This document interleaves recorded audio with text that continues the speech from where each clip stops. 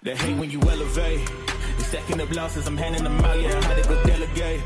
It feel like I'm floating, I'm lost in the moment, I swear I could levitate. They never believed that I would really fly, I had to go demonstrate. I had to set them straight. They hate when you elevate, elevate, elevate. They hate when you elevate, elevate, elevate.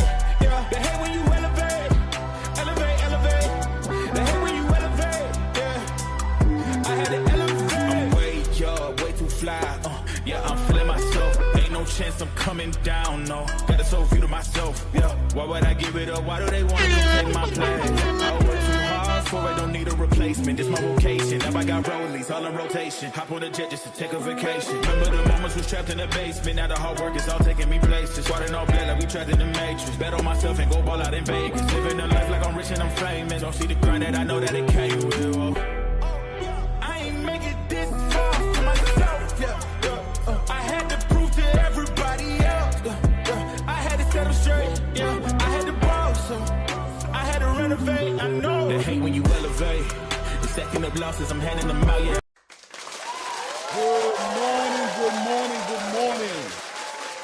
Good morning, my people. ATP, what's good? Clap it up. You know what it is. It's that Boxing Talk Live early in the morning. Thank you for tapping in with us. I know there's a lot of shows popping off at this time. I always say the same thing. So when you're in here, man, I appreciate you being in here early in the morning, wherever you at right now, tapping into what's going on in the boxing space. The algorithm is jumping, and we're trying to stay ahead of all of this news and information and trying to offer some perspective on what's actually happening out here in the space, right? Speculating at best at times, right?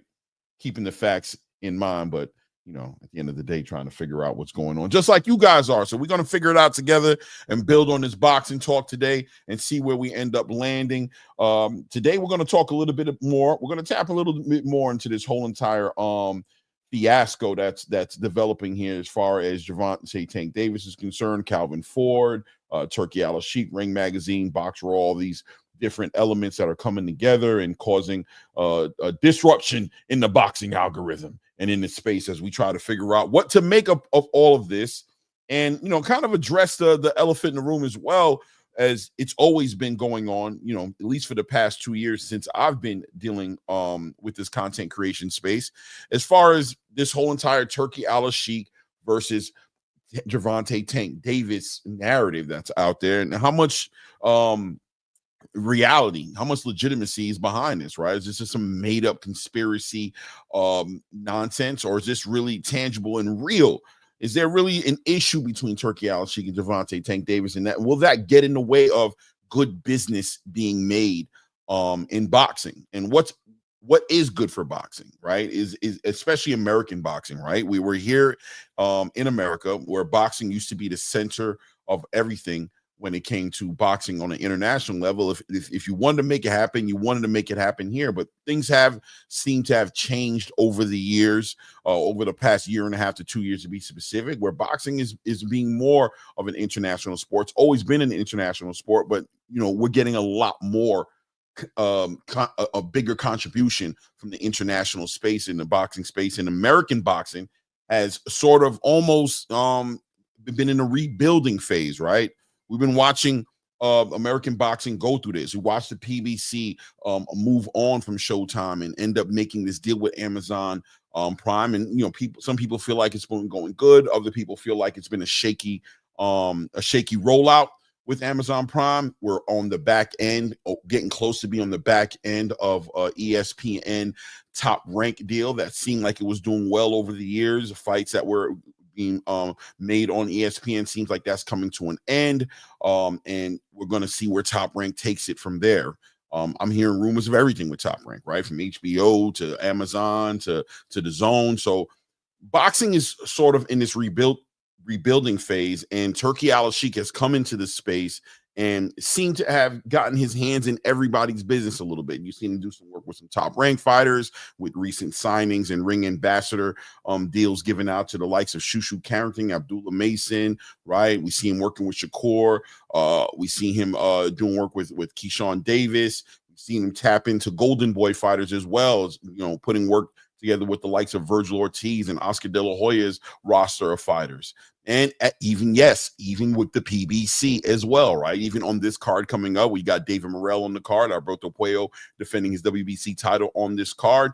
And we've seen him obviously do what he's been doing overseas, the way he's affected the heavyweight division, the work he's done with the Queensberrys, with the Frank Warrens, with the Eddie Hearns in Matchroom. The space is getting it's almost for certain have to be acknowledged that we're entering, or we are in the middle of, a new era of boxing. And the era is including one of the biggest investors and one of the biggest influencers, if not the biggest influencer, in Turki Alalshikh with Ring Magazine and Riyadh Season. So we need to kind of we'll revisit that conversation today and talk about how that's affecting the space. And this is a good or a bad thing at the end of the day. And what's good for boxing when it comes to Gervonta Tank Davis, when it comes to the 135-pound weight class division, what's best for that division, and in all reality, best for us in boxing, for us to see the best fighting the best. How do we get there? All right. And what's a priority of a boxing fan today? Where should our priorities be aligned with as a boxing fan today? Where should we be standing when it comes to that conversation? We'll talk about that as well. We'll also talk about Richardson Hitchens today having to show out, as his event is coming up soon, right around the same time as Shakur Stevenson's card. We'll be seeing, is it around the same time? Let me pull back on that a little bit. This is going to be on June 14th. So, but yeah, Richard Hitchinson having to show out, really make a statement in this fight against George Kambosos, or not? Does he just need to get a victory, right? And what do we plan on seeing from Richardson Hitchens this time around? What are we looking to see happen defending his title against George Kambosos, a fighter who, has a country behind him, who's got the history of sharing the ring with the likes of a Vasily Lomachenko, a Devin Haney, and obviously with a win over a Teofimo Lopez. And now Hitchinson trying to make a name for himself in the boxing space, trying to raise his market value, trying to share a common opponent with a lot of these legendary fighters.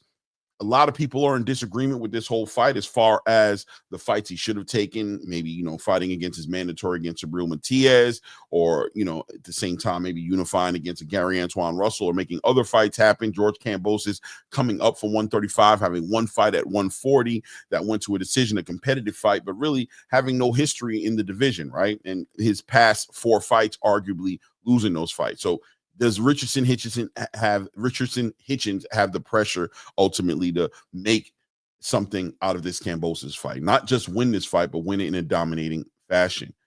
Rumors also circulating, we'll speak about that, of Errol Spence's return, as we've been talking about Errol Spence's return for over 2 years now, trying to figure out what exactly is happening with Errol Spence Jr. Now that rumors are coming out that he might be potentially even fighting a Keith Thurman. He might be trying to put this together.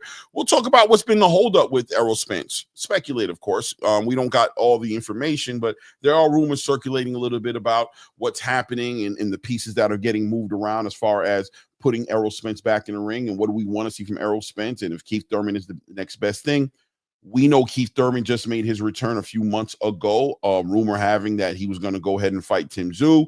We saw a change in the schedule now that we see Sebastian Fundora has vacated a WBO title and a title defense against Xander Zayas, the mandatory to that WBO title, and now lined up to fight Tim Tszyu. Okay, I mean, there's some legitimacy to that fight, being that they had such a crazy Amazon PBC rollout when that first event, and we saw how that fight went. Tim Tszyu, I'm sure, wants to get his get back, and of course wants a title shot, coming off of a win recently as well, a stoppage win against Joey Spencer. So I guess that fight does make some sense. But where does Keith Thurman go at this point? And it looks like the rumor is that they want to have him potentially get in the ring with the likes of an Errol Spence Jr. What's been the holdup? We'll talk about that as well. And we'll open the panel as we normally do. You know, Ray Davis will be here, I'm sure, shortly as well to speak about some things going on. Let's see what's going on here in the chat here. Salute to the people here in the building right now.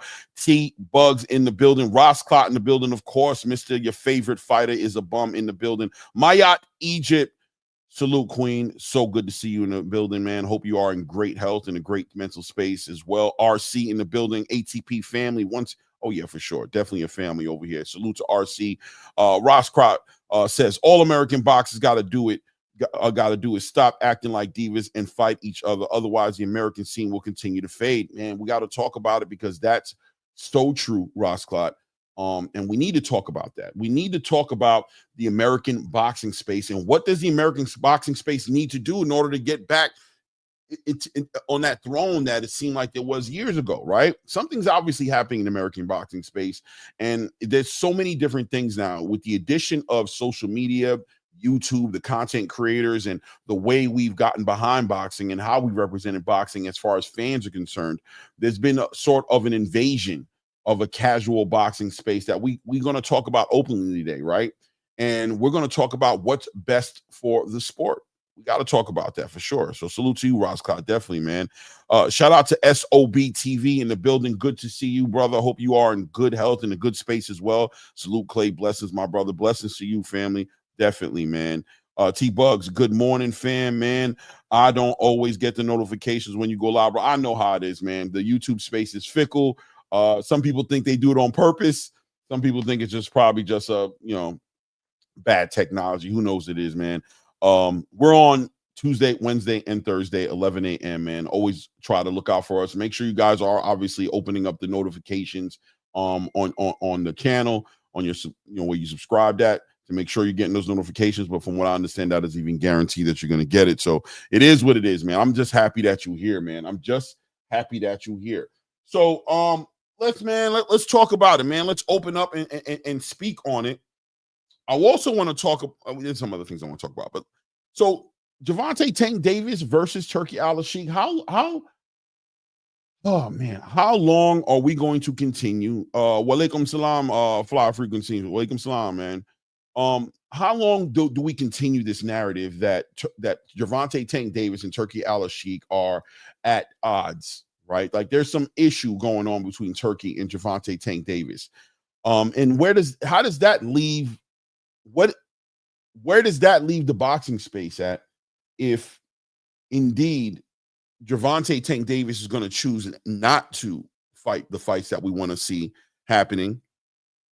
If he's not going to do it, and we're going to deal with him potentially heading in the direction of fighting a Jake Paul or making some sort of, YouTube influencer type of big fight that's going to get him, from what I understand, rumors circulating somewhere in the range of a $40 million guarantee to fight against a Jake Paul in the coming months in November, around that time. I'm not too sure how that's going to work out.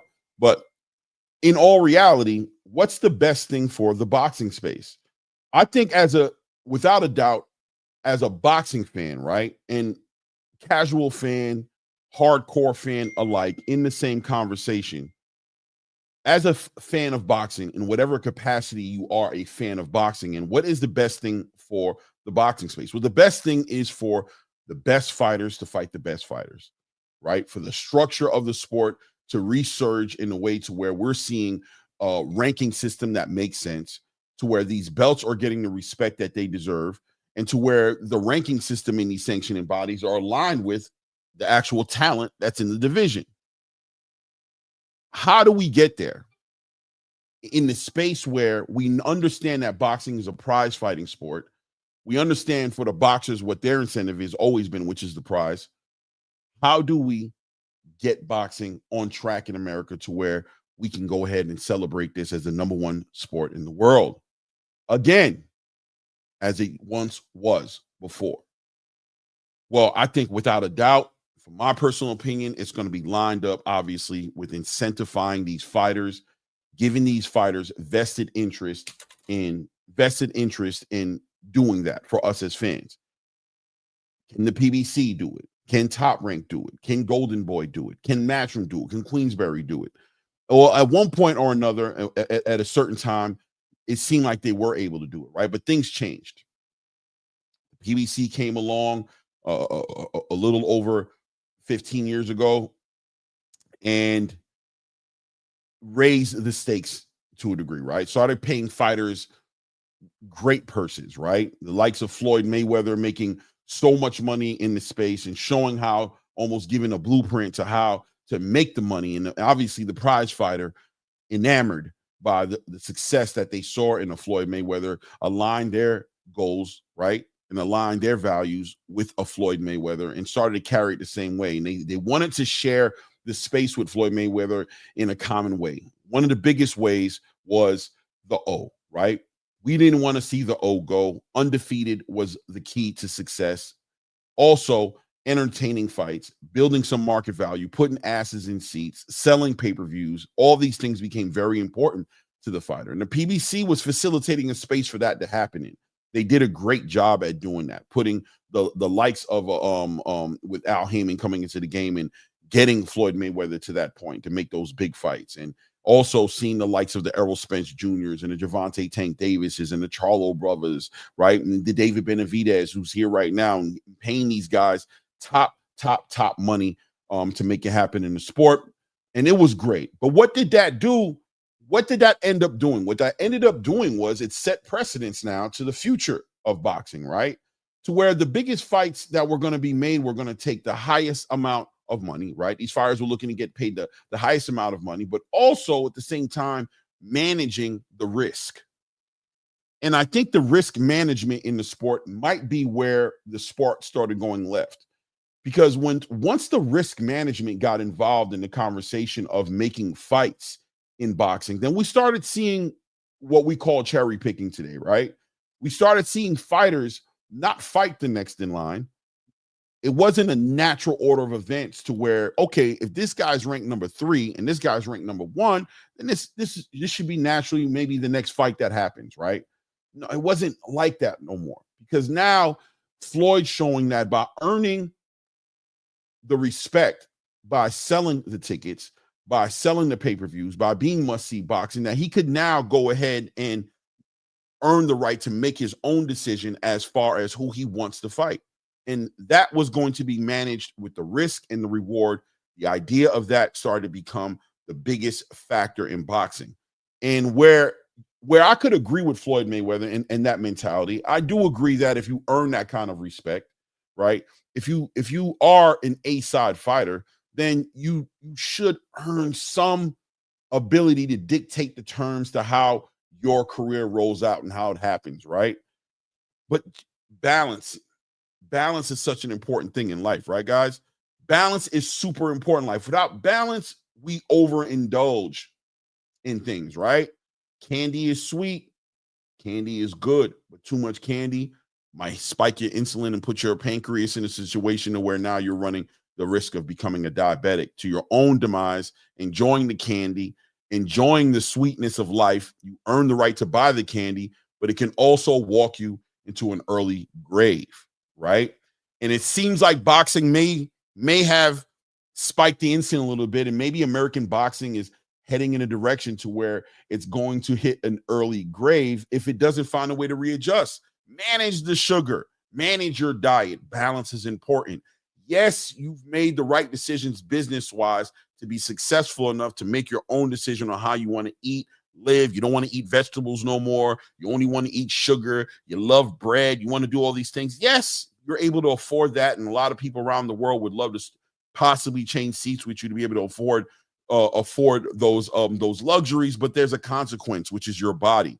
And the body of boxing today seems like it's suffering, in the American boxing specifically, seems like it's suffering an ultimate consequence. How do we change things around in the space? How does boxing save itself from its own king's disease, overindulging in the lavish luxuries of life that life can afford you when you've earned as much as American boxing is earned, right? Let's see here. Walaikum legacy remains. Good to see you, man. I hope you are in great health, man. Let me see here. I'm trying to keep up also with the chat here. RC says, right, and all these guys got to know they ain't Floyd. Floyd picked and chose, but his resume is crazy. Yeah, 100%, right? 100%. There has to be an understanding on the integrity of the sport has to remain intact, and it has to be understood, just like RC said, it has to be understood that what Floyd Mayweather did was built on a foundation of legacy. It really was. Nowadays, it seems like the legacy conversation has become something of a toxic conversation, right? Boxing fans, in my personal opinion, who are supposed to be aligned with legacy, that's what we're supposed to be here in the sport to watch. We don't break bread with these fighters. We don't spend their money with them. Their success is their business, exclusively something that they're going to benefit from. What do we benefit from as boxing fans? We benefit from the legacy. We benefit from the watching and witnessing history being made on every damn fight we see. Look for the best to fight the best. We look for the new future of boxing by watching them get ready to fight each other. When I'm looking at Abdullah Mason, yes, I'm watching the development of this young bull. Right now, he's fighting fights that he's able to win a little bit easier. You know what I mean? He's fighting on a prospect level, but you're also anticipating him one day getting to a situation where he will go for a title, where he'll fight a Floyd Schofield Jr., where he'll fight an Emiliano Vargas, where he maybe will fight an Andy Cruz, where he'll fight a Shakur Stevenson, maybe one day fight a Gervonta Tank Davis. Who knows? Sky's the limit. We want to see the legacy. We want to see this great talent in front of other great talent. As a boxing fan, that's where we're supposed to be at. The space seems to have changed a great deal from those ideals, where we're more so talking down fights, dismissing the value of fights for fighters, speaking for fighters, asking the questions. What is there for a Gervonta Tank Davis to fight Shakur? How does that benefit Gervonta? Gervonta's an A-side fighter. If it's not going to sell, watch. When did that become our concern? I would think the number one question that should be asked from a boxing fan at any point in time is, what does that benefit me in seeing a fighter fight? How does it benefit me as a fan to see Gervonta Tank Davis fight a Shakur Stevenson? How does that benefit me as a fan to see Gervonta Tank Davis fight a Keyshawn Davis? How does that benefit me to see a Canelo Alvarez fight a David Benavidez? How does that benefit me seeing a Sabril Matias fight a Gary Antoine Russell? How do these things benefit me as a fan? Not how does it benefit the boxer? So now we have the introduction of Turki Alalshikh. And from a long time ago, since he's entered the game, I've always, I don't hide my hands. I've always celebrated his presence in the space because me as a boxing fan saw the advantage of having a Turki Alalshikh, an investor, a resource, not Saudi Arabia. And I envy Saudi Arabia and I love Saudi Arabia, or that I love Turki Alalshikh on a personal level or whatever have you, or I want to sell out the sport to an international space and take away American boxing and take fights away from the American boxing fan. No, I actually celebrated and dialed into and bought into the idea of the American boxing space and fan finally finding a road to seeing what we want to see, which is the best fight the best. Knowing that we suffered for 2+ decades of not seeing certain fights that we wanted to see. Well, not 2+ decades, maybe like a decade and a half, maybe last 10, 15 years, really, of really not seeing any of the fights we want to see. And what was getting thrown in our face? Across the street politics, asses in seats, pay-per-view sales, all these different intangibles and outside factors that they accredited to the reason as to why we didn't see the fights that we wanted to see. And here comes a billionaire, a $1 billion country with a $1 trillion budget,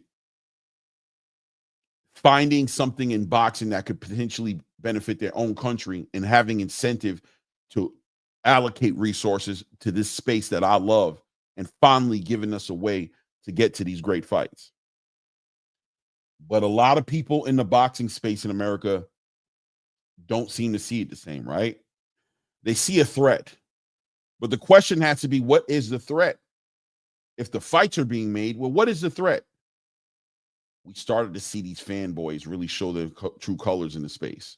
A lot of fanatics and fanboys in the space who celebrated, over-celebrated, and overindulged into the idea of the PBC being the #1 promotional company in the American space and in the world. And they saw what we saw as boxing fans and hardcore boxing fans, what we saw as something great for boxing. They started to see it as a threat to boxing as they know it. And we started to get an understanding, right?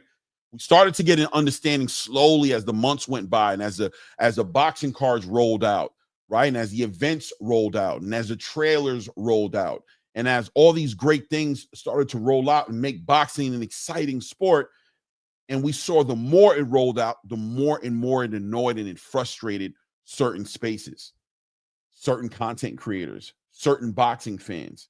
And we started to realize that fans weren't fans of boxing anymore, that there was a whole new element in the boxing space, right? The new element was the fanboy of promotional companies. The fanboy of one particular fighter started to become toxic to the point to where it seems as if they're willing to throw the baby out with the bathwater.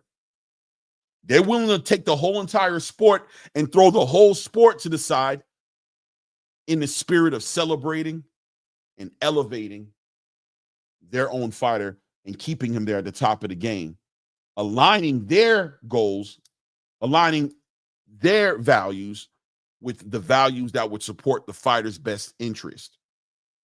Not taking damage, not taking no risk, high risk, getting the highest reward. And the boxing fan aligned themselves with that, and here we are today. Recently, we saw that Turki Alalshikh rolled out a Ring Magazine, purchasing Ring Magazine. We saw him roll out a new league idea, I guess, that's coming together with Dana White and the likes of Nick Khan, one of the owners of the WWE. Also, from what I understand, getting ready to be an owner of, potentially, of Spirit Airlines. Rumor has it. We've seen the rollout of Fatal Fury and in these events and these fights being put together. And now Turki Alalshikh once again doubling down to say that he's interested in making the biggest fights as usual, and eyeballing right now potentially a Shakur Stevenson, Gervonta Tank Davis fight. And now we also see that Turki Alalshikh seems to have maybe reached out an olive branch over to Calvin Ford and Upton Gym through this commercial, this quick little 30-second or a little over 30-second, I'm not sure how long the trailer was, of a collaboration now being made with Upton Gym, and seeing Calvin Ford embracing or potentially embracing the idea of working with anybody who's willing to work with him, right? That's what we're seeing. And what does it look like? From the outside, we could speculate that maybe there's an open line of communication happening between Gervonta Tank Davis and Turki Alalshikh, and maybe they're meeting in the middle somewhere, and potentially the boxing fan can get a little hope that maybe these fights that we want to see may be able to be facilitated with the help of a Turki Alalshikh. But once again, the boxing space is not, these particular fans are not as excited as you would think they'd be, right? Shout out to Anton Ziegler showing support to the channel again, putting some color in the chat, man. Says, what's up? Just showing love. My Muslim. Oh, okay, Anton. I didn't know that you was Muslim as well, man. Walaikum. Walaikum salam, family. No doubt, man. Salute to you, family. Salute. And also, let me also shout out to Lance Shepard as well. Says Clay, hashtag keep punching. Yes, sir, man. I appreciate you, man. Thank you for the support and thanks for the love in and putting color in the chat, man. Thank you, guys, man. Thank you. Right? Let me also roll down in the chat and see what we're looking at here. Greek Tyson won. Greek Tyson never won the big fight, but damn, he was on CTV 100%. Let's see. Claymore. Let me see. Mule says, Claymore, you have a great A channel, boxing with class, but Mike Tyson best wins are 38 years old. Holmes 2 years inactive and blown up light heavy in Spinks. Teddy Atlas, Nice, Robin, and Desire Washington. Okay, Mule. No doubt, man. I appreciate you being here, man. Thank you, man. Let's see here. All facts. Sube Clay busting my brother. Cook these boxers who scared to risk it all in real fights. Big Ross Clark, Kambosos is there just to give Hitchens a name. No, you're definitely right about that. We're going to talk about that for sure as well. We are definitely going to talk about that, man. Let me see here. Okay, we having a great conversation in the chat. No doubt, man. You guys keep building up in there. Remember to hit the like buttons. Also, if you haven't done it, if you haven't subscribed to the channel, take an opportunity to go ahead and do that as well. So, yeah, man. So now the narrative is that Gervonta Tank Davis and Turki Alalshikh are at odds. And now it seems like people are starting to pick at the idea that Gervonta Tank Davis and Calvin Ford aren't on the same page. And maybe that the relationship that Calvin Ford has built between himself and Turki Alalshikh, maybe, that Calvin Ford has built with a Turki Alalshikh through, Ring Magazine and through Box Raw, has somehow built this black line in the sand between Gervonta Tank Davis and Calvin Ford. Even though Gervonta Tank Davis has doubled down that the relationship will always be a father-son relationship, Gervonta Tank Davis literally has Calvin Ford tattooed on his skin. Regardless, the problem is that no matter what, they don't want to see this collaboration happen with Turki Alalshikh. Sometimes you'd have to question if they even want to see these fights manifest. But what's the best thing for boxing at this point? What's the best thing for Gervonta Tank Davis, even a Gervonta Tank Davis fan who wants to see Gervonta Tank Davis fight? If you don't want to see Gervonta Tank Davis retire, if you want to see him compete at the highest level that the sport has, if you hold issue with Gervonta Tank Davis fighting against a Jake Paul, well, what's the best thing for Gervonta Tank Davis right now? I would have to say that I believe the best thing for Gervonta Tank Davis is for Gervonta Tank Davis's incentives to be fulfilled, for those boxes to be checked. However that happens, right? Gervonta Tank Davis communicated to this space how excited he was on a deal that he was going to get with Amazon Prime that was going to supersede the deal that he had with that Floyd Mayweather had, right? As far as a deal, I guess, with the PBC or TGB or Amazon, whatever it was, right? He communicated excitement and how he was going to make these last 6 to 7 fights the best fights, making the biggest fights, because now he was incentivized to making these things happen, bringing them full circle. Somewhere in between the Frank Martin presser and fight and the Lamont Roach presser and fight, things changed. Things changed for Gervonta Tank Davis, ladies and gentlemen, right? Something changed. And whatever it was that changed the goalpost for Gervonta Tank Davis, he no longer was concerned about fighting 6 more fights. He put a time restraint on how long you can anticipate seeing him fight in the ring, to somewhat of a year or something like that, and pretty much put the boxing space on notice that he was embracing the idea of retiring. And you guys know I choose my words as wisely as I can. I don't just use them randomly. When I say embracing the idea of retirement, I'm speaking on not only his disenchantment for the sport, but also the idea of life after the sport, getting out of the spotlight, visiting his mental health and changing a lot of things in his personal life, things that he feels like he'd have a hard time doing while being in the boxing space, right? He felt like the boxing space, to a degree, may present somewhat of a hindrance to his ability to develop as a man into the man that he wants to be, into the father that he wants to be. And boxing just wasn't going to provide him with the incentives anymore to stay in the space, as I believe Tank Davis said that now boxing is full of ish, right? It's full of ish. It's a joke. What would have fueled that type of response to the boxing space? What would have fueled that from Gervonta Tank Davis, knowing the kind of fighter that he is, a prize fighter who really focuses in on the prize part of fighting, loved the sport as a youngin' coming up in the game, but always references his hard upbringing, the amount of lives he's changed, and what he deemed as success in the sport, not the legacy part of the sport, not going into the Hall of Fame, didn't even watch boxing like that, but more as a tool, a resource that he could tap into, a skill set that he has on something he's passionate about being the best at, but being able to tap into that and use that in a way that would financially give him the freedom to live his life and do things for his family and do things for the people that he loves. That's what he focused on. So I think there's a legitimate argument here to say that if Tank Davis has become disenchanted with the sport as we know it, to the point of him entertaining retirement, that prize fighting part of the conversation was compromised at some point or another.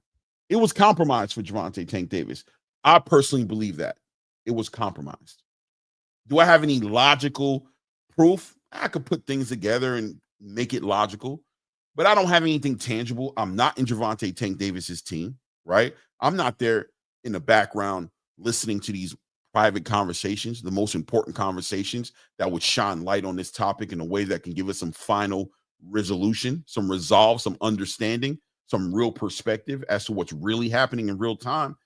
But if we just use our critical thinking skills and say that Tank Davis has always been a prize fighter and has always focused in a hyperbolic way on the finances making sense on in having that align with the risk management and the fights that he wants to be involved in, if he is now presently disenchanted with the sport as it is today, I'm going to have to lean towards what would make him disenchanted. It was probably going to be the money.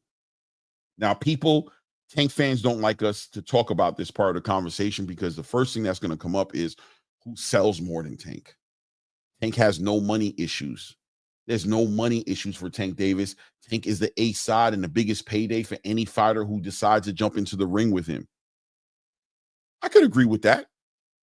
I think at one point in time, that might have been the case. Probably was the case. How about this? Let's not say probably or might have. Let's say that was the case. But things have changed. Things have changed over the past year and a half. Relationships have changed. Business deals have changed. The space has changed. With the introduction of Turki Alalshikh and Riyadh Season in Ring Magazine, there's been a new resurgence of a different type of boxing fan. And there's been a new lane opened up for a different type of boxer, a legacy boxer, a fighter who wants to fight for championships, who wants to unify, who wants to make history. Now there's been a lane opened up to where that kind of fighter can not only achieve his personal goals that he had when he first entered the sport, but also can get the money and the prize that he also wanted to get when he entered the professional boxing space. And at the same time, while that's happening, Showtime moves out of a relationship with PBC. The way that the PBC fighters was getting paid, it seems like that structure has changed to a bit. And a lot of fighters who are fighting underneath that old business model, we haven't seen active this year the way we've seen them in the past, right? The Errol Spences, the Jermell Charlos, the Jamal Charlos, the Danny Garcias, the Gervonta Tank Davises. We haven't seen them in the same capacity. Seems like the PBC's been on a restructuring, rebuilding phase of their journey. And this Amazon relationship doesn't necessarily seem to have rolled out the way it was anticipated it was going to roll out. Getting with the biggest platform in the world in Amazon, with the likes of Jeff Bezos, and having access to Amazon Prime and all of their subscribers and everybody who follows them and watches their content on their streaming platform, seemed like it was going to be a solution. Seemed like the best thing that could happen with the PBC. And a lot of fighters, I believe, were anticipating the biggest deals now. One of them being Gervonta Tank Davis. Another one being Canelo Alvarez. But we saw Canelo Alvarez go through it, him almost leaving the PBC based off of what was rumored to be escrows and monies that were to be guaranteed that weren't being guaranteed in the way that he needed them guaranteed. And he started to move around and shop himself. PBC almost lost him early in the midst of a negotiation of fighting against a Jaime Munguia or Jamal Charlo or whatever fighters, or David Benavidez, which most fighters wanted to see him do, right? Most fighters wanted to see him fight that way. Things changed for the PBC and changed for the PBC fighters. And Gervonta Tank Davis even took a backseat a little bit and wanted to watch how this deal was going to roll out, with a lot of promises being made clearly to him, a lot of understanding about what his future was going to look like with this new deal and how it was going to be a more lucrative future that he had, even better than what he had before with Showtime. Keeping in mind, of course, that Gervonta Tank Davis was a fresh new star, right? Who just came off of the back end of obviously being on probation, but also one of the biggest performances of his careers and his biggest paydays against Orion Garcia, selling over 1 million pay-per-views. His market value was as high as you probably can get. He was in literally the same conversations as Canelo Alvarez, in the same exact conversations. So he would anticipate himself being rewarded in a very similar way to a Canelo Alvarez. So if I see Canelo Alvarez receiving a guarantee north of $35 million to fight against the like of a Jaime Munguia, well, then my deal surely is coming very soon behind it. And somebody confirmed to him and had him believing that that deal was right there, and that this fight with Frank Martin was the beginning of a beautiful relationship as he waited. Calvin Ford communicated that as a team, they were also waiting to see how the deal was going to roll out with Amazon Prime, to see what kind of investment Amazon was willing to make in the boxing space. What kind of production were they going to roll out? What kind of trailers, what kind of marketing, and what kind of they were going to be willing to roll out to make it make sense for the likes of a Gervonta Tank Davis, who now had just come off of separating himself from Mayweather Promotions, becoming a boss in his own right, operating under his own marketing platform and banner of GTD Promotions, was going to be a boss, and this was going to be a new chapter. The muzzle was going to get taken off of the young bull from Baltimore, and he was going to speak for himself, promote himself, and be a vehicle for paydays for other great fighters, but also be respected as the face of boxing. Maybe not even a face anymore, maybe even the face, being that Canelo Alvarez has, for the past 2-3 years, been really preparing himself for his exit out the space, right? Fighting nothing but the biggest, the lowest risk for the highest rewards, getting ready to step out and become a billionaire in the sport. Here, this young Gervonta Tank Davis seemed to be the only legitimate option to make it make sense for the PBC to carry the PBC on his back and bring them back up to that space to where they were, the rightful space as king of boxing. And the boxing fans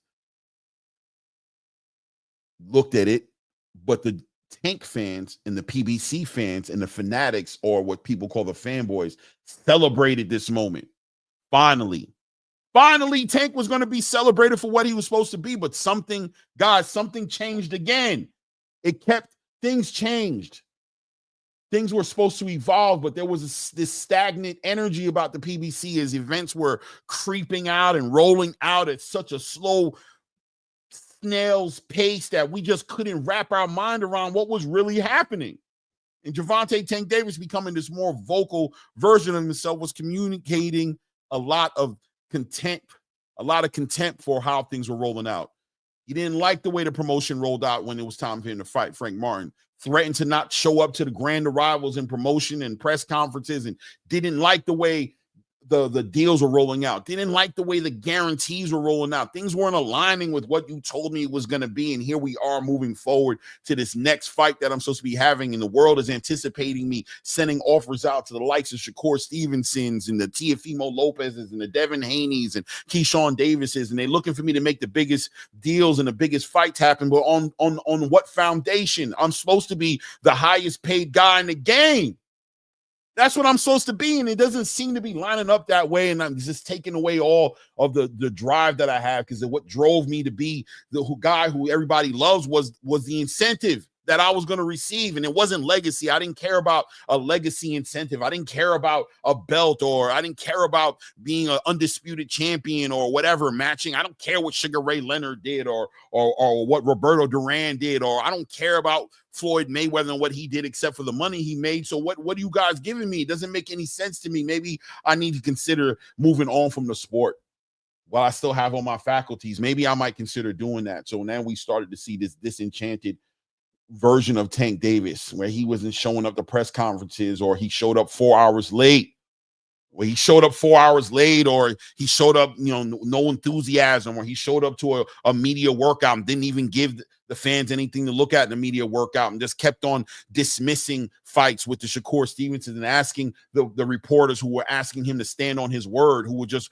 bringing back up to him what he said he was going to do. And he was getting upset and frustrated. Why are you bringing up these fights to me? What did these fighters done to get in the ring? When we started to get this different version of Tank, and it put the Tank fans in a crazy position, right? They had to now defend this. They had to get behind this and support their fighter and, defend the things he said. Okay, well, what did Shakur really do? And, and Keyshawn Davis, what is he? He was just a prospect. What has he done? He's done nothing. What has this guy done to get in the ring with Tank Davis? You know what I mean? Why did Shakur Stevenson go over there with Eddie Hearn? He went to the wrong side of the street, and, he got in the way, and we got to make a reason. We have to add some context to this. We got to put some context to it, because it doesn't make sense. But at the same time, as a real fan, as a real fanboy of the fighter, it's our job to defend our fighter and put context to it. And one thing we're not going to have happen is have this whole entire narrative going around that Tank Davis is not going to fight the fights we want to see him fight, or that he's not the one not refusing to put out the offers. We have to put perspective and context to what we're looking at. And it continues to roll out, and it continues to look crazy, to the point to now we're hearing rumors of him potentially fighting a YouTube influencer in a Jake Paul, who's entered the boxing space, made more money than some of your favorite fighters, including probably Gervonta Tank Davis, and it is now in the argument of being an actual face of boxing. To be an actual face of boxing, and not only being a face of boxing, but potentially being validated as a face of boxing by now being in negotiations and potentially fighting Tank Davis. Right? To fight Tank Davis in November. And here we are. We're in a present space today where Tank maybe or maybe not in the midst of a negotiation, as Jake Paul's confirmed that this was legitimately what was happening. And we have to ask ourselves, and I ask myself, is Turki Alalshikh needed in the boxing space? If the only way for Gervonta Tank Davis to get the payday he really wants is by putting on 30 plus pounds to fight a catchweight fight with an influencer named Jake Paul in November, is the only thing that can incentivize Tank Davis to remain in the boxing space, then, ladies and gentlemen, I'll argue that we've maybe hit a crossroad in the boxing space, and where we might need to get past the silliness of it all. We might need to get past the silliness of it all. And as boxing fans who are interested in the sport being elevated into the space it needs to be in, we may need to get past the idea and the silliness of the cross the street politics and Turki Alalshikh and the paydays and all the cult energy and all the nonsense that we're entertaining. We might need to really, where we once said it was a choice, we once said Tank doesn't need Turki. Well, as a boxing fan and as a Tank fan, you might want to consider as to whether or not Tank does need Turki. Or how about this? Do you need Turki? Do you need a Turki? Do you need an investor? Where has the boxing game fell short of incentivizing the likes of the Errol Spence Jr.'s, the Jamel Charlos, the Gervonta Tank Davises? Where has boxing fell short to where these fighters are no longer incentivized to be in the game in the capacity we want them to be in the game in? And if there are no answers coming from your favorite promotional companies, from your PBCs, from your Top Ranks, from your Golden Boys, if there's no answers coming from them outside of collaborating with the likes of a Turki Alalshikh in a Riyadh season.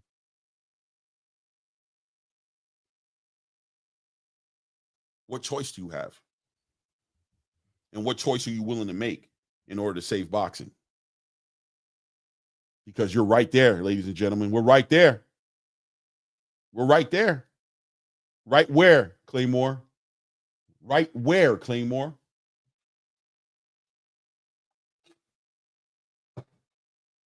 We're right there on the verge of seeing a WWE version of boxing that you guys believe, because Nick Khan is involved and because Turki Alalshikh has aligned himself with a Dana White, that they're actually going to roll out into the boxing space. And I argue, really? Well, when did Turkey facilitate a space for Jake Paul to fight somebody on the Riyadh card? Outside of, I mean, he facilitated 2 years ago the Tommy Fury and the Jake Paul fight, right? Which he doubled down and said he would never do again. But if Tank Davis is about to roll this out with Jake Paul, and Tank Davis is really a face of boxing and an example and a blueprint to the boxers to come after him, well, if Gervonta Tank Davis does that, are we going to anticipate seeing Carmel Moulton fight some creator or some UFC fighter? Are we getting ready to see Abdullah Mason go do the same thing? Maybe he might need to go do that to make his biggest payday. Maybe we see Floyd Schofield up in there with some WWE wrestler who's coming to boxing and trying to get a piece of a market that's not their own, because their market has died, because you've destroyed the earth and you've left it unfertilized, and you haven't planted seeds after you've eaten, and you've allowed the world to become the earth to become a whole entire barren land where nothing can grow out of it. So now what do? We move into another space and another demographic, and we try to tap into that demographic to potentially do around the same thing and get that money. That's what's going to end up happening. That's what I see happening in front of me. When I see these kind of fights being entertained, rolled out, it gets to the point to where we got to get past the silliness of it all. And I'd argue that where at one point I felt like, okay, Gervonta doesn't need a Turki Alalshikh. You know, they need him. And I used to put the pressure on Gervonta Tank Davis to put out and send out these offers, to make these contracts happen, to make these fights, send these offers to these fighters. And now I'm getting closer and closer every single day to realize and have the understanding that he can't. He can't send out these offers. His hands are tied. As a prize fighter, he can't. They can't incentivize him enough to fight a Shakur Stevenson or Devin Haney. They don't have the access to the resources to make it happen for that man. So he's got to go and entertain some extreme some extreme opportunities or options out there that may not align with the standards of a boxer, a hardcore boxing fan, or even a casual fan in the space as we know it. Right? I don't know. So is there an issue between Turki Alalshikh and Gervonta Tank Davis? Well, I will say, for the sake of you Tank fans, I hope there is. I hope there is some sort of bridge being made. I hope there is some understanding and some opportunity that maybe a Calvin Ford can mediate in some kind of way, by maybe showing and proving that, you know, business is business. Because if not, for the Tank fans, it's not looking too great for you guys, right? It's looking bad. It is what it is, right? It is what it is. So let me read here in the chat what's going on. I've seen the chat be going crazy. I have a hard time looking at you guys talking as I'm talking, man. It's hard for me, bro. I ain't gonna lie to you. Let me see here. Boom. Let me see. Boom. Let's see here. Mr. Lightning says they took Dana out the big Crawford and Canelo fight. This role may not be what was once thought to be 100. Yeah. They took Dana out, but Dana may have also taken himself out, to be honest with you, because at the end of the day, Dana's always had a vision that's not involved with working with the other promoters. He's always said that. So I always thought, you know, Turkey kind of put the carriage in front of the horse by involving Dana in that. If you watch him on the Ariel Hawani, he kind of was like not that excited about doing that. That's not what his vision is. trying to work something more on a prospect level, building from the ground up version of boxing that he wants to enter in. He wants a new belt. He doesn't want to deal with the sanctioning bodies. He doesn't want to deal with all these things, and jumping into promoting a fight between Terrence Crawford and Canelo Alvarez, jumps right into dealing with all four sanctioning bodies at the same time. His presence is not needed in that space. I don't think the relationship is being reflected as something negative between Turkey and Dana and all of them. I think it's more so that's just not what Dana's in it for, right? He's in it for something else. That's all it really is. Salute to my co-host Ray Davis in the building. Ray, what's good with you, King? Nothing. Timing people out, Clay. Get out of here. We don't want that over here. Oh, you timing people out for real? Yeah. Something's going on? Yeah, something happened earlier. Rosscott hit him with the hidden message, and I read the message. It was no go. We don't need that on this channel. What was it? Well, okay, I didn't see it. God knows I didn't see it. Well, who knows? Thank God you didn't. Yeah, sorry. That guy's going. Shout out to Rosscott and Bradley for trying to. Okay. They're mad. They're mad at the Gervonta Tank Davis look, right? Okay. It's all good. Yeah. It's like, and you know what's crazy? And I don't want to stay on this conversation due to the crowd noise. But at the same time, bro, it's like you can't. I get the talks of GTD, and I'm gonna use the word or Gervonta. They get over consuming and because every channel is doing it. And if they're not talking about Gervonta, they're kicking in Devin's back. If they're not kicking in Devin's back, they're talking about how crappy Shakur's hands are, or his this and that. And if they're not talking about that, they're bigging up Ryan and his drug addiction. You know what I mean? And saying, oh, it doesn't matter about Osprey. It's like it's always something that goes against whatever's, the conversation. So it gets a little draining. I get it. But it's boxing news. And when it becomes a staple of conversation, you have to build on it. Unfortunately, nobody wants to hear it. Nobody wants to put it this way. Nobody wants to talk politics every day, Clay. They don't. But sometimes politics come into the news, in the forefront of the news because of what it is or what's happening or whatever the take is. So it is what it is, man. We're going to have to deal with it and give our opinions back on what we think instead of holding it into our back pocket like, oh, I'm tired of talking about this. No one wants to talk about it. But it's there. It's in the forefront. So let's accept it. Let's build on it. And let's get your knowledge on it, because I'm pretty sure you have something to say other than, I don't want to hear this no more. It's hate. I'm hating this or you hating that. And man, let's not do that. We all in the same boat, bro. Trust me. Yeah. I mean, look, I've seen the comment. I opened up one of the comments that was made. Yeah. Even, I'm hearing the projection of girlish energy. But no, the girlish energy is literally coming from the person who's sending out the girlish energy accusation, right? What's the girlish energy? The girlish energy is that you feel like defending your man, and you feel like we're picking on your man. Right. And once again, I'm choice with my words, so I speak when I use my words. There's reason. The girlish energy is defending your man, fighting for your man when your man's not even being attacked, right? The truth of the matter is what's best for your man. And the conversation is real, right? Because where Gervonta Tank Davis, your favorite fighter, is threatening to not fight anymore and finding his way out the game and making a move potentially against a Jake Paul and putting you in a position where you have to defend that move. The conversation is a more real conversation for you to have than for me to have, who really just a fan of the space in general, who could talk about a million other things, right? But you guys were boxing fans who seemed like they loved boxing at some point or another, but lost your way. You lost your way, and you turned this into a whole entire what benefits my particular fighter thing, and not what benefits the boxing space. Right. More importantly than the boxing space, what benefits you, right? Yeah.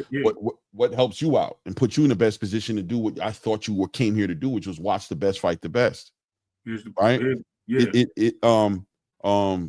It is a conundrum. It is a real interesting situation that you guys have found yourself in, right? Where your fighter is not necessarily moving the way that you guys spoke him up to move. Right. But here I am offering some practical perspective on it to say, Tank benefits best from opening the options up for looking at the broad spectrum of the space and seeing where he sits in that space. It involves him backtracking a little bit off that energy he had, and he has you guys on. It involves him potentially disappointing a lot of you guys to ultimately see Tank Davis on a Riyadh season card one day, on a Ring Magazine card one day, with some collaboration with the PBC, and how you guys will have to look at that, and everything that you guys have spoken.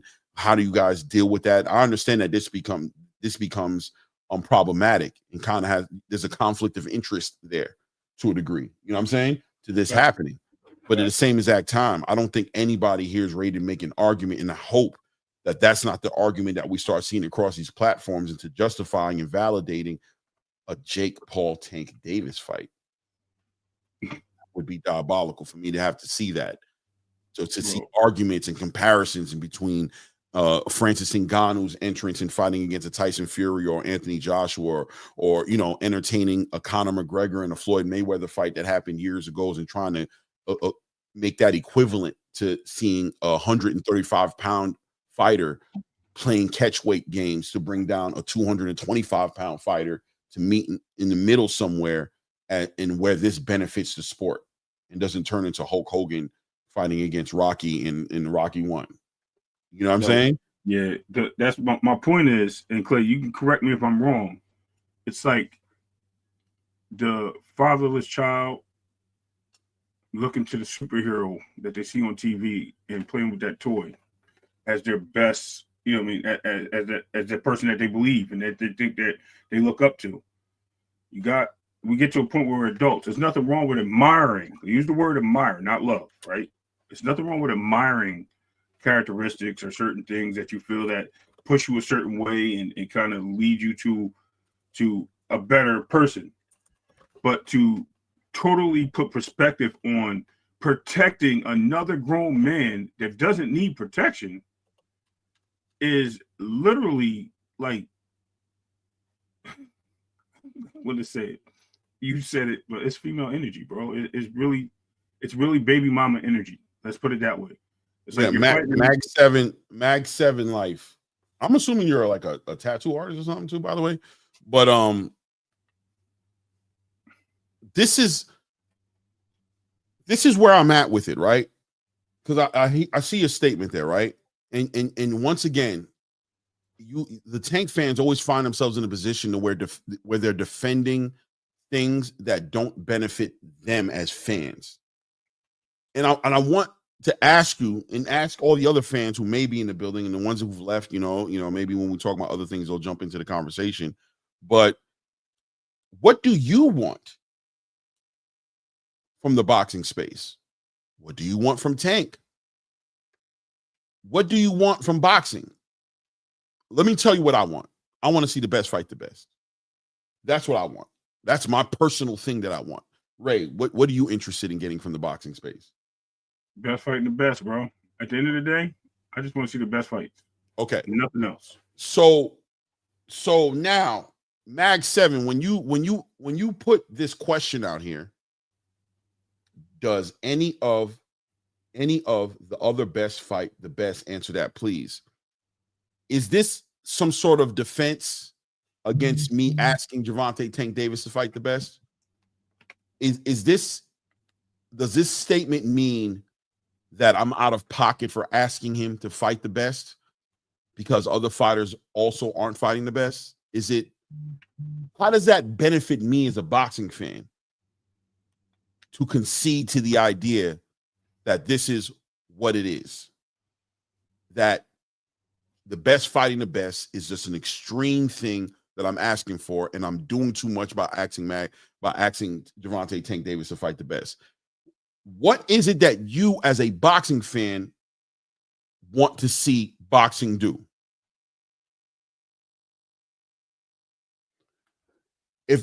If my job as a boxing fan isn't to push to see the best fight the best, if my job isn't to do that, then what is it my job to do? Should I celebrate 2,000 minus 2,000 fighters fighting against plus 1,600 fighters? and celebrate that and not acknowledge the toxic negative effect it's having on the boxing space? Is it my job to sit here and continue to enable boxing to keep on moving in the direction that it's moving? What is it as a boxing fan that we are supposed to do to help support the sport be where it needs to be? I'm interested in getting that answer. Is he here anymore? I don't know. I mean, it is what it is, right? But isn't it like this with any other sport, right? You have like super fanatic player fans, and then you have team fans, sport fans. Like, it's nothing wrong. Again, there's nothing wrong with admiring somebody's style, the way they play ball, the way they run down the track, the way they shoot basketball, the way they hit home runs. There's nothing wrong with admiring those things. Yeah, he's here, he said. Okay, salute, Mag 7. So, yeah, whenever you feel like answering that, as far as what it is that you want to see from the sport. And shout out to Top Breed in the building, man. I hear you, man. I hear you, right? And this is the topic that just happens to be here right now because of what's going on in the space, right? And I remember a content creator once saying, this is what y'all want to hear. You know what I'm saying? And I'm almost kind of entertaining what y'all want to hear to a degree, because I don't think you want to hear it this way. But I'm speaking to it because it seems to be the most relevant topic right now with this rollout of this trailer that popped out with Upton Gym and Calvin and Ring Magazine. And it seems like this topic is starting to once again resurface. So I'm speaking about it. I'm not going to ignore it. I'm going to speak on it, you know, and I'm even hearing now a lot of the Tank fans now turning on Calvin. They're turning on Calvin. I'm hearing it. They're turning Calvin into an enemy now, right? Somebody who raised this young bull from 7, 8 years old, raised him, is tatted on this man's skin, and now he's being villainized somehow for looking not only at Tank anymore, but looking for the bigger picture. Because that's what he's doing, right, Ray? He's looking at the other kids in the gym. He's looking at the benefit of Upton Gym to the community, and he's looking at expanding that and helping and do what for other kids what he did for Tank. And no, it's not getting Tank paid a bunch of money, but saving him from the possible outcomes of not having that guidance in his life and not having that vehicle that was standing behind him and not having that masculine energy that was able to keep his head above all the drama and keep him alive potentially. And ultimately, yes, as a side effect, put him in a position to become one of the biggest paid fighters in the space. He wants to provide that for other fighters as well, for other kids specifically. So, yeah, he's not closing the door to other people who want to invest their resources and help that happen. But how toxic it is now that the fans have gotten so enamored by one man, idolizing one man to the point to where now they're ready to turn on him. So when I'm talking about this Top Breed, it's not about speaking about him specifically. It's talking about boxing and using him as an example, and to say to ourselves,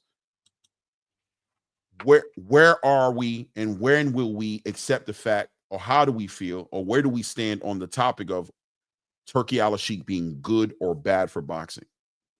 I know what it is. You heard what he just mentioned. You mentioned, right? He has no. So this is what happens when you pick these people in these corners, Clay. The responses you get, which was taken down, is from Top Breed. 2 grown men built an entire channel to talk one fighter. That is extremely strange to me. We don't even talk about Tank on this channel to that degree. First of all, you are a first-time person coming to this channel, because the last thing we ever talk about is Tank Davis, and we have a fan base that actually tells us that the conversation of Tank Davis is so watered down that it's nothing that they want to stick around for. And the reason why they come here is because we talk about boxing, upcoming events, boxing news, incredibly, all those things. So that statement right there is something blanketed and something that you chose to run with as a narrative just to push your communism of boxing into our space and try to call us something it's a cookie cutter. It's a cookie cutter response that gets set across all platforms, right? Thank you. It's not relevant or specifically tailored to us. It's cookie cutter. It's the it's a cookie cutter response from a fanatic base. And listen, we don't we don't hide from or delusional behind the idea that we are of a minority thought space when it comes to this topic, right? We're not delusional to the idea that the top breeds of the game or the mag sevens of the game or the dominant energy in the urban space in boxing, that when we speak, we get way more criticism for the things we speak on than any type of, I'm not going to say celebration, but any type of like respect, you know what I'm saying, for our personal opinion on it, right? We understand that. Yeah, top breed. I mean, don't block him, by the way. Please. No, don't absolutely block not. Don't block him. Don't even delete his messages. But you're out of your league, King. You're out of your league. No worries. No worries. Maybe you should stick around. Maybe you'll look back and maybe there'll be a different perspective on this moment in boxing. Maybe 10 to 20 years from now, they'll speak about this space, this time period in boxing, and maybe things will change, right? But we're not worried about this, fanatic, this thing you're saying right now, because like I said, trust me, hindsight will show you you're projecting. Yep. You're projecting, because the fanatic is definitely the guy who's having an issue with this conversation happening, not with the guy who's comfortable having a conversation, right? The fanatic is the guy who holds issue with this conversation, because when you look back at it, you'll see that nobody's calling Gervonta a pussy. Nobody's saying he's scared to fight nobody. Nobody's saying he's a hype job. Nobody's disrespecting him, right? It's a conversation happening. So the mere fact that it tickles your spirit in the way that it does exposes the fanatic in you. Yep. Hindsight will show you that. I'm not sure if you can process or deal with this information and wait for the maturity to surface to a point to where there's any kind of understanding to this conversation. I think you're just limited to the ceiling you've provided to yourself, and you're just in the box you put yourself in. I can't do nothing about that, right? But I also don't take any real type of insult or disrespect from you like that, because I know you're not built to disrespect me like that. You just built to try and troll and do what you're doing in the chat, right? You're not really in that space to really be that type of person to affect me that way, because the amount of respect I'd have to have is just not there for you to have that kind of effect, right? So I welcome you being here, and please don't block him, right? But listen, which it seems like you're comfortable doing, at least you can respond to and say what you're saying. But it is what it is, right? Is Turkey bad for boxing? Is Turkey needed in boxing? And if not Turkey, is the presence of a Turkey needed in boxing today? Or can the PBC, Top Rank, Golden Boy, all the American boxing promotional companies hold it down and provide you as a boxing fan? Are they in the position to facilitate you as the boxing fan with the fights that you want to see happen? Exactly. And look, I respect what Mag 7 said. You know what I mean? I respect even what Top Seed is opinion on, right? It's your opinions. I respect your opinions. But to label or push a narrative on somebody that you don't even know, or you haven't sat down and watched to see what we're about, just because you came into one show or two shows and you may have heard one conversation, that doesn't give you it doesn't give you the right to do so, to push a button and call us names and stuff like that. Fanatic. First of all, I am a boxing fanatic when it comes to the sport, because that's what, and Clay is as well. We talk about the sport. We're trying to uplift the sport. Right, us being honest about every single part. I root for other boxers, per se, and I even called one of them. I said something about him the other day. Clay was shocked. He was shocked. So here we go, just to say that we're not being biased or forthcoming with every. I'm sorry, we're being not being negative about fighters. We're being truthful and honest, whether you like it or not. We're being forthcoming with honesty. And that's it. And it takes a lot for a man to be honest with himself to understand that.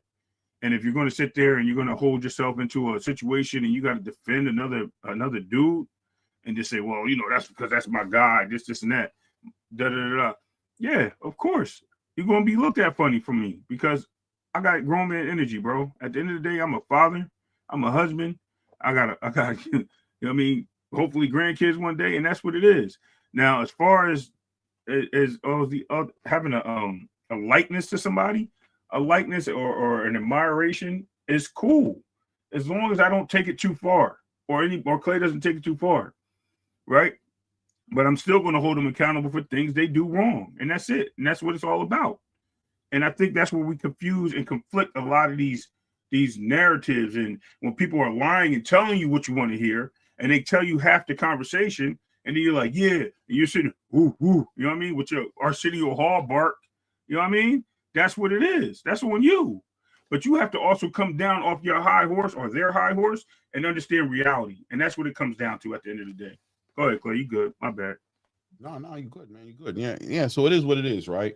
But I'll land the plane on this particular topic because I do want to move on and say that the make-believe ideas that there's some sort of tension between Gervonta Tank Davis and Turki Alalshikh, or, you know, they're those narratives and those takes are not aging well as things continue to develop. They're not aging well. I think Tank Davis is a great fighter, but I do think in order for us to see the fights we want to see, I think there's some help that's going to be needed to make these fights happen. I think that the PBC on their own merit and their own legs may not be in the position to facilitate these fights like they were 2 years ago. And this is natural and okay, because the PBC is restructuring their business model and they're growing. They're still doing what they can to give you guys events. We've got a great event coming up. We got Jamal Charlo fighting against Cornflake Lamana. We've got Caleb Plant getting ready to fight against Resendez. We have a decent undercard on that coming together behind it. We've got Paquiao getting ready to fight Barrios. We've got a decent undercard coming up under that. They're trying. They're recycling a lot, which we'll talk about in a minute as well. They're doing a lot of recycling, but they're rebuilding, man. They're making money. They're putting events together, and they're trying to make these events of value so that you guys will be willing to pay for the event so they can continue to make the money and assure themselves to the next event. They're promoting and putting a machine behind David Benavidez, who I think is a potential future of the PBC when it comes to boxing. I think he's about to do great things. So they're doing what they can do. But what they can't do, they can't do. You understand? What they can't do, they just can't do. And from the outside looking in, it seems like there's options for the sport to grow. There's options that the sport can take that can put the sport at the top of the priority list, and the sport can do better off of the willingness of the space to embrace the resources that are actually there for them to use. And I just think this whole entire idea of pushing boxing the way it's being pushed in the space is not a good thing for the sport. The good thing for the sport is whatever and whoever is on the side of the sport is on your side. Whoever's on the side of providing and facilitating the best fights is on your side as a boxing fan. And I don't want that to go under. I don't want that to be understated or overlooked. All right, that's where I'm at with that topic. True. That's where I'm at with it. I want to move on though, and I do want to speak a little bit on damn it, what was it that I wanted to speak on? I should have wrote this down, right? I want to speak on the 140-pound division, 140-pound weight class division. We've got a fight coming up June 14th. We've got Richardson Hitchens getting ready to defend his IBF title against George Kambosos, a fighter that was pulled up for 135 pounds. Not pulled up. He moved up on his own to 135 pounds. Had one fight at 140 pounds, which was it was all right. You know, I mean, very competitive fight that he had, which, you know, kind of does not really help the argument, I think, that he should be fighting for a title. We watch how the IBF just moved him up in the IBF sanctioning body ranking structure and put him as, you know, damn near right behind Subriel Matias, who probably should have been the fighter that Hitchens is fighting. But Hitchens and Eddie Hearn came up with George Kambosos. They're trying to build his market value up. Where I sit on it right now, and Ray, I'm interested in your perspective on it, but where I sit on it is that Hitchens understands the ramifications, of that rehydration clause, but also the idea that if he's going to put himself in imminent danger or inside of these very competitive fights, he wants to be getting paid the most money he can get paid. But unfortunately, his market value just isn't there yet. He hasn't put the asses in seats, right? He hasn't been on pay-per-views. And I think they want to reserve these big, huge fights for these type of opportunities. Where are you at with it? Well, I think we already know it. One is the rehydration clause. He's trying to avoid Matias for that purpose because he doesn't believe he can beat him in that situation, or he just doesn't. He's infatuated with not fighting him anyway because he just doesn't. He has a fear of it. Because even when it was a title shot, he chose to go a different route. But as soon as another champion came in that he felt that he can beat, rehydration clause didn't matter at that point, right? Mm-hmm. Another thing is, I think the way he's moving is for the money. Obviously, they all want the money. He did sign that little deal, but I think his movements are showing that he's looking to do best for him to make a legacy throughout other people's and I don't want to say other people's opponents that got washed, but other people's opponents to make a name for himself because of the namesake, building himself on names as opposed to building himself on the right choices in boxing. And I think Richard Hitchens may be onto something, but at the same time, I think it's a weak move, and I think it's a backdoor to get an acknowledgement. And I think it can backfire on him at this point because one of those guys are going to be the guys that are going to catch you. And it derail you a little bit, huh? Right, and it's going to hurt you. Yeah. You know what, Ray? I'm split on this. I'm 50-50 and I'm split on it. There's one part of me that I think my first impulse reaction and my first thought is to think the way you're thinking. That's just how I feel about it off the surface level. Aesthetically, I feel that, man, he's ducking and moving and kind of like trying to navigate himself around an inevitable reality of the belt he's holding as well as the division he's fighting in. But I also understand the idea of the development of a fighter being so important.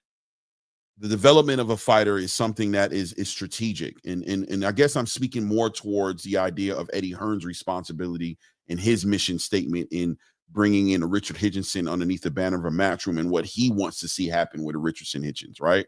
Mm. Eddie Hearn clearly wants to see Richardson Hitchens. If he signed him, he sees some opportunity and he sees some promise inside of this fighter from Brooklyn, New York. But fighters need to be developed. And Hitchens is a fighter who just wasn't given that opportunity to really develop as far as market value and as far as his brand as a fighter. And although the fights that he's won and where he ranks and what the belt that he holds specifically right now puts him in a position to where he needs to be considering defending it against these mandatories. I think in an ideal world, Eddie Hearn has this happen in a situation where Hitchinson's market value is in a space to where we can prize money wise, value wise, benefit right off of what comes with being a champion. And I think Hitchens just not in that space yet. And his brand hasn't developed in a way to where he's in that space yet to where he can call for, or Eddie Hearn can call for these type of purses and these type of opportunities. And I think, would you say, how do you feel about champions defending their titles and unification fights happening and the whole relationship with that in pay-per-views, right? Like, wasn't there a period of time where it felt like a lot of these championships were kind of like figured out on a pay-per-view kind of platform? Yep. And they had that value? Yep. Even main events. You will get a main event once a month. Right. With a fight. Exactly. Right. Is Richard Hitchinson unifying his title against, let's say, a Gary Antoine Russell, or I'm not going to say Teofimo. Teofimo may carry it that way, even though Teofimo to this day has not headlined a pay-per-view fight, but he's always at least been a main event kind of fighter for the most part, at least for this latter half of his career. Does any of these fights give you pay-per-view energy? Absolutely not.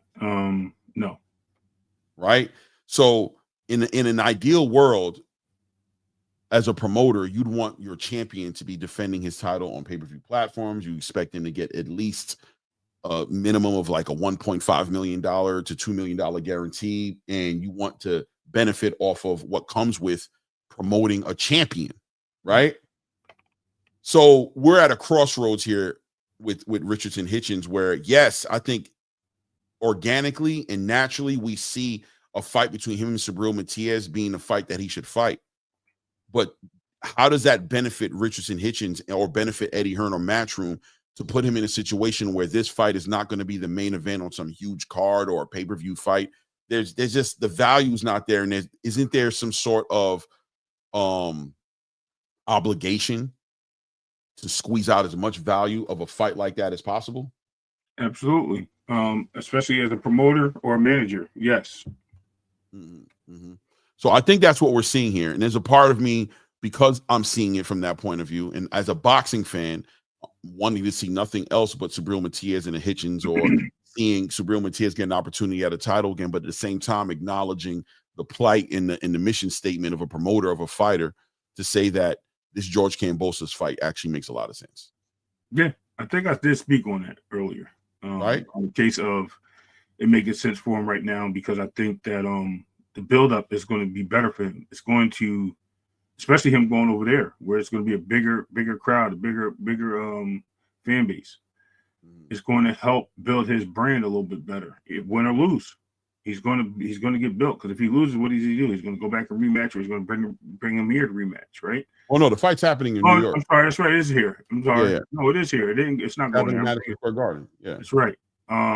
This is an opportunity for Hitchens to build his brand in his city and build a following. Right. I'm thinking of what's the name fighting over there, coming up. But my bad.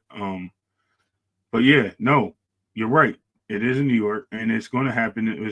It's like in one of the smaller rooms too.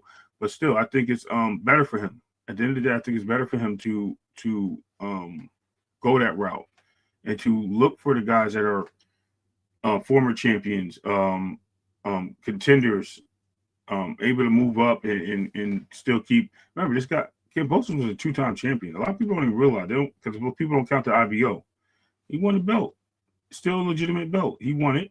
He was a champion. He was a WBC whatever pack champion or whatever.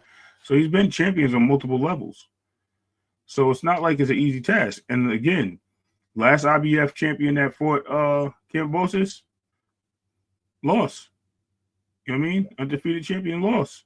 And they lost because they did the unthinkable. They took him lightly, and they looked past him. 100%. I think that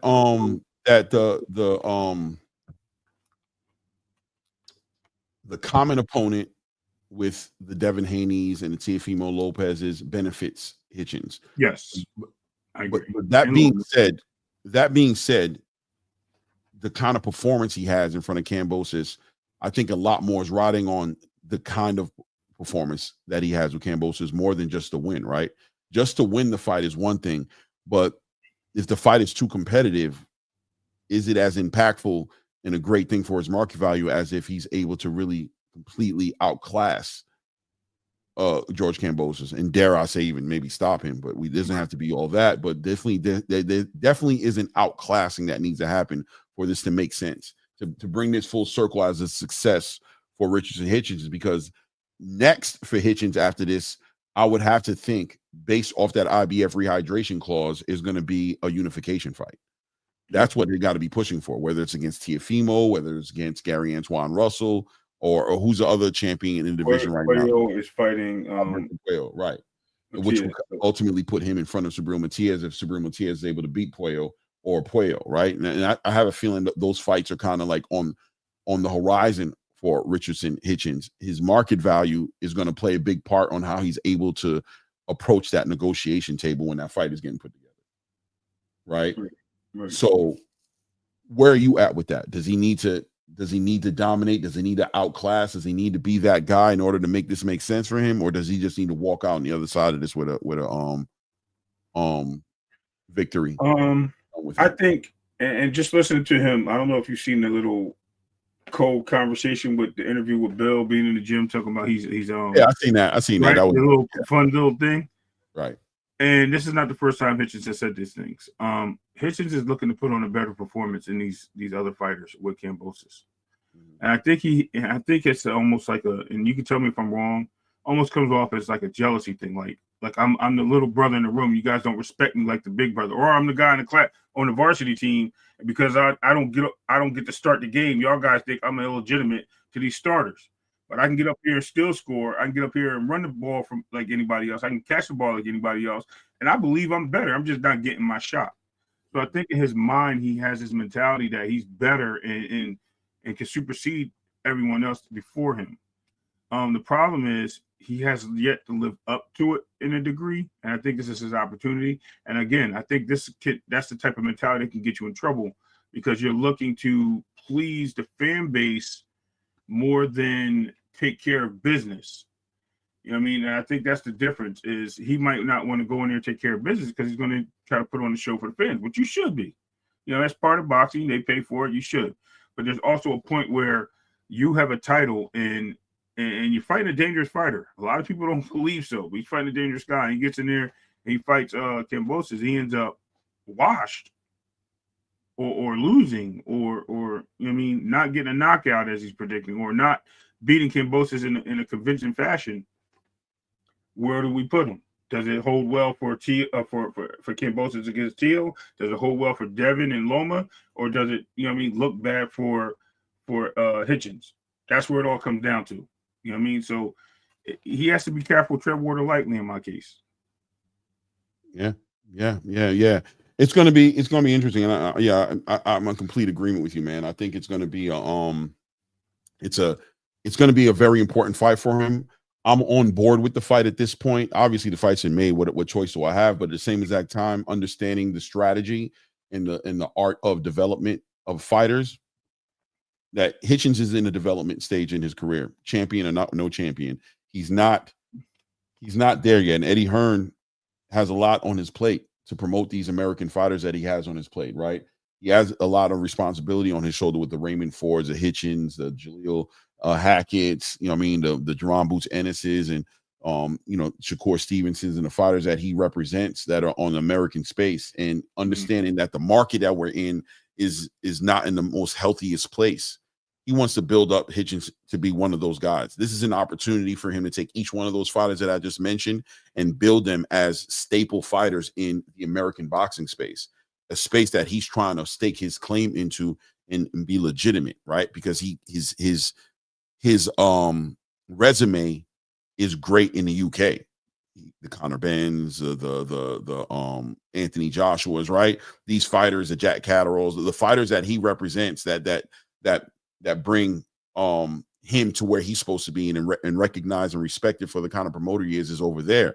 Over here, he's tried to do with the Canelo Alvarez's, right? He's tried to do with the Devin Haney's, but never quite was able to get them involved in the biggest opportunities.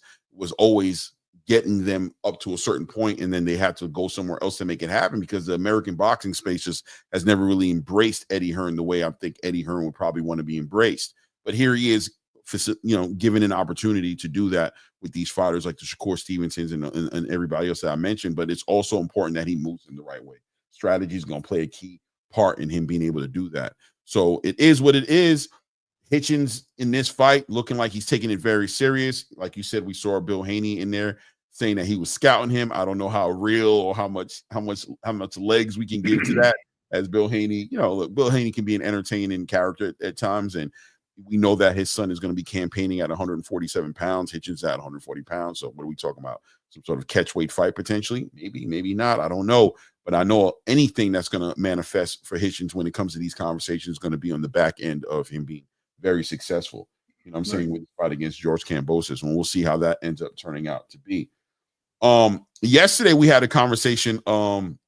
We had a conversation towards the end and kind of started talking about Shakur Stevenson and 140 pounds of, you know, him going to 140 pounds potentially, or staying at 135 pounds. And ultimately what would be next for Shakur Stevenson after this Williams Zepeda fight. I'm interested in your personal perspective on it, because we opened up the platform and everybody was going. We didn't really get a chance to build on it, me and you, as far as in all reality, after, you know, first of all, the journey for Shakur Stevenson in the 135 pound division. I mean, even though he's a WBC champion in the division and he got it based off of, Devin Haney vacating the belt and him fighting. Who did he end up fighting again to get that belt? Was it Conceição? No, it wasn't. What am I talking about? Conceição. It was Yoshino for De Los Santos for the belt. It was De Los Santos for the belt, exactly. And we saw that fight and how it went and how it ended up going. How would you grade Shakur Stevenson's 135-pound career at this point? Missing assignment. Okay. It's not his fault. Dog ate his own work, whatever you want to call it. Mm-hmm. He's not getting the fights that they're preparing for him. This is his first real test at 135. I don't think that is his fault. I mean, I'm lying. De Los Santos was a test, but according to sources, he had an injury. So let me correct myself. When are you going to concede that man was injured, bro? I didn't know. I'm riding with it. I'm not saying I'm riding with that. I'm riding with it because listen. Because you said according to the sources. Let me ask you. I have to say that he got hurt. He was hurt in that fight or not? No, but okay, go ahead. That's my opinion. Yeah, but according to him, but you're gonna value the data. Right. I'm not gonna take that away from him because that's his words. Okay, not mine. I think that due to that, I'm going to pull back from saying that was his biggest fight. I'm going to say his biggest fight will be Zepeda. And this is the first time he has actually gotten in the ring with somebody. A lot of these other fighters have avoided him. I think if he would have took the money that was offered to him for 4 titles in a fight with Devin, I think that would have been the best move of his career, win, lose, or draw. Because that put him in a perfect position, not only to have all 4 belts, but now all the people got to come through him. He's basically Central Station, right? Everybody got to come through here before they go out on their train, right? They got to come to me and make this stop. And I think he ruined that opportunity for himself. And he later said that he kicked his back in for not doing it. He missed the opportunity on that because he was apparently chasing the bag and he thought his value was more. Shakur made some poor choices and some good decisions. I think at the end of the day, we're going to look at this, and I'm going to give him a grade of a C, maybe C+, because of the bad choices or bad decisions, and I'm going to give him a B on good choices because I think no matter what you had to do from moving from Bob or wherever the case may be, fighting the guys that you had to fight, and getting in the ring no matter what whoever was put in front of you and just showing who you are, you did a good job. But as far as everything else, I mean, you kind of put yourself in the pickle. You know what I mean? You're definitely in the middle of the fans, unless they're diehard core fans or not. But as a boxing fan, he's in the middle for me. I think he could have did better for himself with the right choices. Yeah, I agree with you, man. I'll go on record and say I do believe he was hurt. You know what I mean? I think it's damn near facts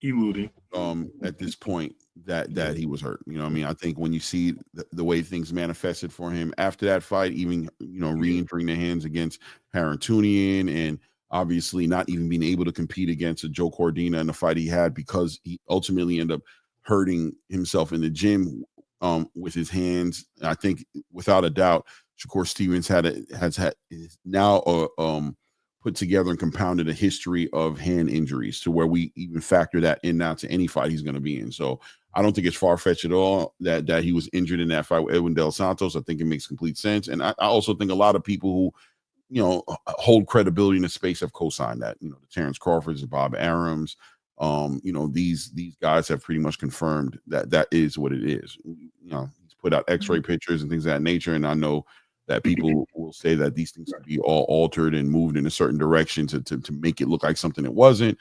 But for me, I think that he definitely was hurt in that fight with Edwin De Los Santos. And in a lot of other fights, I think it's a good argument to say he was hurt in fights probably before that as well as after that fight with Edwin De Los Santos. That being said, though, as far as Shakur Stevenson's 135-pound career at this point, lackluster. Shakur Stevenson, to me, has been a fighter who's really earned a lot of respect from me from what he did at 126 and 130. He's always been a fighter who the eye test has always told me how talented he was. The cosigns he's had from the Terrence Crawfords, the Andre Wards of the game I've always had confidence in those guys' opinion. And when they speak of his IQ and what he does in the gym, the eye test is always giving Shakur Stevenson the benefit of the doubt of being one of the best fighters in the game and potentially Gervonta Tank Davis's biggest threat today. But he hasn't had the opportunity to make or break or back up those statements in the ring in front of the right opponents. You know, he hasn't had that opportunity. And like you stated earlier, I think that that's not his fault, right? You can put some pressure on him as far as the Devin Haney fight not happening, getting too caught up in the negotiations and into the prize fighting part of the business and not holding the legacy part high enough to where he made that fight happen no matter what, that he would not let that opportunity escape him. He kind of got caught up in that part of the game, and that fight escaped and went through between his fingers. It slipped out of his hand. It's like, man, that was going to be it, and it wasn't it. And then you watch the unfortunate injuries that he's had, and also the lack of, or the unwillingness of these other fighters to really make the fights happen. You know, we saw Frank Martin back out of a negotiation with him. We're seeing how Gervonta Tank Davis is dismissing this fight. Seen Lomachenko unfortunately get hurt, but also kind of like, you know, not allow that fight to happen. Even a unification fight that he tried to make happen by fighting an Emmanuel Navarrete for a vacated WBO title fell to the side, as we saw Navarrete try to do with Baranchenko and ultimately put Baranchenko in position to get the title we saw. And, you know, that all lined up to Keyshawn Davis becoming the champion he is. He hasn't had the opportunity to do it. And in a boxing space that could be toxic, nobody's kind of giving him the benefit of the doubt or allowing this to be. They're giving him the benefit of the doubt, but if anybody's holding anything against Shakur Stevenson, it's based off of the opponents that he hasn't been able to get in the ring with. So now this segues into the next part of the conversation about this is what's next in a realistic way for Shakur Stevenson after this Williams Zepeda fight. And of course, we're presuming that he's going to win this fight and he's going to do his thing because we're giving him a lot of respect. So on the back end of a victory against Williams Zepeda, what's next at 135 for Shakur Stevenson? Nothing but Gervonta. I mean, well, I'm not asking you what's naturally next. I'm saying what's realistically next. That nothing but Gervonta. I think I'm going to tell you why. No, I agree with you, by the way. Go ahead. I think you mentioned his hands how a lot of times, and how long can he go before his hands give out on him, things of that nature. He's not going to fight Keyshawn. We already know that, right? So the other belt's in limbo. So Remy Mortala is not really looking to jump in the ring with him. He's looking for Tank as well. So in the IBF route. So where does he go? I mean, it's been clear that Turkey put Eddie on assignment to go make this fight for Shakur. No matter what. Shakur said he will be fighting him in 2025. I think it's already inked in. I'm going to be honest with you. I think it's inked in. I think we just don't know things because they're not releasing it, because it's already been stated. 2024, end of 2025, mid to end of 2025, we're going to be fighting Gervonta Tank Davis. That's when we're going to have this fight. I think he knows his hands are on a calendar, and he knows eventually they're gonna go out. So he better get this fight while he can. I think Tank also knows that, you know, this is going to be one of his biggest paydays before he walks away, and it's going to shut up all the naysayers that doesn't believe that he can beat or fight any of the top talent at 135 or in boxing in and out with his weight division. So what else, why else wouldn't it happen? I think Gervonta has been very quiet. He hasn't said nothing. He did mention certain things, Jake Paul, things of that nature. He also said that the guy's going to be in the building. We knew Jake Paul was there. He just said the guy was in the locker room. But we also know Shakur was there. And I have a feeling that Shakur was there because he was going to get into the ring and address Tank that night of the fight when Tank won against Lamont Roach. And, of course, that didn't go down. So we've seen a lot of things get shaken up and moved to the wayside. And now we're only in the pronunciation of saying loudly, this is false, this is cap, this is that, whatever. And I think that at the end of the day, Shakur Tank meets We're going to see this fight in September, October, November of 2025, and we'll be talking about it on this channel as it builds. Right. Yeah, I agree with you, man. I agree with you. I think the next fight that's definitely going to be on the table is going to be the Tank Davis fight, and that's going to be involved with Turkey, and it's going to be, all these different things are going to be involved in the conversation. We'll see how the GTD side of the conversation, how open they are to coming to the table for that negotiation, for that to happen. Shout out to Bubs Boxing in the building. Bubs put something on here I thought had some merit to it. It says Andy Cruz, Abdullah Mason, or even O'Shaquie Foster, who said he's moving up from 130 pounds to 135 pounds, might be a viable option for Shakur Stevenson as far as the fight is concerned. Well, my question is, are any of these fights considered big fights? I mean, where Shakur Stevenson is at is in his career right now, and if he is trying to make the biggest fights possible and he's trying to remove all doubt, does he want to beat up on an Andy Cruz who only has 5 fights? Does he want to beat up on Abdullah Mason, who's considered to be, a contender to a degree, but a prospect in a lot of ways as well? Or does, O'Shaquie Foster may have some legs to it. O'Shaquie Foster is an accomplished champion from 130 pounds. So coming up to 135, that might be a legitimate option for him. But outside of that, 135 seems, from my point of view, to be kind of limited for Shakur, right? Huh? It says pedestrian. Right, exactly. I like that. You know what I mean? It's a very limited division for somebody like Shakur Stevenson. And when you hear him having conversations of potentially fighting the likes of a Conor Benn, you know what I mean, or willing to fight these other fighters at bigger weight classes, it kind of leads Gary Russell, right? Yeah, Gary Antoine. It kind of leads you in a direction that I'm not going to say desperation, but it does kind of show you that it looks at a minimum that he's entertained the idea that he might have to consider doing these things in order to be involved in these big fights. Right. And when you're dealing with Turki Alalshikh in these paydays, Turkey's trying to put you in competitive fights. He's not just trying to put you in regular fights. Like I don't see Turki Alalshikh paying for Abdullah Mason and maybe Abdullah Mason and Shakur to fight based off of. I don't think so. I think it's too early for Abdullah Mason's career.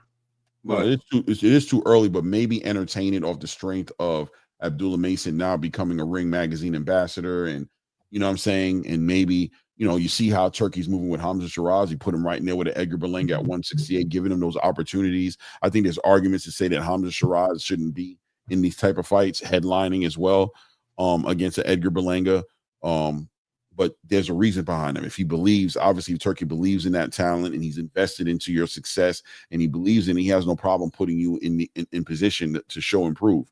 So an Abdullah Mason may very well get an opportunity with a Turki Alalshikh. I don't see that happening with who was the other guy? Andy Cruz. Even though Andy Cruz is up there, I think Andy Cruz at the same time is also pushing in an IBF direction. I think that's the kind of direction he might be heading into. So these opportunities for Shakur and what's next for him, and does he get pressured or pushed out of the 135-pound division, even though he wants to stay there? I think naturally through the natural order of events and through the circle of life almost on the food chain, he might be forced to move on and take opportunities in another division if 135 doesn't start to become way more cooperative with the Shakur Stevenson brand. I agree. I can see that. I can see that. Yep. Right. He might be forced to just off the natural way of life that just might force him into putting himself in a position. You know what I don't want to see for Shakur is I don't want to see him become a fighter that's just moving up and down through weights. Just up, down, all over the place, constantly moving around. I don't want to see that for him either. Floyd and Manny's pendulum, right? Yeah, I mean, do it when it strategically makes sense, but we're watching David Benavidez. Rumor has it that he may be, waiting on the back end of a Zurdo fight that Zurdo's about to have against Dordogo, and that he may be looking to get in position to fight against Zurdo Ramirez in a cruiserweight fight. That's 25 pounds away from his where he's an actual champion at 175.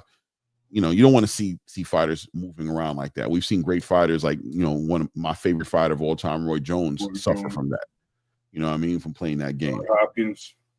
Yeah, Bernard Hopkins as well. But Bernard kind of like did it the right way, in my opinion. He kind of he went back down too, Clay. So like he went up for a few fights, came down, went up, came back down, then went further down, then went back up. So he was moving around until he got KO'd because that weight thing played, and his age. Remember, Bernard was like what 42. He was at least he was accomplished at that point. You feel me? Like at least he was doing it where he didn't.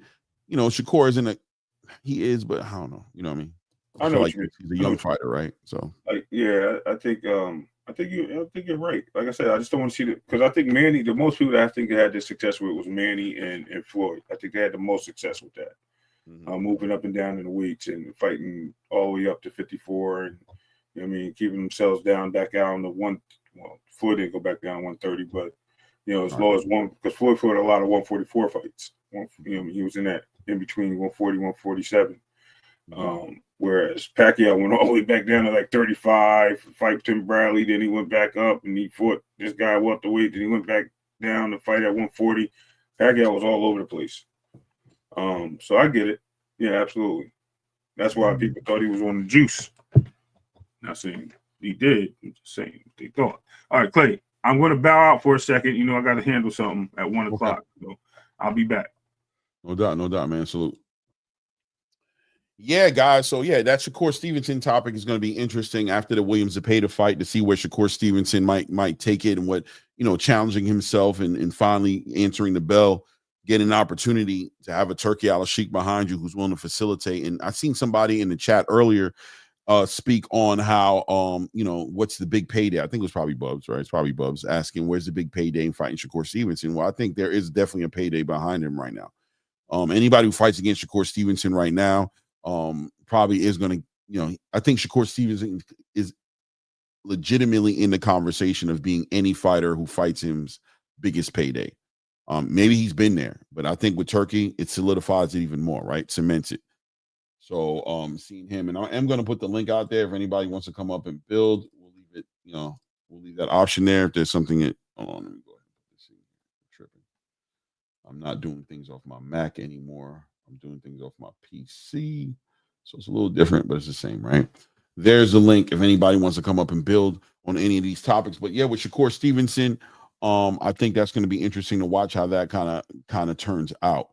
In this fight, Williams Zepeda, we're hoping to see the best version of him. Hopefully he's healthy and he does what he needs to do. But afterwards, I think it is a great point of topic to ask, where does Shakur Stevenson end up going? And I think it's irrelevant because with Keyshawn Davis and Shakur Stevenson kind of like running this parallel race at this point, it's very conflicting. A lot of conflict of interest in seeing how these guys are going to move around each other and keep on avoiding each other. And how's this going to happen, being that they're in the same weight class?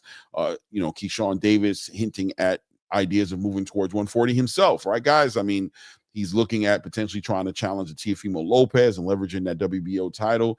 To see those guys in the same division over and over again, moving around and but at the same time avoiding each other, is going to be a frustrating experience for a boxing fan right now, watching these guys figure this out and navigate this.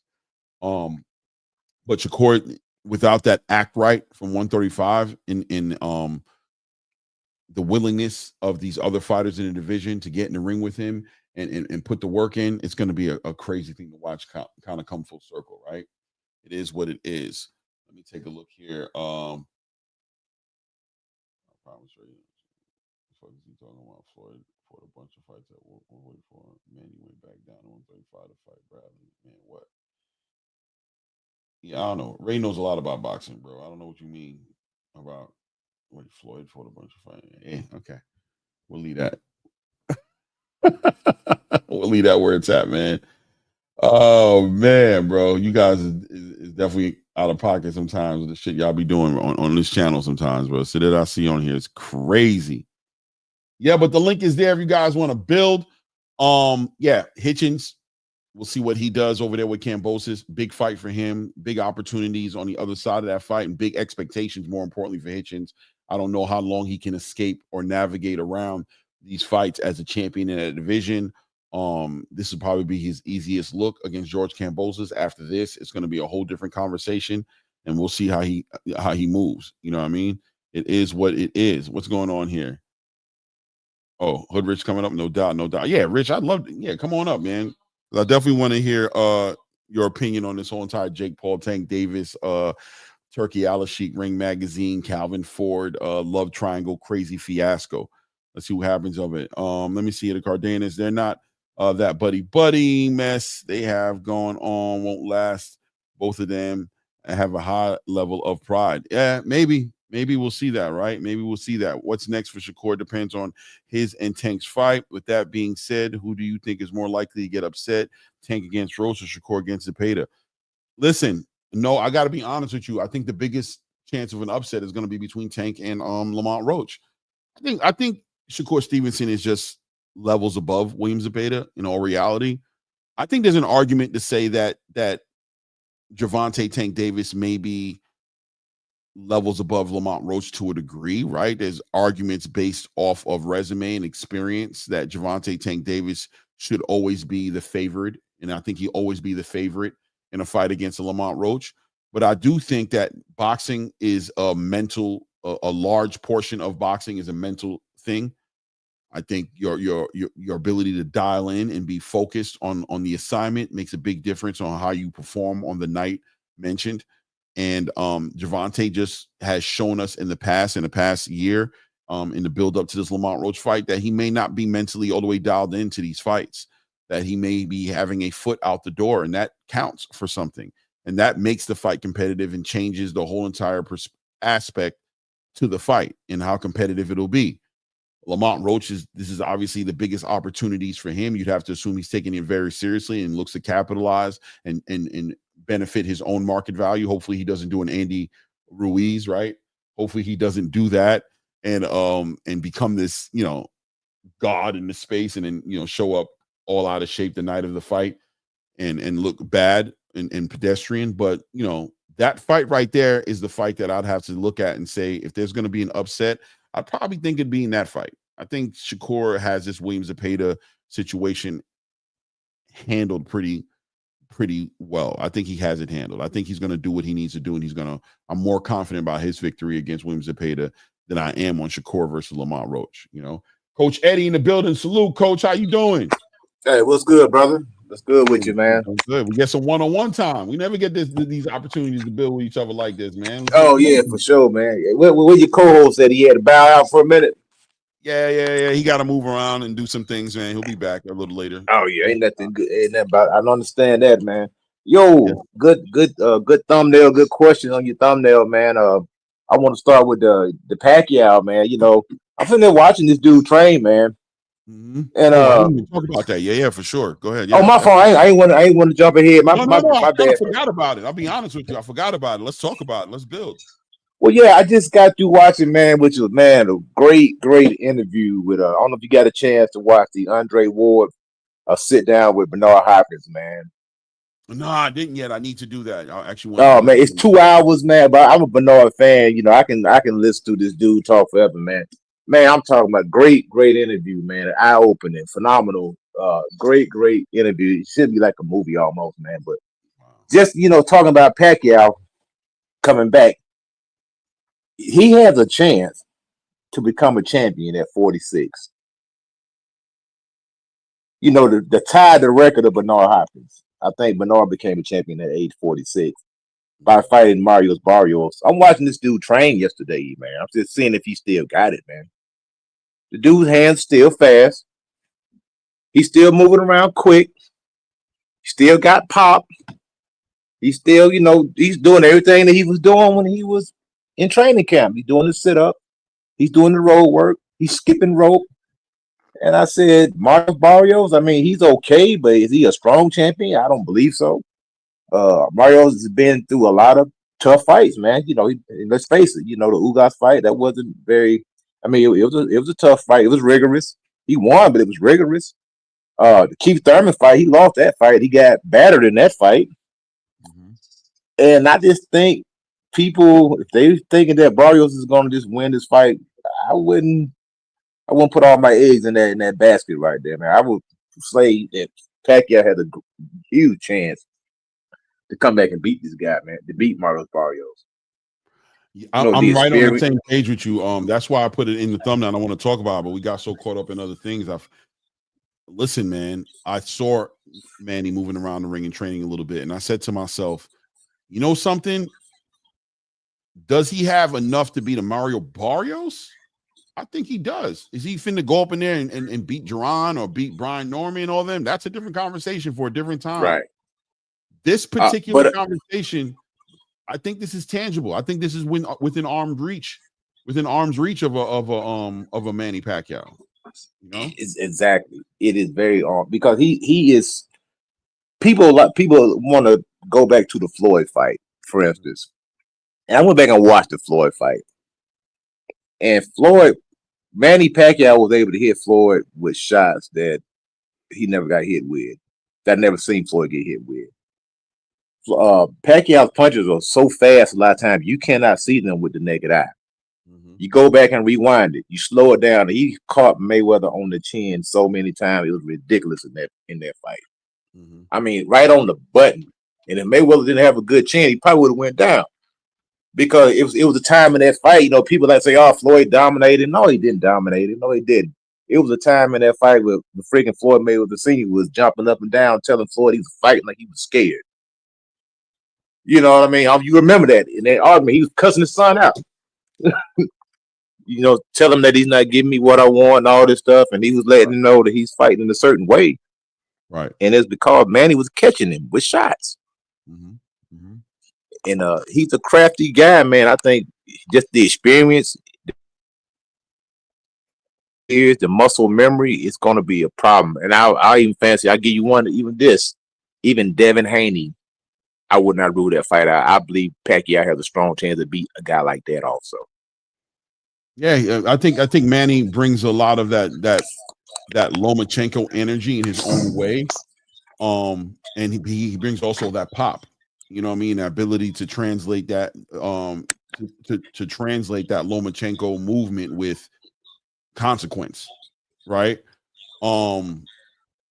Yeah, man, that's why I put it up there, man. I'm not gonna lie to you. I got two people I'm gonna bring up also, but yeah, man, I think this is we might be looking past Pacquiao on this one. I think Mario Barrios is a very beatable champion. If there's ever a opportunity for a veteran to come back and challenge for a title, I think a lot of them would look forward to being in the ring with the caliber of a fighter for Mario Barrios, who happens to hold one, right?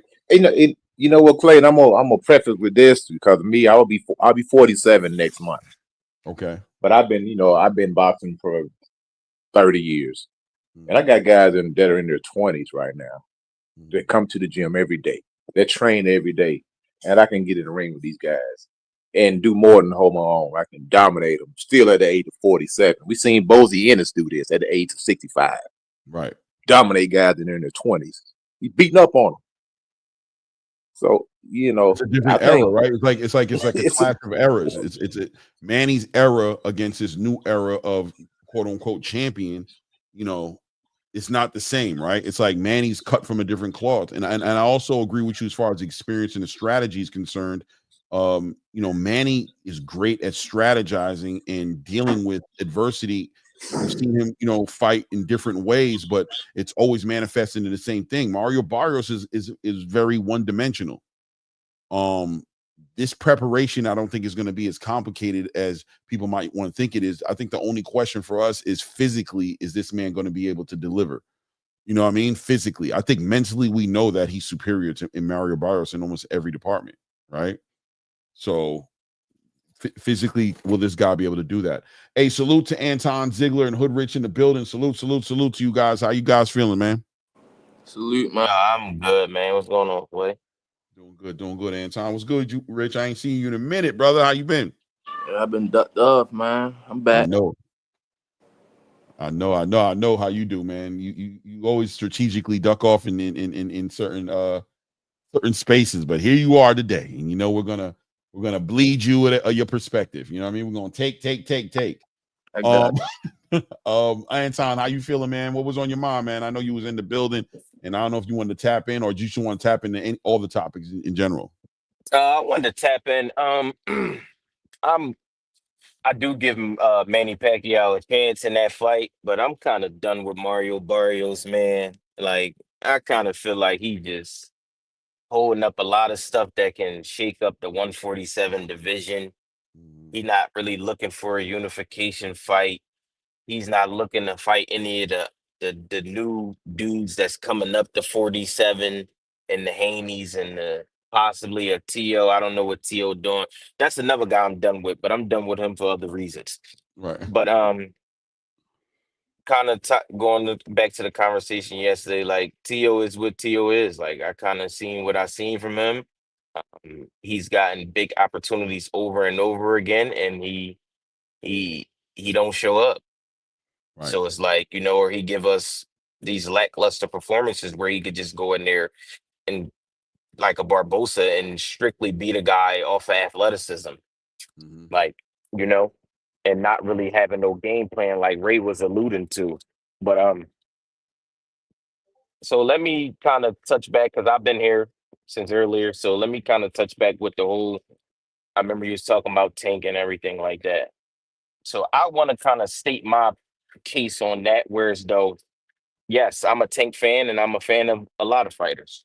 My position on the Tank situation is I'm just at this point now, like I said yesterday, we get to fight, we get to fight.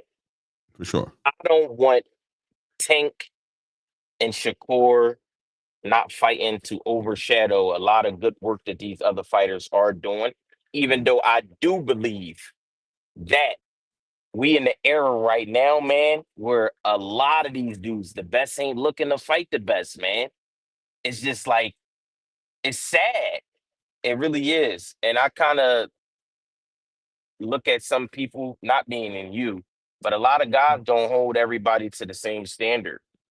And once in like the chat and stuff like that, when we talking about opinion-based topics and people start throwing personal insults out to people that they don't even know, never met before, and probably wouldn't bark if you seen that person in person.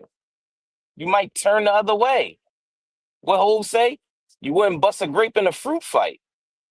But you on the internet talking crazy, like Twitter fingers, like people it's crazy now, man. Like I'm from an era where you had to stand on what you said when you see somebody. So I kind of get it. Once it started, I was involved in the chat, but once people start doing the whole this and that, it's cool, man. Like I just listen to the show. I love the show more than I love the chat. You understand what I'm saying? I ain't here for the chat. I'm here for you and Clay. I mean, you and Ray, y'all perspective and y'all content. But I am, as a Tank fan, at that point, like, bro, there is some things like that. I'm disappointed. But let me ask you this, though. Do you, at this point, I'm not too sure where you are on a Turki Alalshikh presence in the space right now, whether you whereas though that I feel like do Tank need to work with him? Well, not necessarily only work with him, right? And it's not about Tank. Tank was just like an example, to be honest with you. This is more about what you said in the beginning, as far as the best not fighting the best becoming a trend, a default setting in boxing right now, a trend. I like that. Yes, trend. And the reason behind it, right? Having some understanding and some context as to what's driving this energy, because I feel like, in my personal opinion, there was an era in boxing that I grew up in that it wasn't like this. You still had strategic movements happening, but it was kind of like autism, right? And here I go going extreme with my comparisons, right? But autism, I remember when I grew up, autism wasn't as relevant as it is today.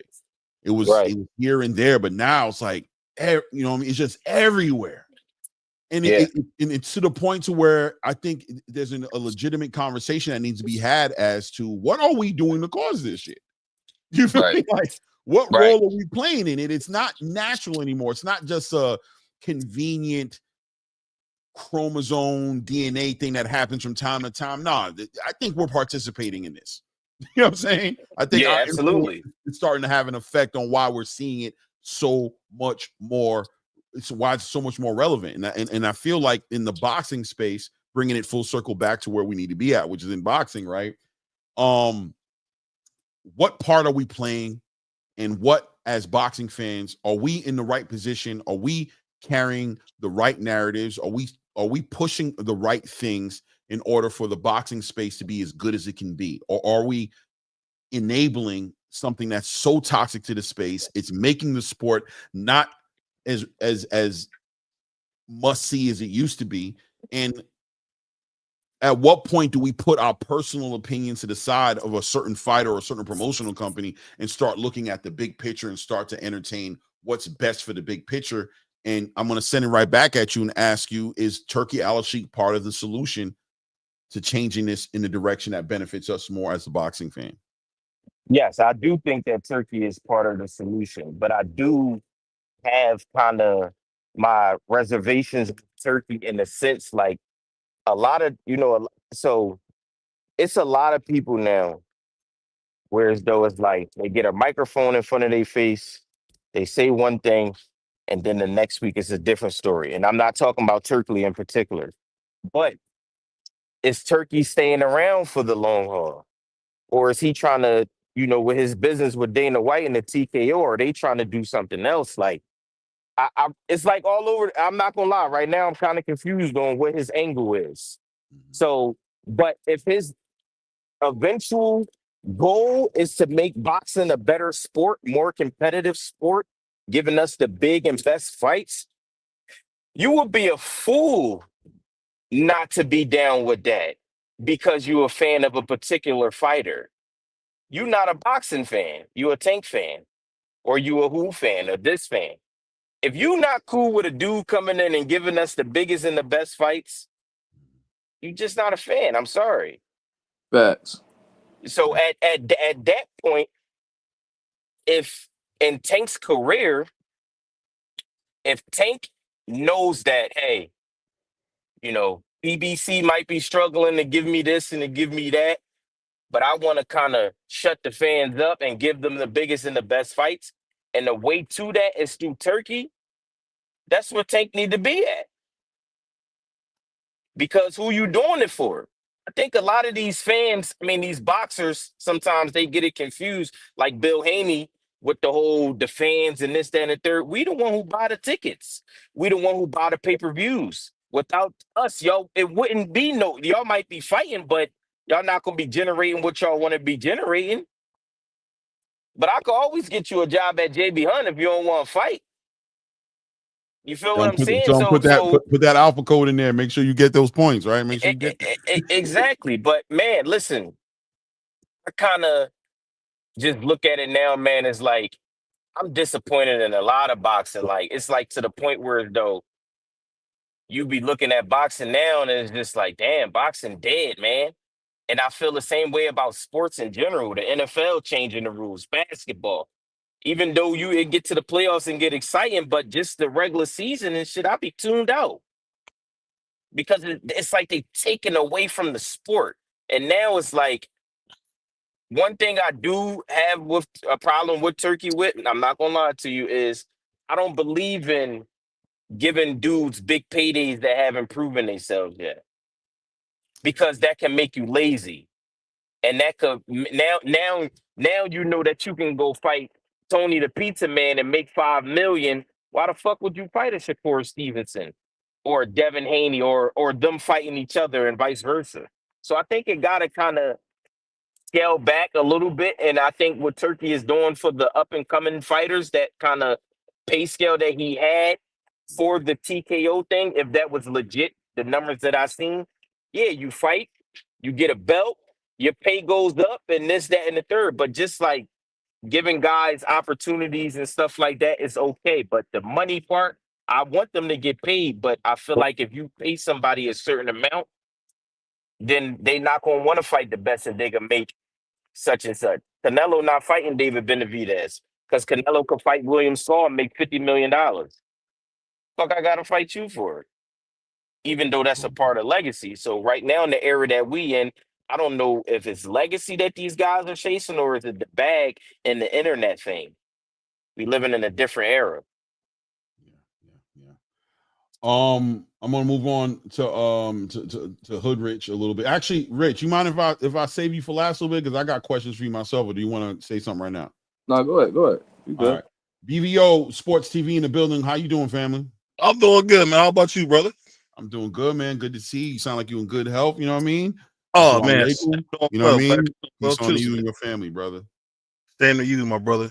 I'll just say I heard the brother talk earlier, and it sound good. It might even make you feel good. But what's going on with boxing is happening all the time. Remind me of being a Black American. We want everybody to solve our problems, but the problem is very simple in boxing. No one is taking the time to build fighters up. Me and you as content creators, we are forced to talk about the same 6 niggas every day. The same 6 niggas every day. And they say, oh, why don't you talk about more? Because y'all don't watch it. I mean, the tough thing is when we do this content, we want to talk about Emiliano Vargas, probably the great one. When I say the future of boxing, I'm not talking about Keith Colon. I'm saying we got so many good young guys coming, but everybody want to hear about the drama, the mayhem. You want to hear about Ryan Garcia, who lets you know he hates you.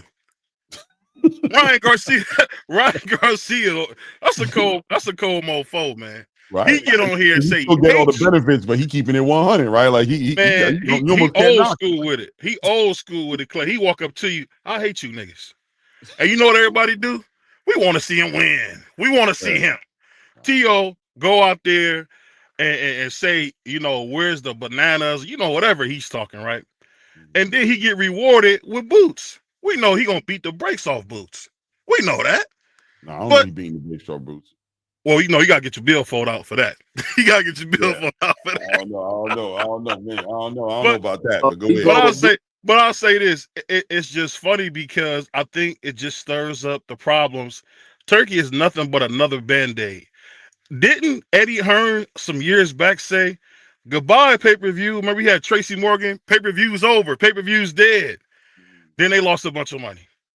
Right. Now Turkey is just a new guy with a new CD and a new R&B suit that's telling you, hey, I'm here to save you guys. And everybody talking about he's going to leave soon. He's going to leave soon. Only fight he really gave was that we wasn't going to get is Bivol versus Beterbiev. Say what you want. We did get the Bud Crawford versus Errol fight, even though Errol got beat to death. We got the fight. Boxing takes care of itself. I just think no matter what we do, we can't keep cannibalizing guys. And I ask you this, Clay, because this has kind of got me.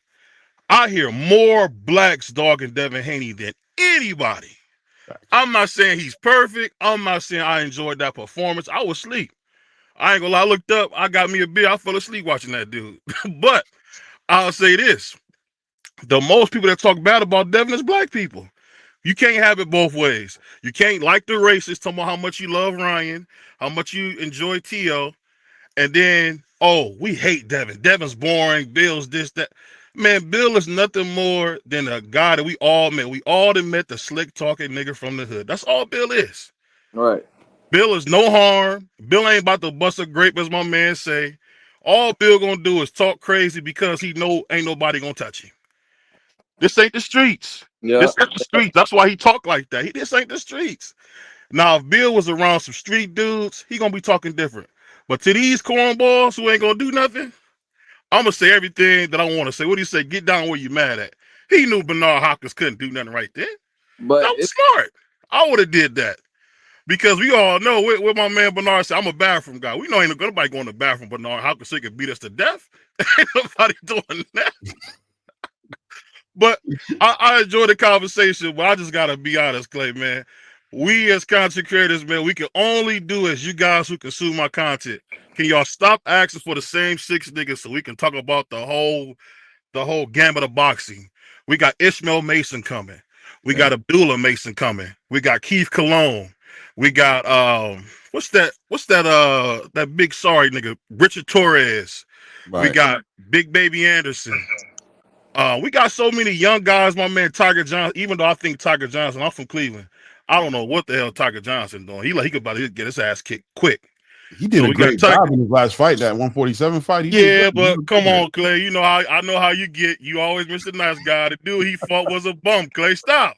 Stop, man. Look, it was an introduction to the division, but look, man, I like what I saw, man. I want to see. Hey, I know. I want to see him You up gotta watch the Clay, ante a man. little bit. Clay is that nice uncle, man, who will watch you get beat to death and say, well, at least you have some heart, man. Listen, at least you have some that's heart. what counts. Those things count, brother. Don't let nobody hold you. You hold your damn head up, bro. You hold your damn head up. Don't you let these Hey, that's people why I talk love to my you. brother Clay. He gonna put a good spin on it. Yeah, I just seen the dude get beat to death, but guess what, nephew? You tried. Listen, they don't see what I see, man. You got the heart. Those guys will never do what you just did. Don't you hold your head up. But Turkey ain't nothing but another new suit. In 6 months, it'll be another nigga.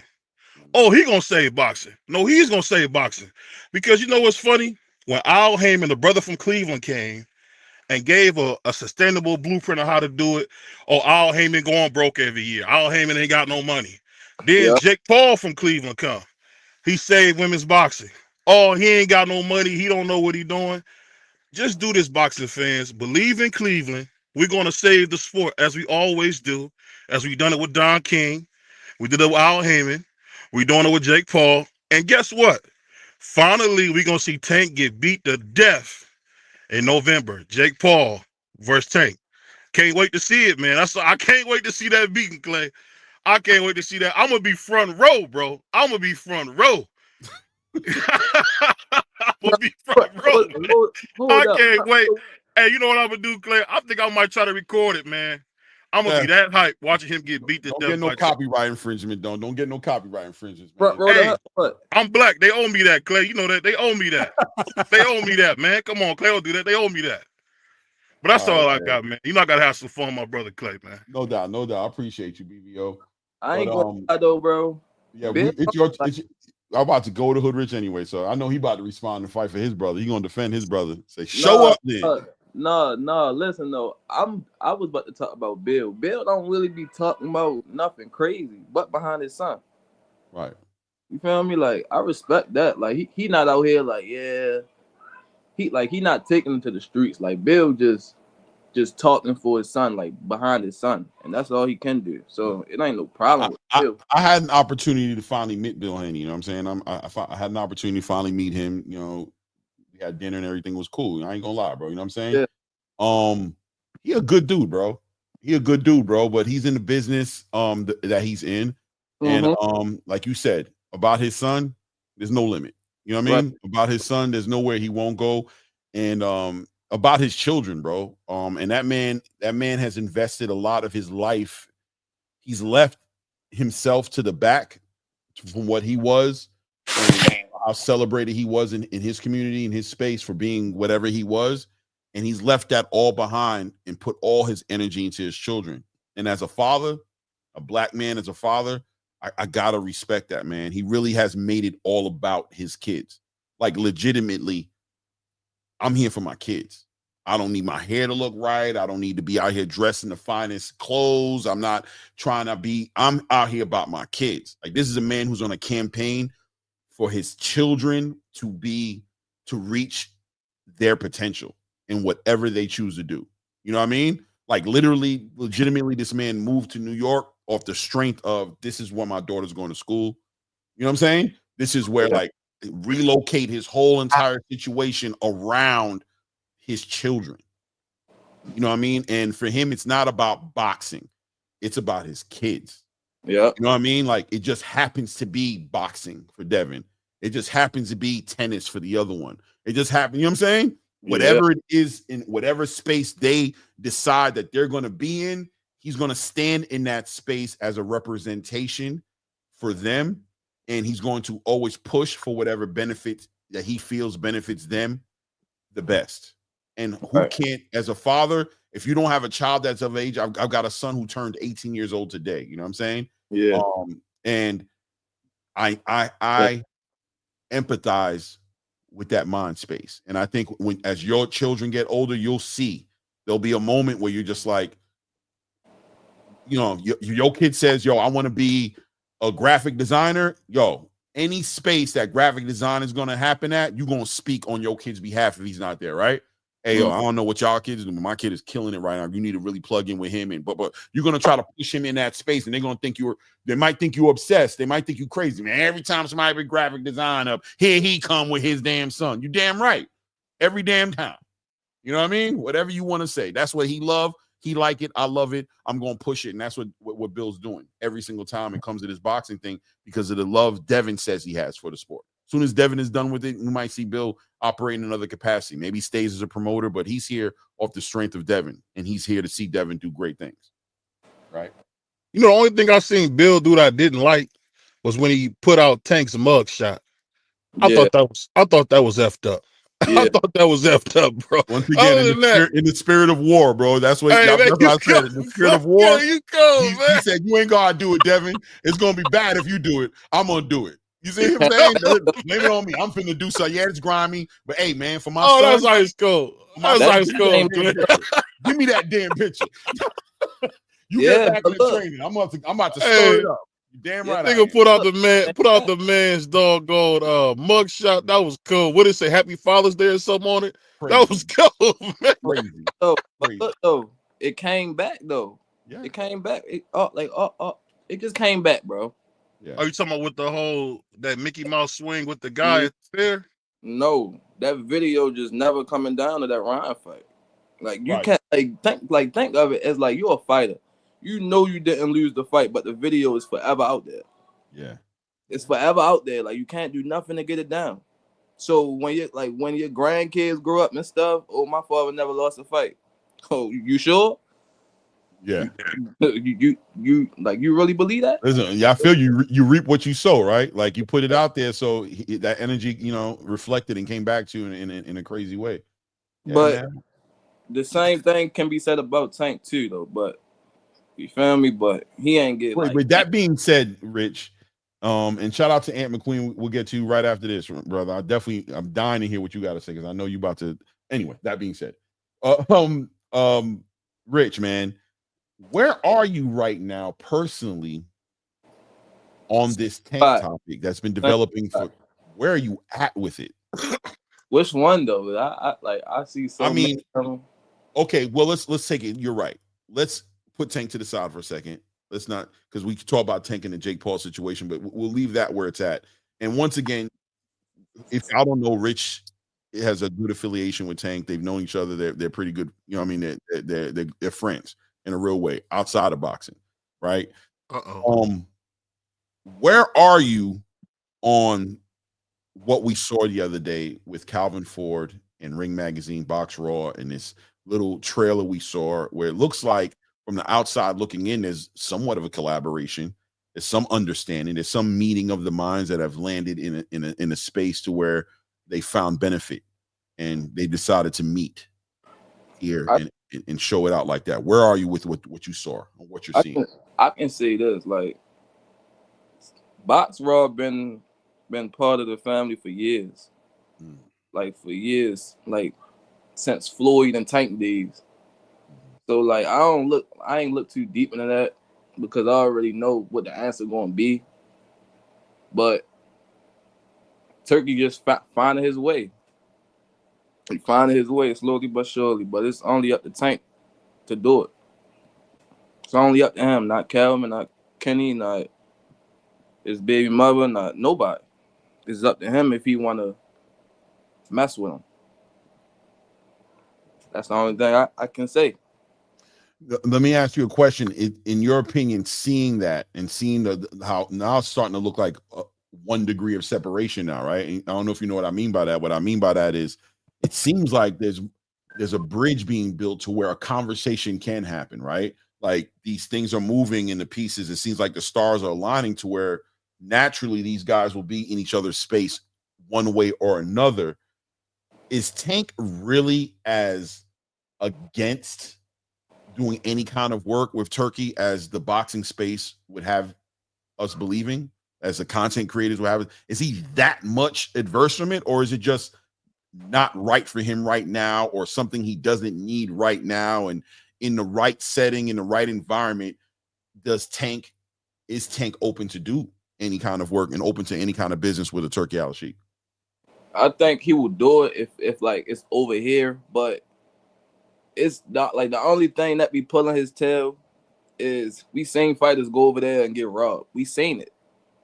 So he already got his guy in Shakur or Haney.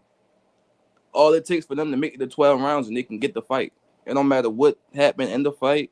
All it takes is 12 rounds. It can be a draw or it can be a loss, unless Tank knock them out. And if we fighting on their banner instead of PBC, they not going to engage like that.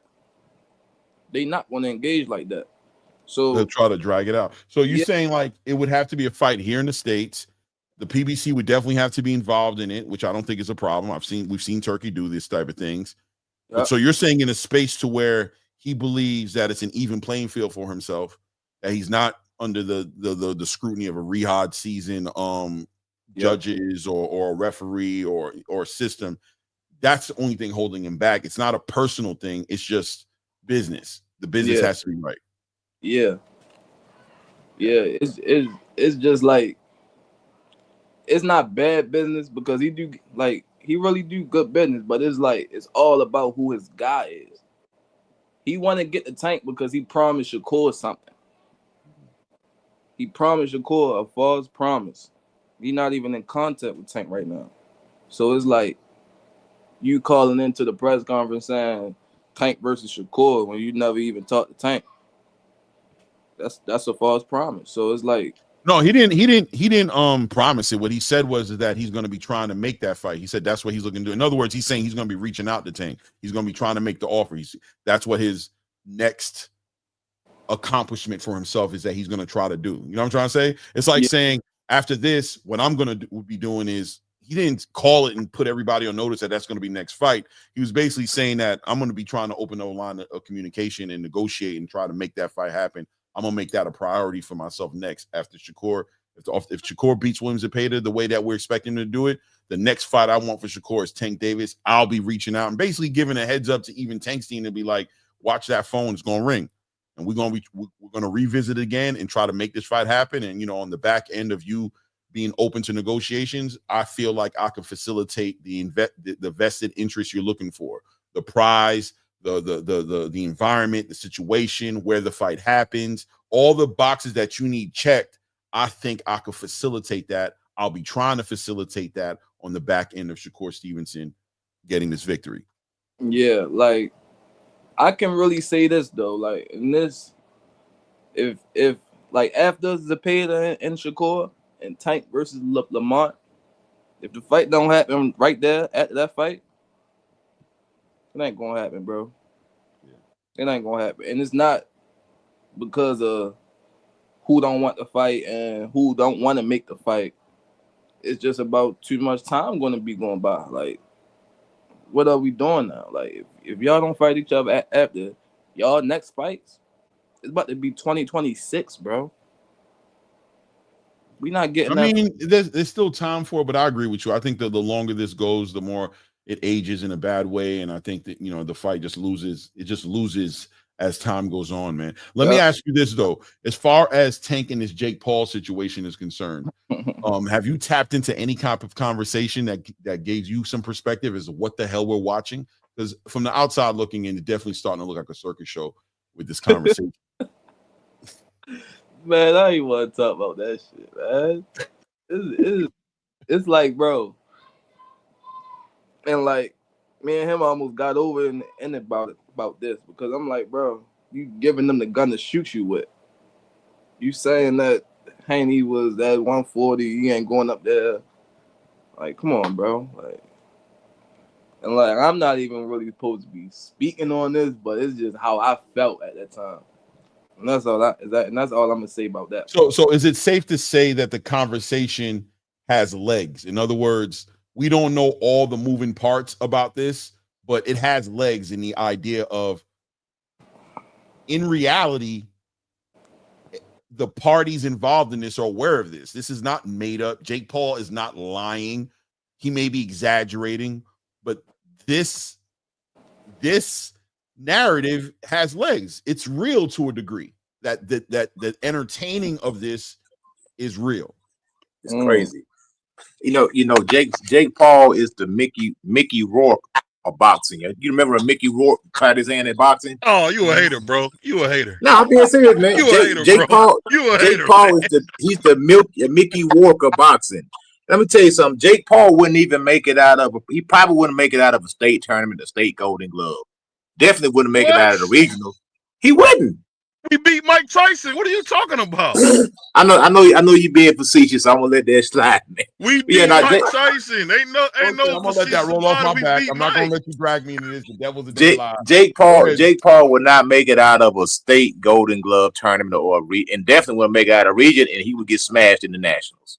He the face of boxing, man. He might, whatever you want to call it, man. But he's the Mickey Walker boxing. And I hope that Chavez Jr. is able to put a stop to it.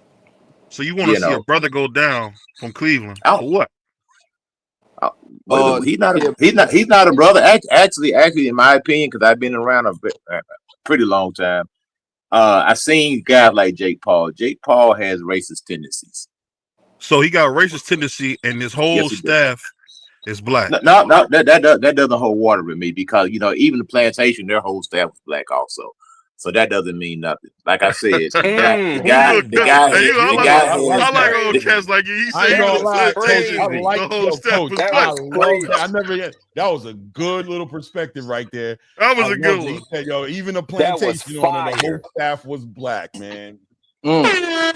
Hey, that was hard. Hey, I gotta get that to your old head. You got me with that one. My brother said even the plantation. As good as it gets, bro. That was good, bro. I never even, bro. I'm using that one. I'm taking that. You one. might not hear nothing like that in your life again. Whenever I say that, I'm gonna say hashtag Coach Eddie voice.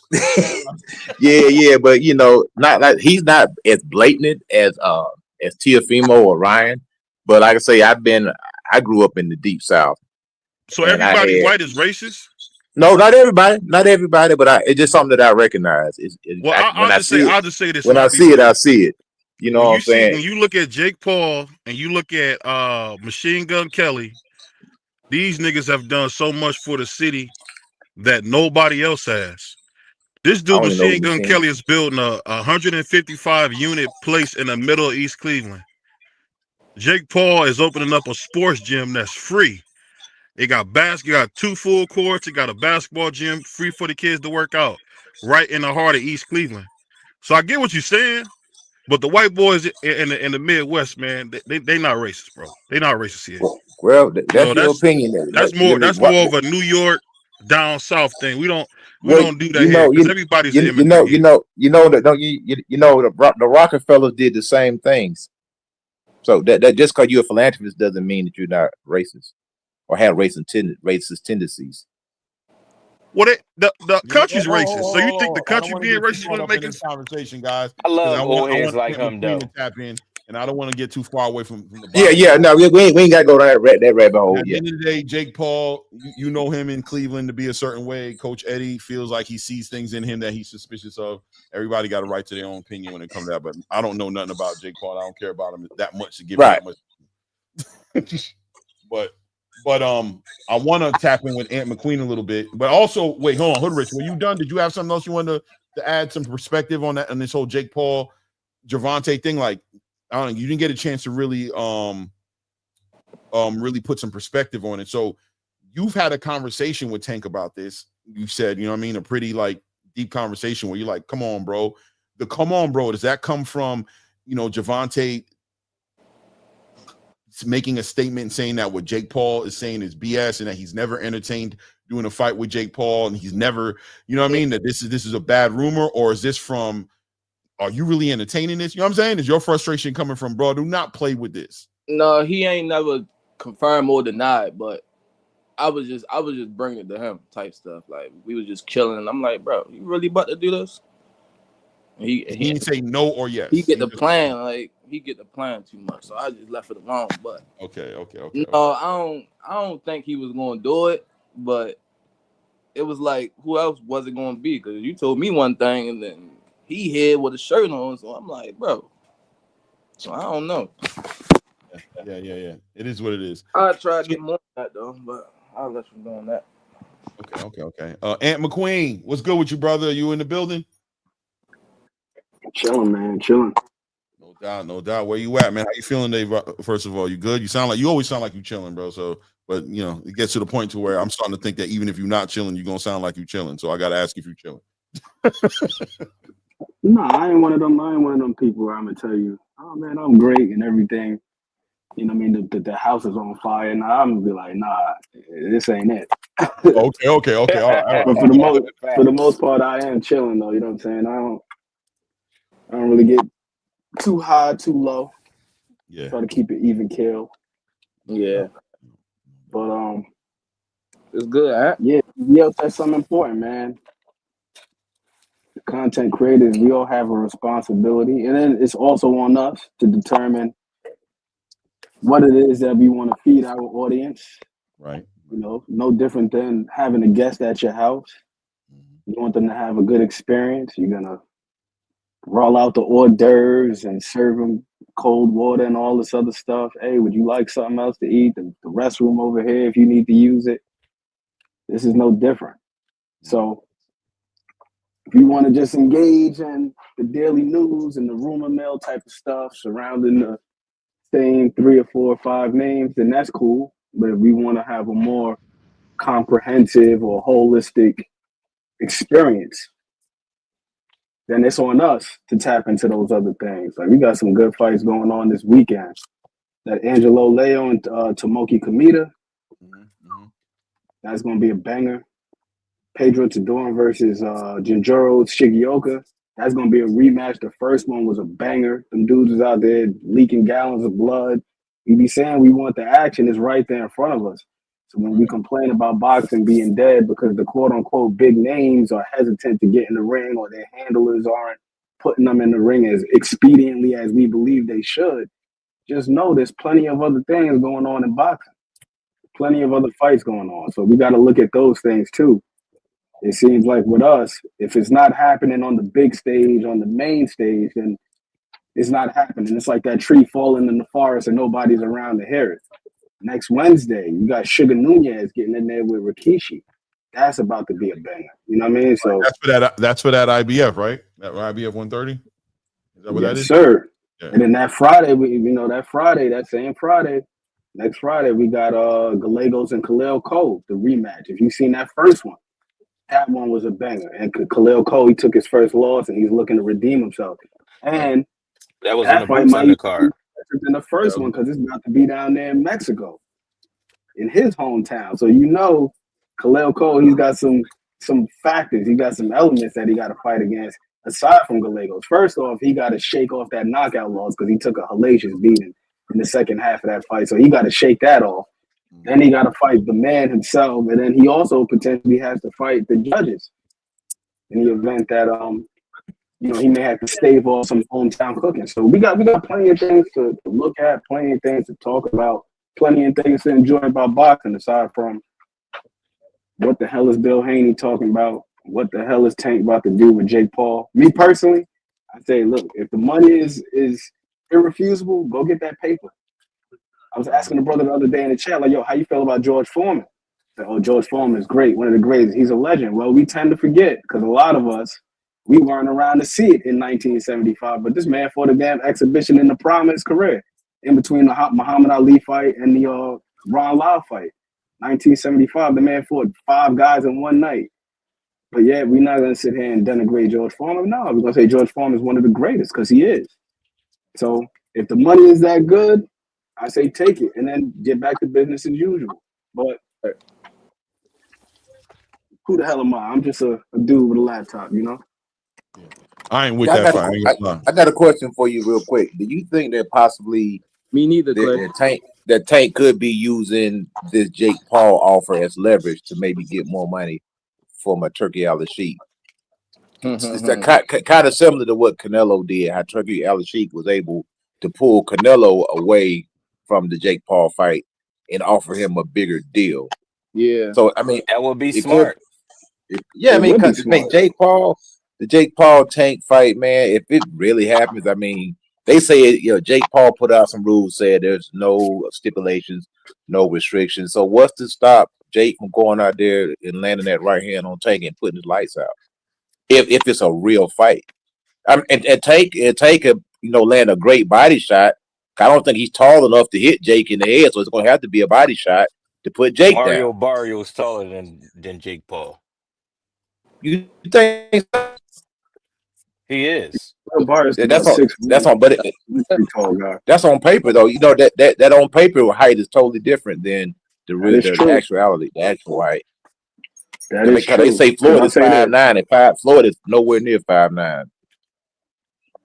And Tank himself said he's about 5'4", somewhere in that neighborhood. And Jake is I probably think Tank 6 about foot, 5'2". Yeah, I never seen Tank in person. I mean, I seen Andre Berto in person. I thought he was like a big head little kid. Man, I walked right past him. I didn't even recognize him. So I had to do a double take. I said, "Oh, that's Andre Berto. These guys are small, man."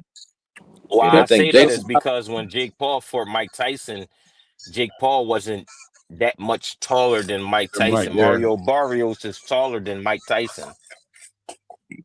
They No, were I seen agree. I together. think Jake Paul's is probably under 6 feet. Yeah, He maybe is. 5'11", 6 foot, something like that. 5'10", He's 5'11". 5'10". Yeah. It is what it is, though. So, that being said, what are we at? 2.5, two. Oh, we're doing pretty good on time. Because I wanted to yesterday we did 4.5 hours. That was diabolical. Yeah, man, there are great fights coming up, without a doubt, man. And and kind of, speaking to your point, yeah, man, boxing is a big space, and I try to cover as much of it as I can. Normally that's what I do. Normally I got this long list. You guys know I got the graphics, I have the pictures up, all these different topics and everything, and fighting. I try to do that, but without a doubt, I think a content creator once said that, and we all said it. I mean, you guys don't support the broad spectrum boxing space enough to make it must cover boxing, right? Like, you don't make it that way because you guys being the people in the chat, not in this building. I think the people in this building have become accustomed talking about boxing in a broad space. I hope you guys see that we try to do that here as much as we can. But the reality is, the relevant topics, the current topics, it's what has driven news and media for years, well before the YouTube space opened up for us content creators to put out there. This is about views, this is about ratings, this is about return on investment, right? As a content creator. And there's a part of it that comes from most of it, I know for me, comes from a passionate space, a love for the sport that I personally have, and that I'm using this platform as a space to speak about it and attract like-minded people to come and talk about it as well. But then there's also this other part that I'm not ashamed to admit is about the growth of your channel, the subscription count, the people inside the chat, the super chats, the AdSense, all these different intangible moving parts that as a content creator you become a little bit conscious and aware of as you're dropping content.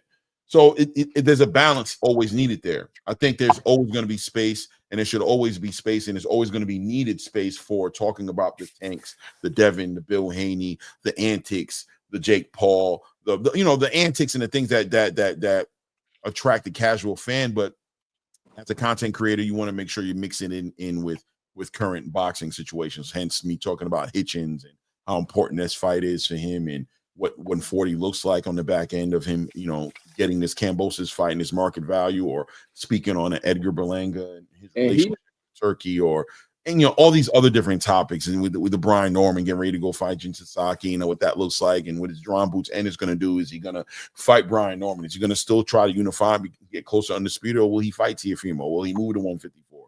Or all these different topics. The heavyweight division is moving around. Daniel Dubois and Usyk about to have their second fight, their redemption, and what does the other rest of the heavyweight division look like? What does the light heavyweight division look like? David Benavidez, I'm hearing rumors that he's going up to go and negotiate with, he's waiting on the Zurdo Ramirez and Dortico fight to come out to potentially put his bid in there to fight Zurdo, because the light heavyweight division is treating him like the super middleweight division did. He may be getting frozen out of that division. Yeah, bro, and that's crazy, bro. Like, he know he the best. Everybody know he the best. Like, I just feel bad for David, bro, because he really the best, bro, and he getting blackballed, bro. Oh, because he might be going to. We don't know it for sure yet. We got to watch, but it does look like he got a useless WBC title around his waist potentially. You know what I'm saying? They ain't Canelo. They ain't want him to fight Bivol or Beterbiev. Like, yeah, crazy. And on top of that, him going up to cruiserweight is crazy. That's 25 pounds. You know what I mean? So I hear his father talking about him coming back down, and we have no problem going up and coming down. But yeah, bro, 7 pounds is different. You know what I mean? Going from 168 to 175 is way different than going from 175 to 200 and then coming back from that. You know what I mean? So could he might be shooting himself. His career might be. Yeah, but if he win though, that's about the cruiserweight championship. Yeah, go fight. He's gonna go. This is what I'm hearing. Rumor is that Zurdo Ramirez, that he's looking to wait after that fight with Dortico to try to put his bid in to fight Zurdo Ramirez for to be a unified cruiserweight champion. And but you still got a monster in the room at cruiserweight. Is he going to stay there and fight to Obachaya? Well, go to sleep because he's gonna go to sleep if you fight him. That's what's gonna happen.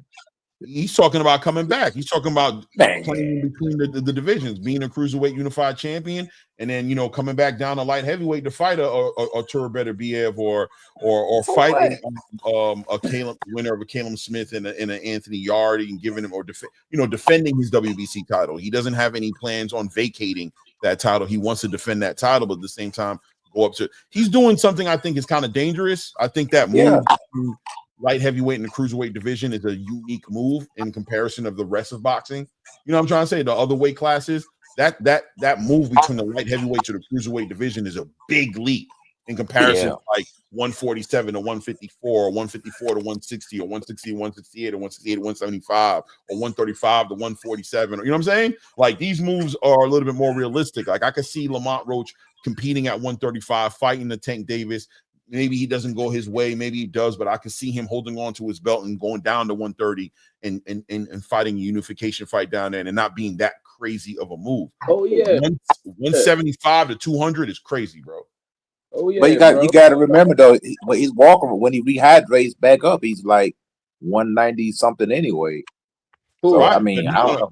And that's another thing we got to watch. How does he play the scale? Does he show up to the scale 190 and then just come into the ring like 210, or does he show up 200? You know what I'm saying? You know what I mean? I got a question for the panel. Do y'all think that David Benavidez is a weight bully? Interesting question. I play the weight bully game because I feel like if you make the weight, you make the weight. But I do understand where people come from about as far as the way he walks around and I get it, but me personally, if you make it on the scale, you feel me? Like you're supposed to, and you meet all the requirements, it is what it is. I think the weight cut thing in boxing is diabolical at times. I think it's a very shaky game. I think people look at it.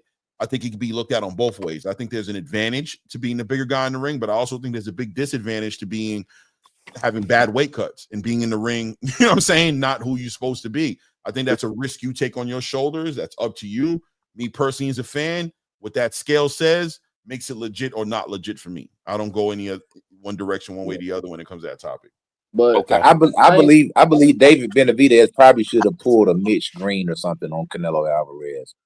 Because sometimes that's what you got to do to get the guy in the ring, man. Just run up on him. Just run up on him in public or something like that. Like how sometimes you got to get it. Sometimes you got to get it track cracking, man. You know what I'm saying? Yeah, you got to do what you got to do. Hold on, guys. Before we all start talking at the same time, I definitely want to bring everything boxing into the conversation. I don't want us to get caught up and leave him out in the wind. What's good, Keon? How you doing today, family? Oh man, I'm feeling good, man. Good. Just was hearing y'all cook, man. I don't know, man. I don't want to. I know y'all was cooking, so I don't want to interrupt it. Kind of off topic y'all was on, before. Now I'm in the chat, and it's not personal, right? It's not personal. It's just boxing, but Bub's boxing. Y'all gotta stop with this pocket watching and cheerleading because these fighters is making a certain amount of money. He said a comment a few comments in the chat, and he's like, oh, well, who else at 135 is going to make Tank $40 million? Then he says, oh, well, Shakur can't even make $20 million. Man, what does that matter? Like, this is the type of shit to me that's ruining boxing in the boxing space because it's like, man, do y'all want to watch these fights? Or do y'all want to watch these guys' bank accounts and go back and forth about their bank accounts? Like, what is we doing? Like, why should it matter to him how much money Tank is making or how much money he ain't making? Like, oh man, who else at 135 is gonna make him $40 million? And Shakur can't even make 20. What does that do for you?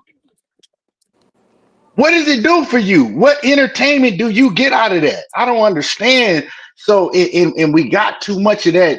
It's weird to me. We got too much of that weird shit in the boxing space. So it's like, man, if all y'all worried about is that, y'all need to go and watch another sport because y'all just in the way. Straight up, man. I don't really bite my words, and that's just how I feel. Y'all in the way. Like, we sick of going back and forth about that. Do y'all want to see these fights or not? If you don't want to see the fights, just say that and move to another sport or something else that's going to entertain you, because real boxing fans don't get entertained by how much a fighter's purse is. That's their business. That's what they getting paid off of. Now, if you getting some money off of his purse, well then cool. Didn't worry about that. If you on his team and you getting a percentage of their purses, well then worry about that. But if not, cut the BS out. We just want to see these fights. Yeah, I agree with you, Keon. And now, Bub, I ain't putting out the link because I don't need no nonsense on the platform right now. But I'm gonna address. Because Bub is a very active guy in the chat, and a lot of times he's trolling, a lot of times he's not. But he definitely salute the Bub and what he does. But Keon, and it's not personal. I'm just saying, he's not the only one that do it. It's 100%. A lot of that. I was talking about this earlier, you know what I'm saying? And then people were confronting me on it. And that was what the whole topic was when in the thumbnail, you see, I put Gervonta Tank Davis versus Turki Alalshikh, and I put question marks there because I don't see it that way. And I don't understand why the narrative has to be these guys are against each other. You know what I'm saying? We should always push for these guys to eventually work with each other, because as boxing fans, we have to make up our mind as to what we're here for. And if we really are here for seeing the best fight the best, or see the biggest fights possible, then we should encourage anything that could facilitate that for us, right? You have to make up your mind. If the only reason I care if Turki Alalshikh might work with a Tank or don't work with a Tank is because Tank has made it clear that the prize fighting part of the business is the most important thing to him. It's what drives him. If his vested interest, if those check boxes aren't checked for him, he's not going to give the fight. So of course I'm going to celebrate a big investor like Turki Alalshikh, who's been known to spare little expense in making the fights he wants to see. I'm going to encourage him to communicate with a Turki Alalshikh because I know how much you want the money. So I'm going to say, yo, let the personal thing go to the side. This man obviously seems to be the one of a few people, if not the only one, who can really satiate your appetite in that conversation. I don't care about your money. I don't care what you get. But if this is what you're looking to get in order to give me what I actually want to get, which is the fight, then I'm going to encourage you to work with Turki. I'm going to say, then why you ain't talking to Turki? Because Turki's the one giving out the bags. He's the one with the paychecks. This is something that you said you need in order to make what I want to see happen. So I don't care about your pockets, but I do care about the fight. And on the other side of you getting what you want, I get the fight. I'm going to encourage you to go in the Turki direction. But as boxing fans, I think we're supposed to be here for the fights. We're supposed to be here to see the best fight the best, and we should shoot at nothing that could potentially give us that. Whatever it is that can give us that, us sitting there shooting at that is like shooting ourselves in our own foot. We don't benefit off what these fighters make money-wise. Our lives aren't improved by them being richer and better. Our lives as boxing fans are improved based on the content we can consume, based on the big fights we can consume. That's what we live off of, and that's what we should always keep our eye focused on. So when you ask me, how does this benefit Tank? When you ask me what is Shakur made, I'm going to respond very similar to what Keon said. And I'm going to say, what in the hell do I care? And what do you care? What are you here for? I'm going to question your position in the space and ask you like they do in California. What hood is you from? Where did you grow up? What neighborhood is you from? Because I'm from a boxing fan's point of view. That's what I'm speaking on. I want to see the fights happen. That's what I'm speaking from. What point of view are you speaking from? Because if you're trying to represent what's best for Tank monetarily, I'm going to look at you weird, because what do you care? What do you care? When him and Turki Alalshikh figure it out, if they were to figure it out, I have no need to find out what they agreed upon as far as money. The only thing I need to know is if they've agreed upon giving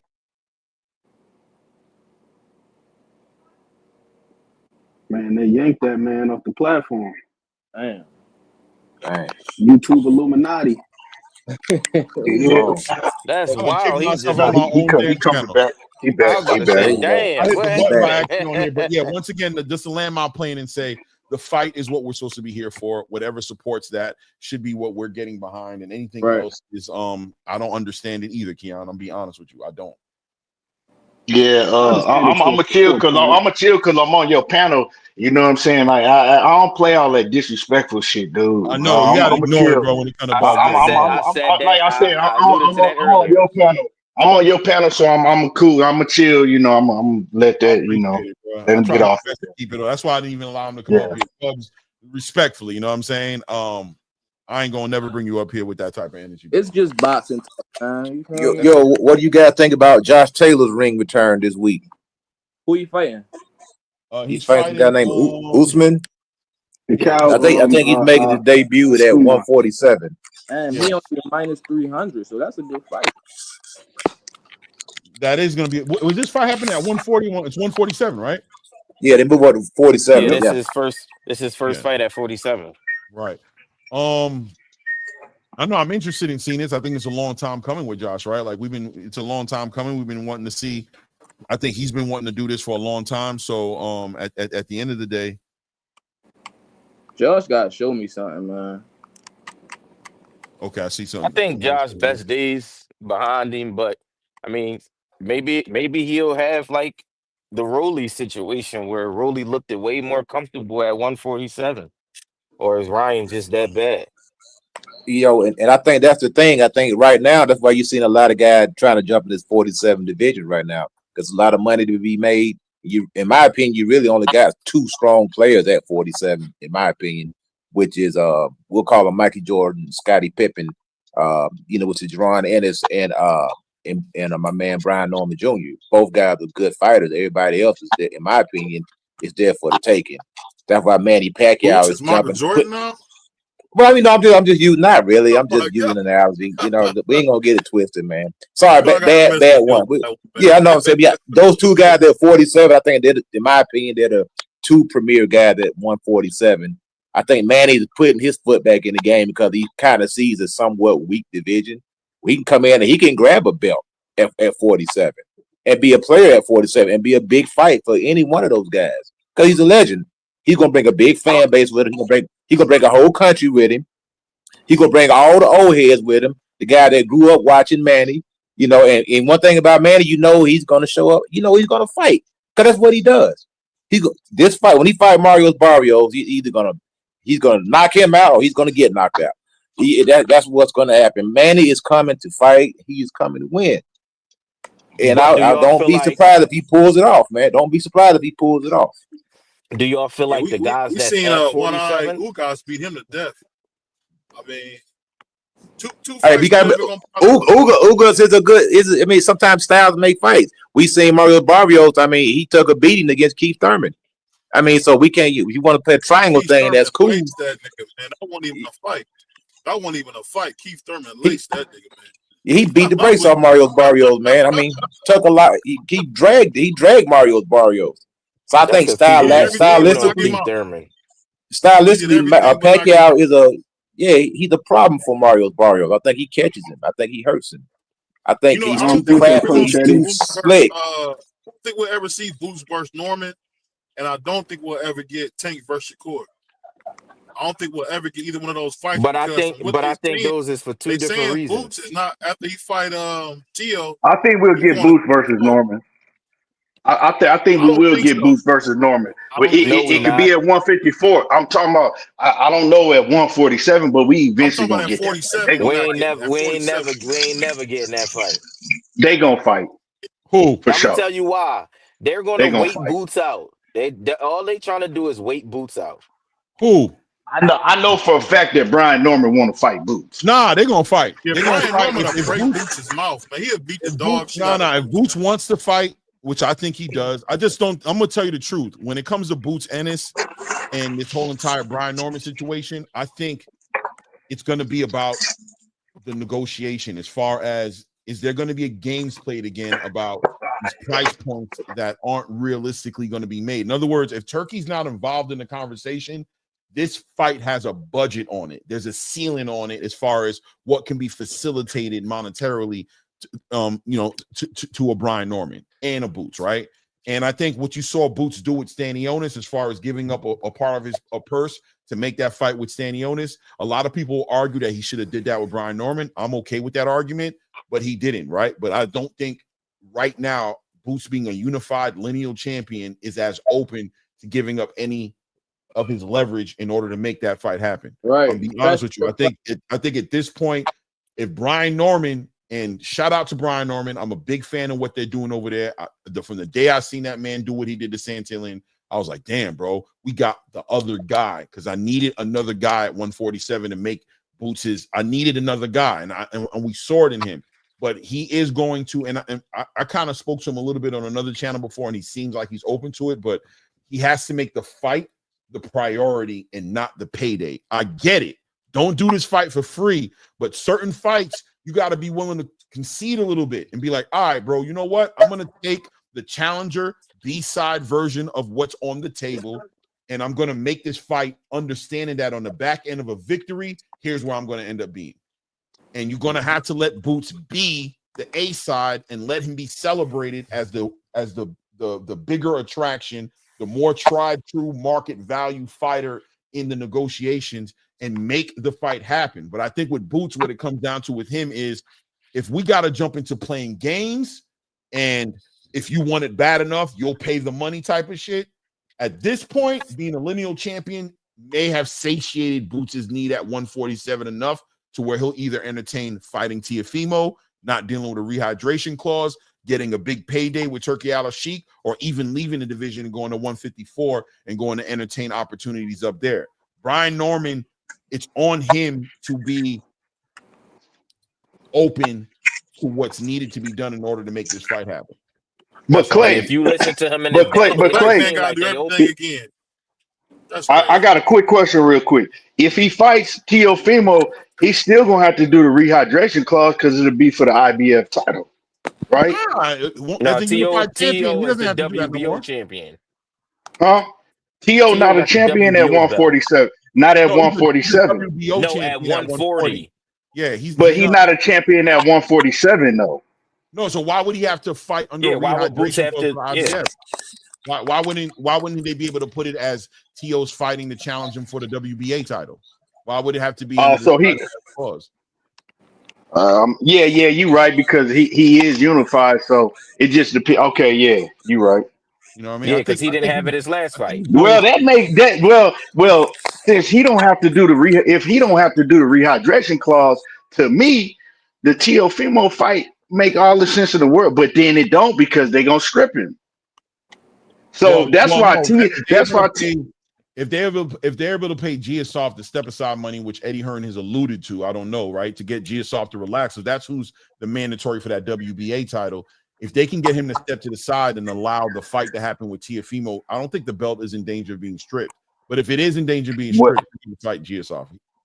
Well then, right? So he go fight Tio. He put Tio in the coma because that's what he gonna do.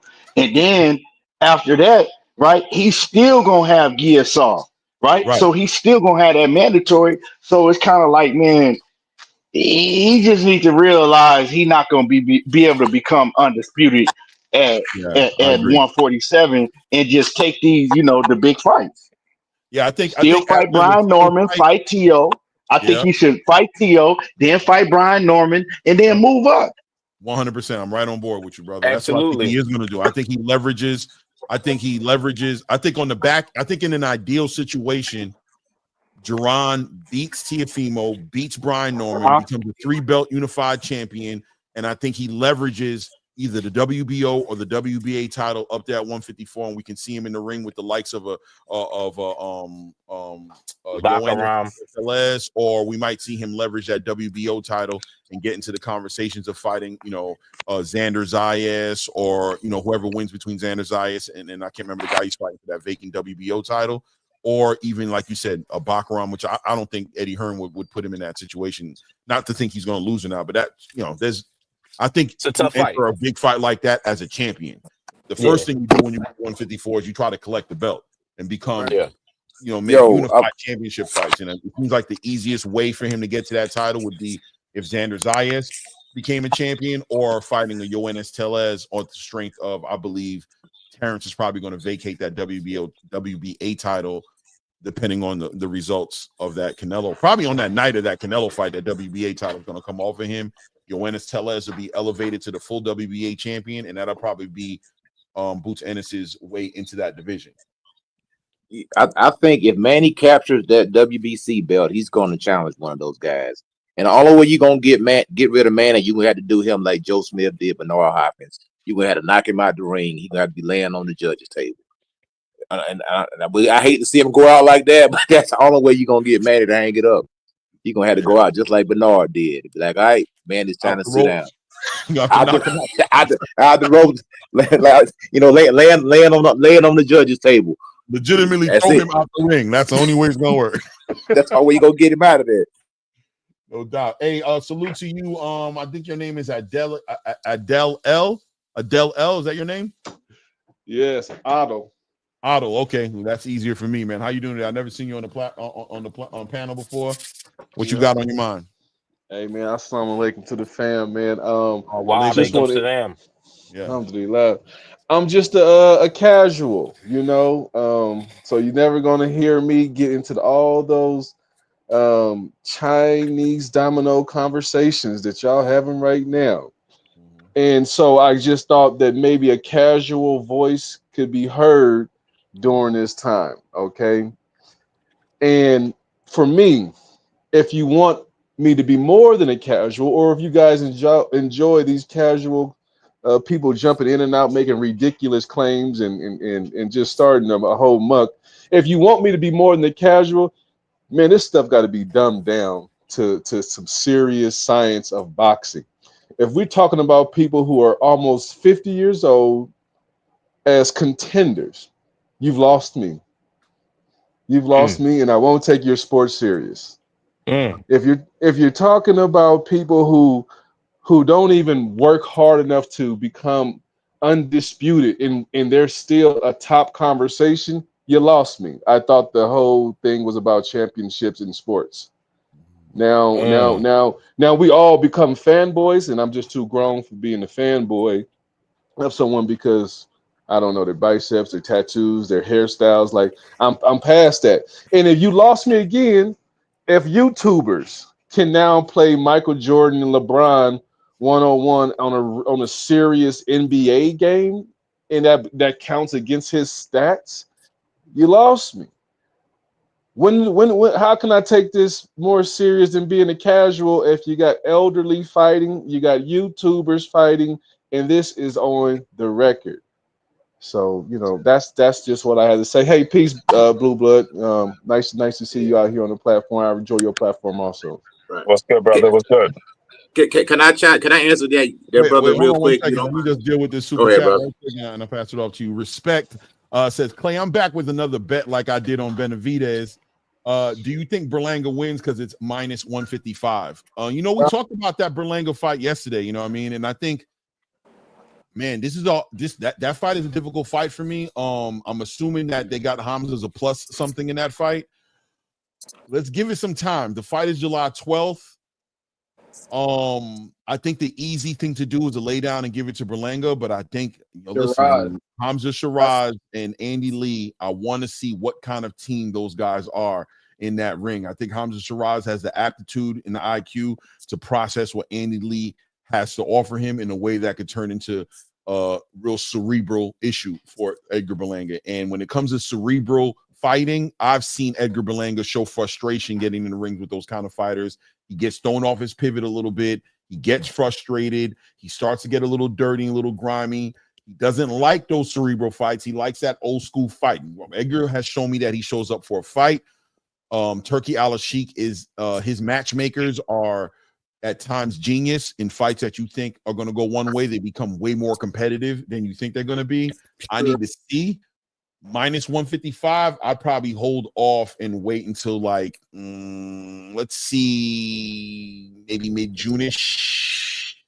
You know what I'm saying? Let's see mid-Junis and see what we're looking at. I think it's going to be a very competitive fight. I'm not comfortable saying to go one way or another in this fight right now. I think Hamza Shiraz's game, man. And I think if you're judging him based off of his performance against Carlos Adames, you might be doing yourself a disservice. I ain't gonna lie, like this like a Shakur versus an Edwin type of fight. Cause Shiraz got the boxing, bro. He got the boxing way better than Berlanga. Berlanga just a knockout artist. So, and he a lot taller, bro. He a lot taller. So it's gonna be hard for Berlanga to hit him, I think. So I'm and Shiraz don't punch soft. He'll punch it. He'll punch it. Maybe not as much as Berlanga, but he punching. Yup. What's good, Blue? Yes, sir. Yes, sir. Hey, Clay, can I hold on? Let Coach step in right quick. Coach, I just want to answer. I just want to answer the gentleman. We'll get a take on what the gentleman just said. The guy that came in and said he was a casual fan, and now we lost him. As far as the collecting all the belts being undisputed, it was easy for Canelo to do it because he's a power player. He's making these guys offers they can't refuse. That's how he was able to grab them belts so quickly. Other people don't have that option. You got to go through promoters. You got to go through sanctioning bodies. You got everybody put up all this red tape to get all these belts together and collect them. So Canelo was ready to do it very quickly because, hey, you get $10 million. You get $10 million. You get $10 million. And they made a champion because he was face of boxing. What else is good for being the face of boxing is undisputed. As far as old guys coming back, George Foreman is a great story.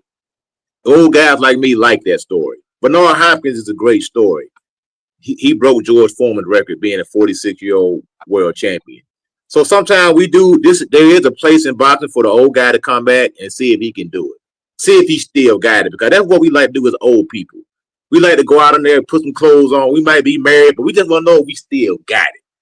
You want to see if the girls still look at you. If you can still, maybe strike up a conversation. Nothing too serious. Just see if you still got it. And that's what these old guys are doing. They're saying, hey, do I still got it? And sometimes you got to show them they don't have it. Like when Joe Smith knocked out Bernard Hopkins, slid him out the ring. He didn't have it no more. That was it. So there's a place for everything. But I feel you on the undisputed. As far as the old guy thing, I think that's cool for boxing, man. I like to see guys. I think guys like Floyd can come back right now, just with his craft and his skill, his pedigree, and be a champion right now. Because he's a cut from a different cloth. Guys like Manny, I think Manny beats Mario Barrios. I think he's cut from a different cloth. I could be wrong. People may think I'm crazy. I just think that's a perfect style for Manny because Barrios is going to stand there and trade with him. He's going to get caught, and that's what's going to happen. But I'm gonna land my plane right there. I'm gonna yeah, man. And sometimes some of that old school, somebody who can bring that old school energy, sometimes it could be a good thing. Manny Pacquiao, if he physically is able to compete, he brings that energy. He brings a little bit of something with the boxing space it might be missing a little bit. Spark it up, get it spicy at 147 on the back end of a victory against a Mario Barrios. He may be a great addition to finally be able to build those bridges, and we can see 147 actually get lit again a little bit to see somebody who's willing to fight the best and who still believes in the old school things that we all celebrate in boxing. We believe boxing is missing. So sometimes it's a good thing. Sometimes it can get kind of weird. I love the George Foreman example. Sometimes that energy is needed in the space, and maybe Manny can deliver it. I'm thinking, as I'm watching the fight closer and closer, I'm going to say don't look past Manny. It's kind of crazy. Don't look past. As a casual, can I just make one quick suggestion or comment? Just one. Sure. And after that, you keep saying certain things, we gonna think you're not a casual no more. But go ahead, bro. That's what I'm saying. I'm like, this casual thing, I promise you. I spar. I enjoy martial arts, but as far as the politics, I don't get involved. So that's why y'all miles ahead of me on this information. But as a casual, I would like a point system for you and Blue to put together on these contacts of certain angles and punches to be scored in some type of system, because the discretion is all around. So maybe you guys could give us some type of a diagram of how many punches or a certain punch lands a certain amount of points, because it's getting diabolical out there when people are losing and they still holding their hand up after the fight. So maybe you guys can create something just for us fans to to see how you score certain punches in certain areas when they land. And I land my plane. No doubt. I'll respond to that and say, who knows? Me and Blue supposed to be working on doing a show outside, so we working on it. You know what I'm saying? Who knows what comes out on that show, right, Blue? All facts. Okay. That being said, but what's good, Blue? Where you at with it, man? Are you ready to say something, or you kind of looks like you're adjusting some things? Where you at? Oh yeah. No, I'm good. Okay. How you feeling, man? You tapped in, man. How you doing today, man? How was the wait, hold on. So where are we today? Are we a grandfather of a new granddad? I know you already not yet, man. But my niece had her baby, so you know what I'm saying? That backed me up yesterday.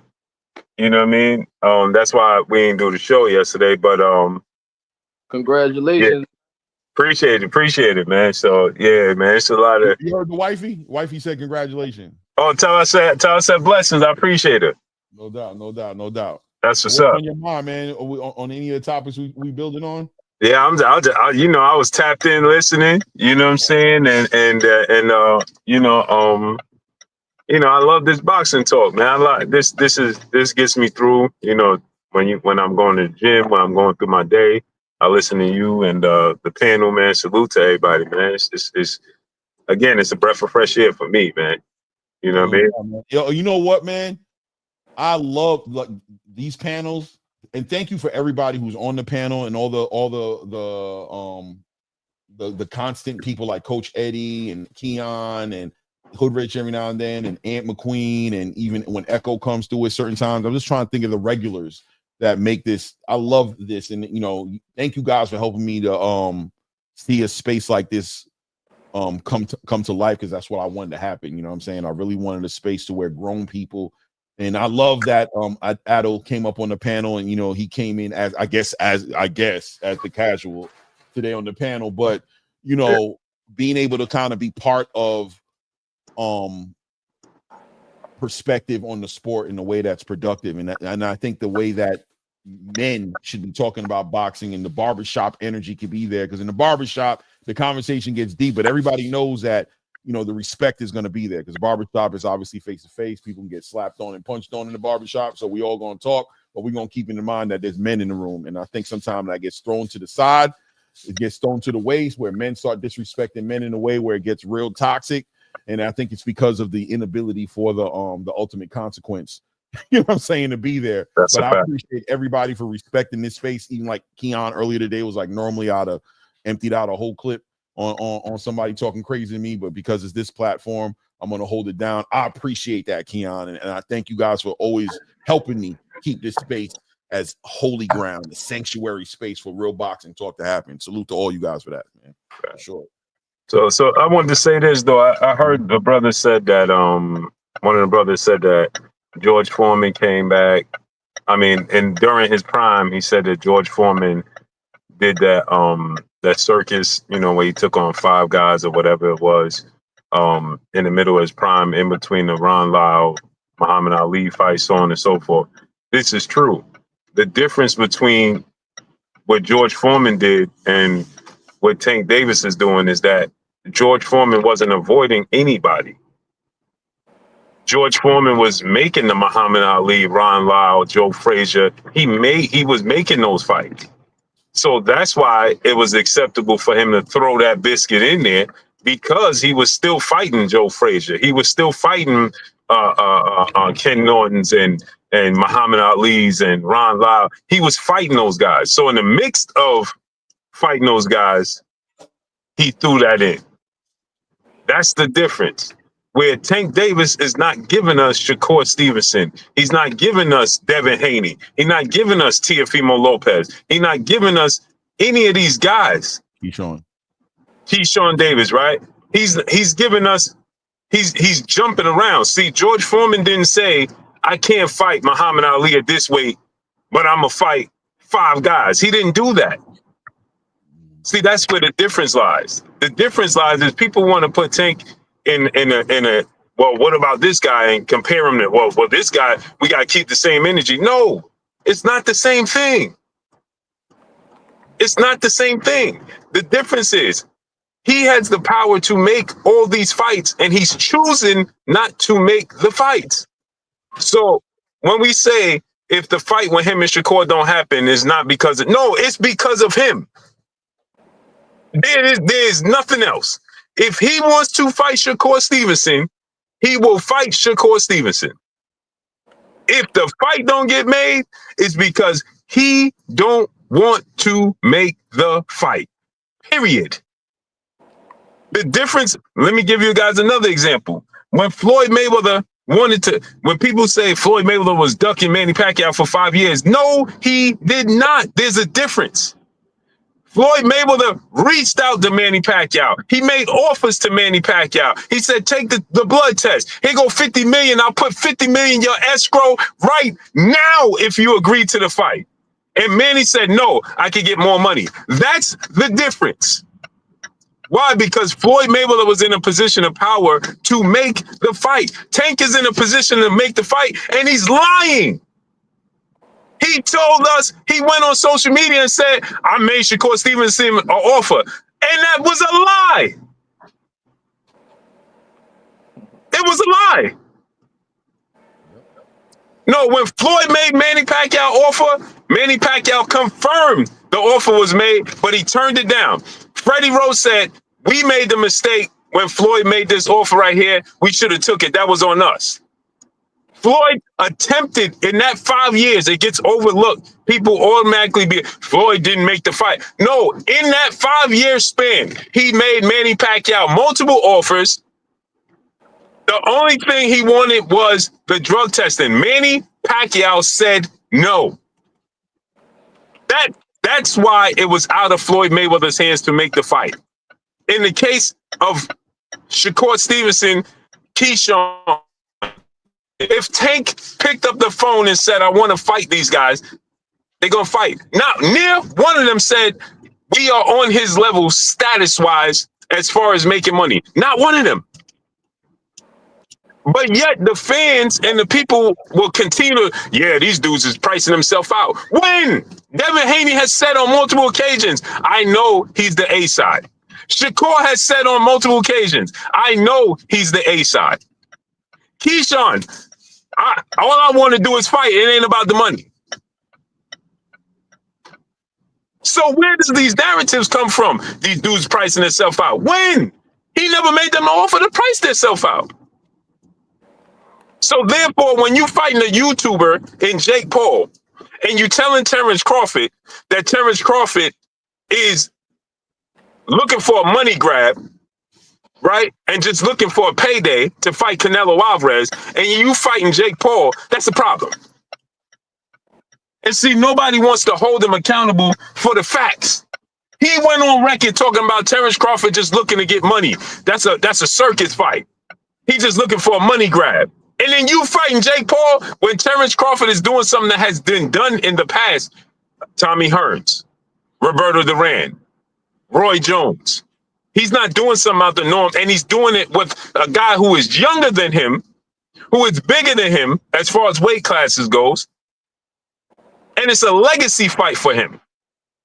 A Hall of Famer. When Canelo Alvarez hangs up his gloves, he's going to be a first ballot Hall of Famer. Period.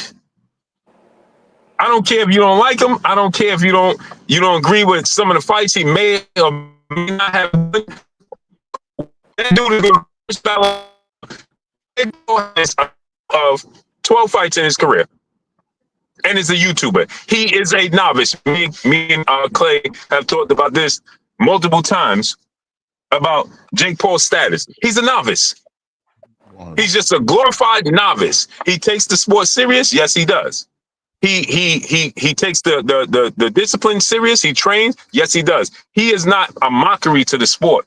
But what he is somebody who has status and money and riches outside the sport. So that's why he gets viewed as he's a superstar. He brings in money because of the other avenues that he brings into the sport, his business and things of nature, his status, right? So he brings that, and that's why he's able to make the money and do deals with Netflix. But he's just a glorified novice. That's what he is, right? And so Tank Davis is 135 pounds. They're going to fight a guy who is 225 pounds.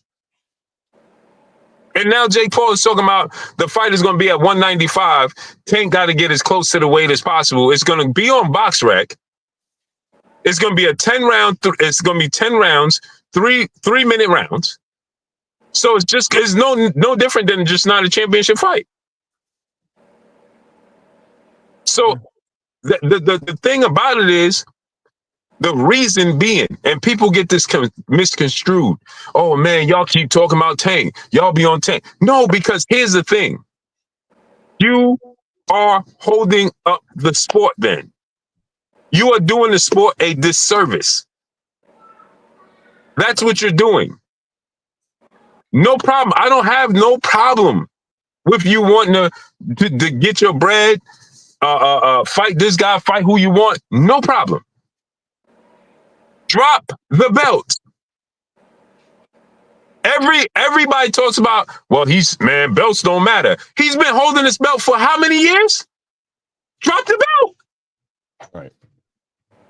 He allowed himself to, he tells us he don't care about belts. He allowed himself to be elevated from the regular champion to the super champion when Devin Haney left the division. Why did you do that? Here's the thing that people don't pay attention to. Belts don't matter, yet he's paying sanctioning fees. Vacate the belt. Now, the issue that I have with this division is Shakur Stevenson and Keyshawn. Because at the same token, Tank is doing that, then they are no different. Because you are not blood brothers. You two are not blood brothers. Please stop saying people are trying to drive a wedge between y'all. That people are trying to put y'all against. We're supposed to put y'all against each other. You in the same division and you're holding a belt. You are doing nothing different than Tank Davis is doing. That man, Keyshawn, is not your blood brother. Shakur is not your blood brother. Period. So there's no difference. So my only issue, the reason I don't say Tank need to vacate the belt, because we're vacating for what? Because let's say one of them beat Raymond Muratalo or Lomachenko, decide that his health is good and he come back, unify the belts. The only person that can make undisputed is Lomachenko. Right. Because he's the only person that will be willing to fight. And I'm saying Lomachenko because I'm pretty sure, I believe if healthy, he would beat Raymond Muratalo, whoever else, right? So he's the only one that's willing to fight Shakur, Keyshawn, and Tank. So, okay, Keyshawn, if you're not willing to fight Tank, you said you're the bigger guy. You my guy. I love Keyshawn. He knows this. Leave the division after this Edwin De Los Santos fight. Please leave the division.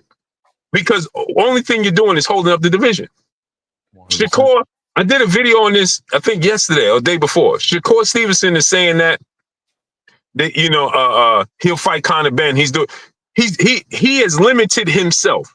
He's put himself in a box. Why? Because if Tank don't agree to fight you, you ain't getting that fight. You said you don't want to fight at 47. He will never get a marquee fight. You ain't gonna fight Keyshawn. Tank, you gotta hope that Tank says yes. Lomachenko possibly have a career-ending back injury, and you said you don't want to fight at 47. Not to mention, now everybody that was a marquee name outside of Gary Anton Russell at 140 has left. Mm-hmm. So now,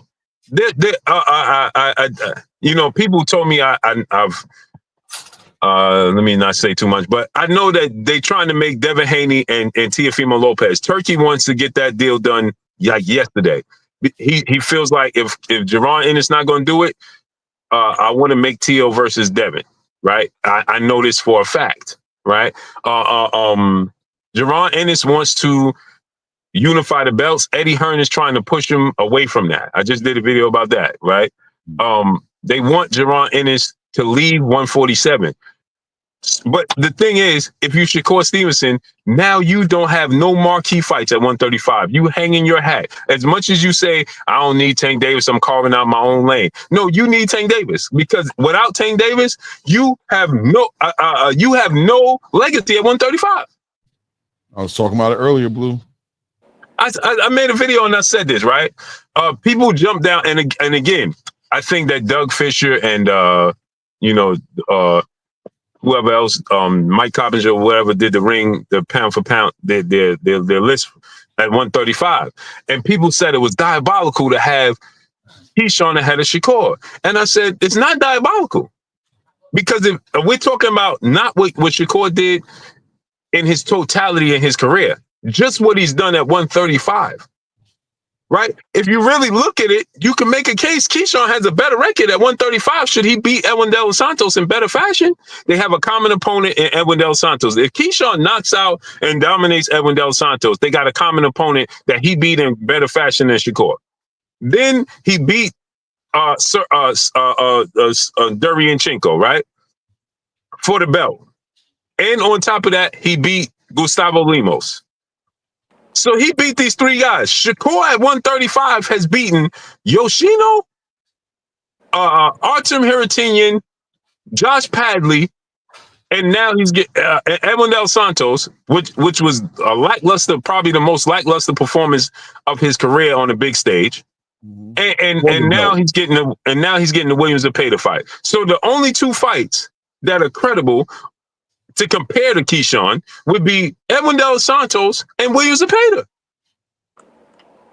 So we can actually make a case that Keyshawn, with 12 to 13 fights, has done more at 135. At 135, because the people are getting it misconstrued as in totality. It wasn't a pound for pound list. It was a lightweight list. 100%. What has he done at 135?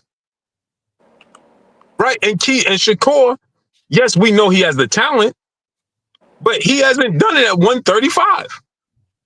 At 135, do we favor Yoshino to beat Keyshawn? Do we favor Josh Padley to beat Keyshawn? He's getting ready to fight Edwin De Los Santos, and even if he fought Williams Zepeda, I'm pretty sure 80% of us is going to favor Keyshawn to beat Williams Zepeda.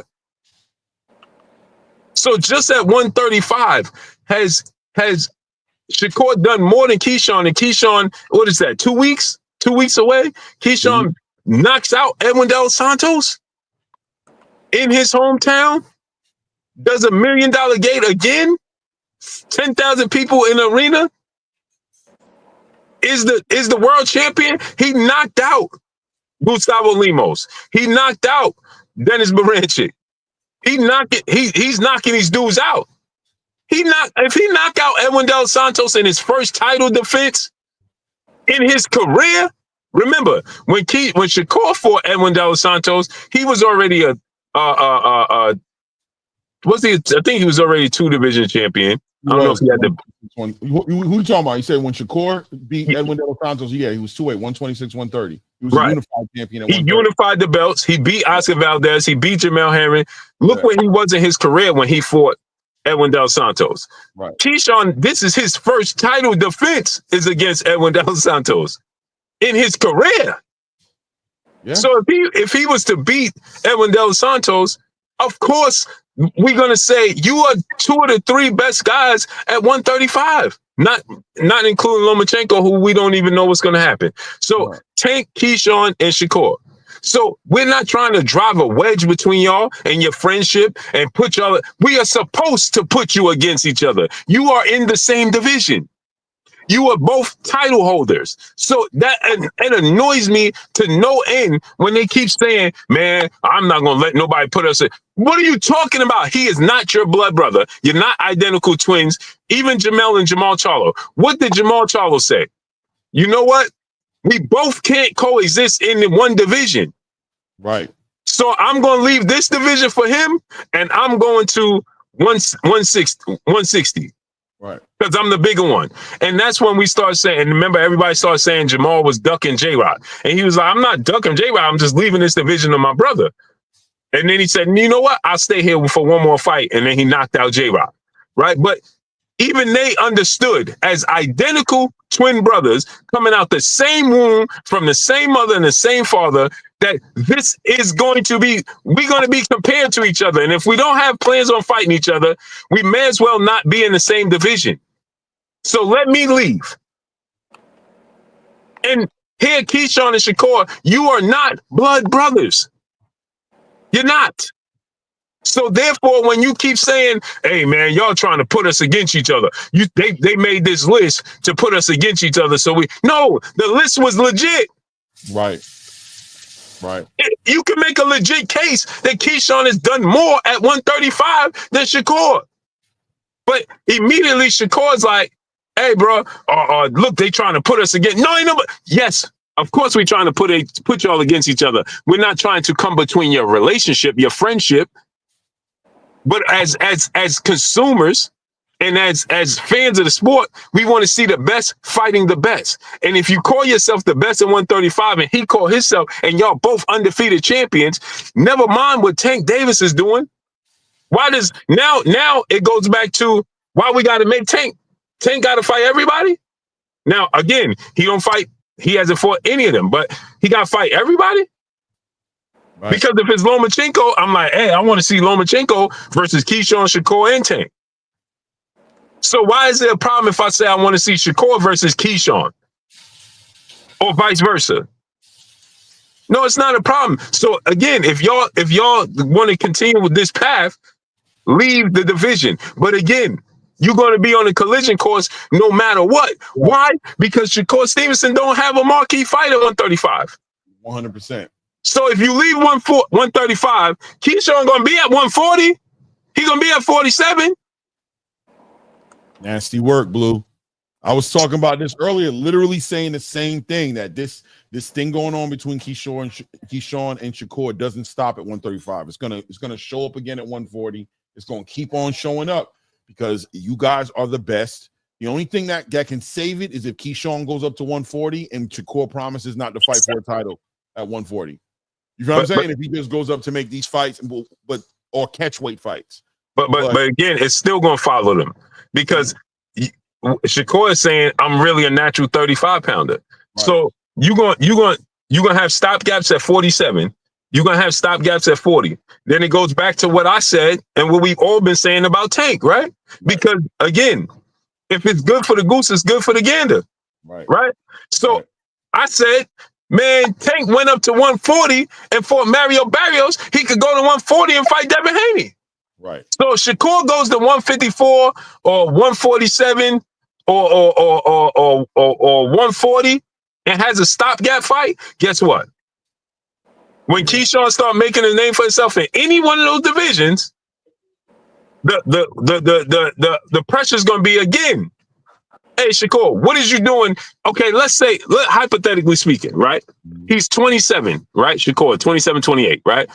Let's say he gets the Tank Davis fight. Let's say he gets Tank and beats Tank. What else are you going to do at 35? 100%. 100%. Can I say something? I literally was talking about this the whole time in the beginning of the show. That's what I was talking about. What's Shakur's options are very limited, man. The Tank fight is a fight that ideally everybody wants to see. After Williams and Pater, what does he do? If the Tank fight doesn't manifest with him, what does he do? He won't fight Keyshawn. You're going to fight Raymond Mortale. You're looking to make big money fights. Where are you going to be? You're going to be floating. You're going to go to 140 and fight who? A champion, I would assume. You're going to be back in that same situation. Keyshawn is even already starting to speak about potentially fighting a Teofimo Lopez and leveraging that WBO title up there, right? If that's not the case, if you go to 147 and you fight Conor Benn, then what? Now you're cutting weight. You're going all the way up to 147. You come back to 140. Even though you say titles don't mean nothing to you, how are you going to evade Keyshawn Davis, the topic of Keyshawn Davis? He's not going nowhere, and he's going to be a champion, presumably, in any division he goes into. This relationship you guys have, the way you're carrying it, the way you're trying to navigate it, it just seems like it's going to end up running into a bad wall, bro. It's not going to work out well for boxing, and the space needs to be a priority in the conversation over your relationship.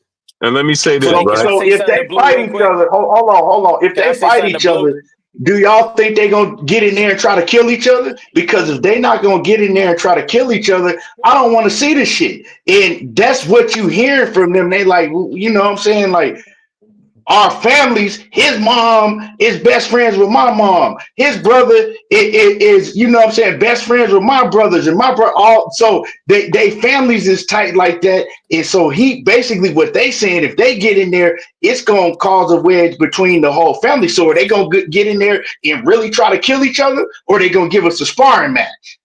This is the thing. So if they gonna give us a sparring match, if they're gonna give us a sparring match, I don't want to see this shit.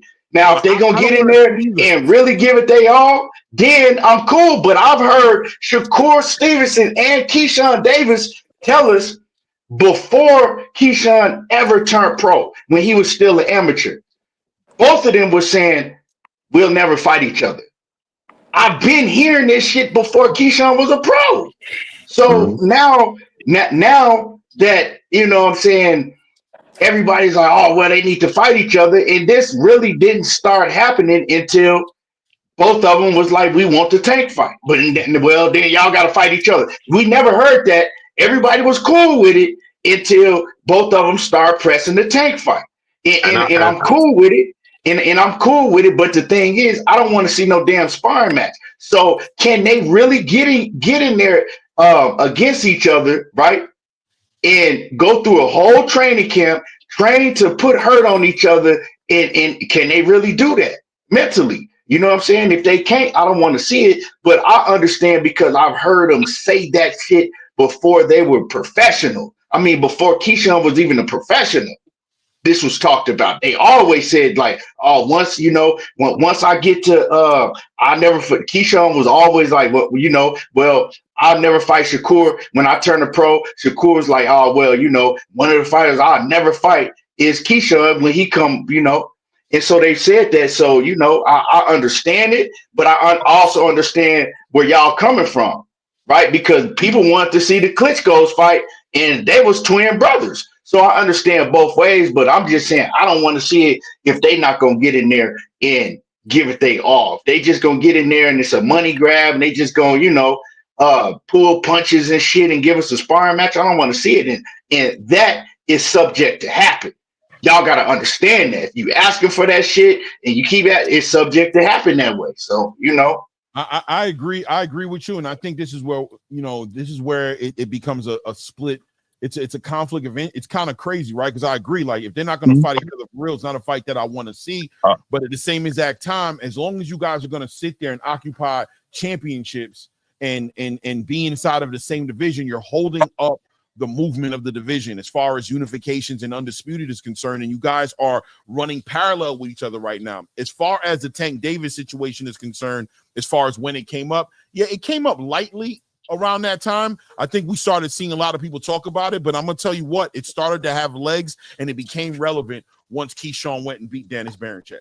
Once he collected one of those titles, the argument gained legs. Before he grabbed the title, it was like, oh, you just deflecting. And I was all the way on board with that, man. Nobody talking about that. We talking about Shakur and Tank in a unification fight. Why are you guys deflecting and bringing up Keyshawn into a conversation that don't have nothing to do with it? But as soon as Keyshawn went, beat Dennis Berinchek, and became a champion in that division, the conversation gained legs. It became real. It became like, I want to empathize with the whole brotherly love thing, but at the same exact time, your brotherly love ain't got nothing to do with me.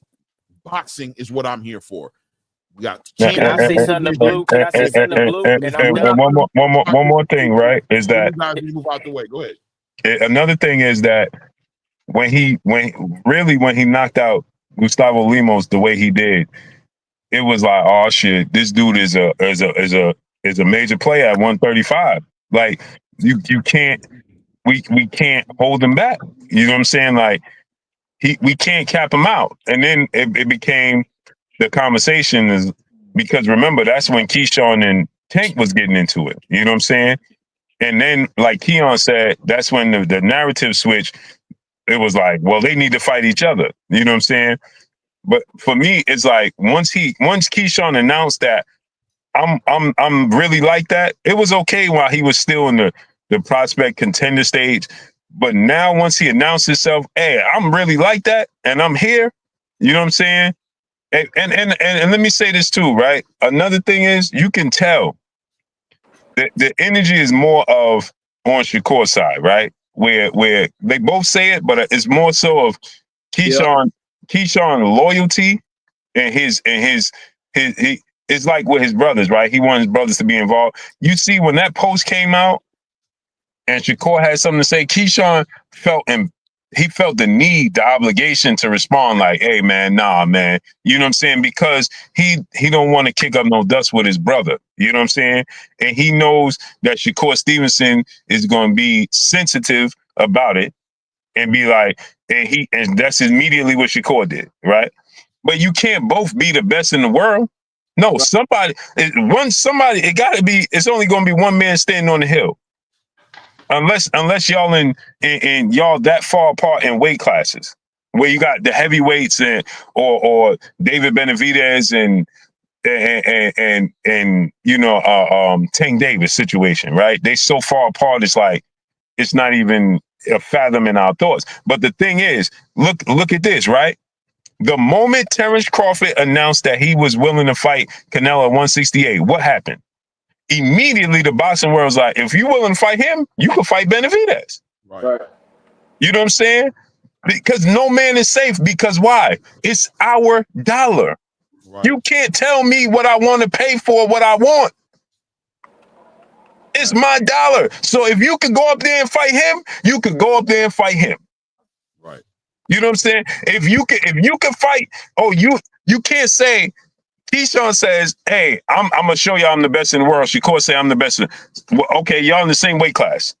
So damn it, somebody got to show me who the best in the world is. Crazy. You can't be I feel you because they do both be saying that shit. They do both say that shit. Yo, and Key, right? Look what Keyshawn said in the response to that. He said, I'm not there yet. Then he said, but I'm going to show y'all I'm the best in the world. Period. Right? And then Shakur doubles back and says, yeah, you're going to be the best in the world. You're going to show them. See, so that just told me that Keyshawn is he don't want to offend Shakur. He don't want to mess up their relationship. You know what I'm saying? Immediately, remember, when Andre Ward said, hey, bro, Turkey ain't trying to hear that, and that money talk. When Turkey said, what about you versus you? Keyshawn, What you gonna do? What did Keyshawn do immediately? Man, send the contract. Yeah, Keyshawn with it. Keyshawn with it. It's Shakur that's not. He don't want to step on shit. He don't want to say, let's make, because he knows the moment he say, I'll fight Shakur. Yeah. Then Shakur's going to take it a certain kind of way, and it's going to be like Devin and Shakur. Remember, this is not the first Shakur did that with Devin. He was like, I ain't have no plans of fighting Devin. And Tank.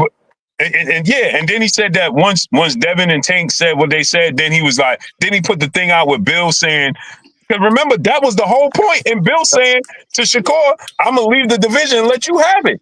Right. And then Shakur clowned him like, hey, remember this? You said you was going to leave. He didn't say he was leaving because he was scared. He said, well, I'm going to leave and let you have it. And that's what he did. Hey, can I say something to Blue real quick? I just want to say something to Blue. Yes, sir. I want to apologize. First of all, I want to apologize because I don't really know your body of work like that. But in this YouTube space, you go on certain channels and people paint narratives about other people, right? With that being said, everything that you said, I agree with.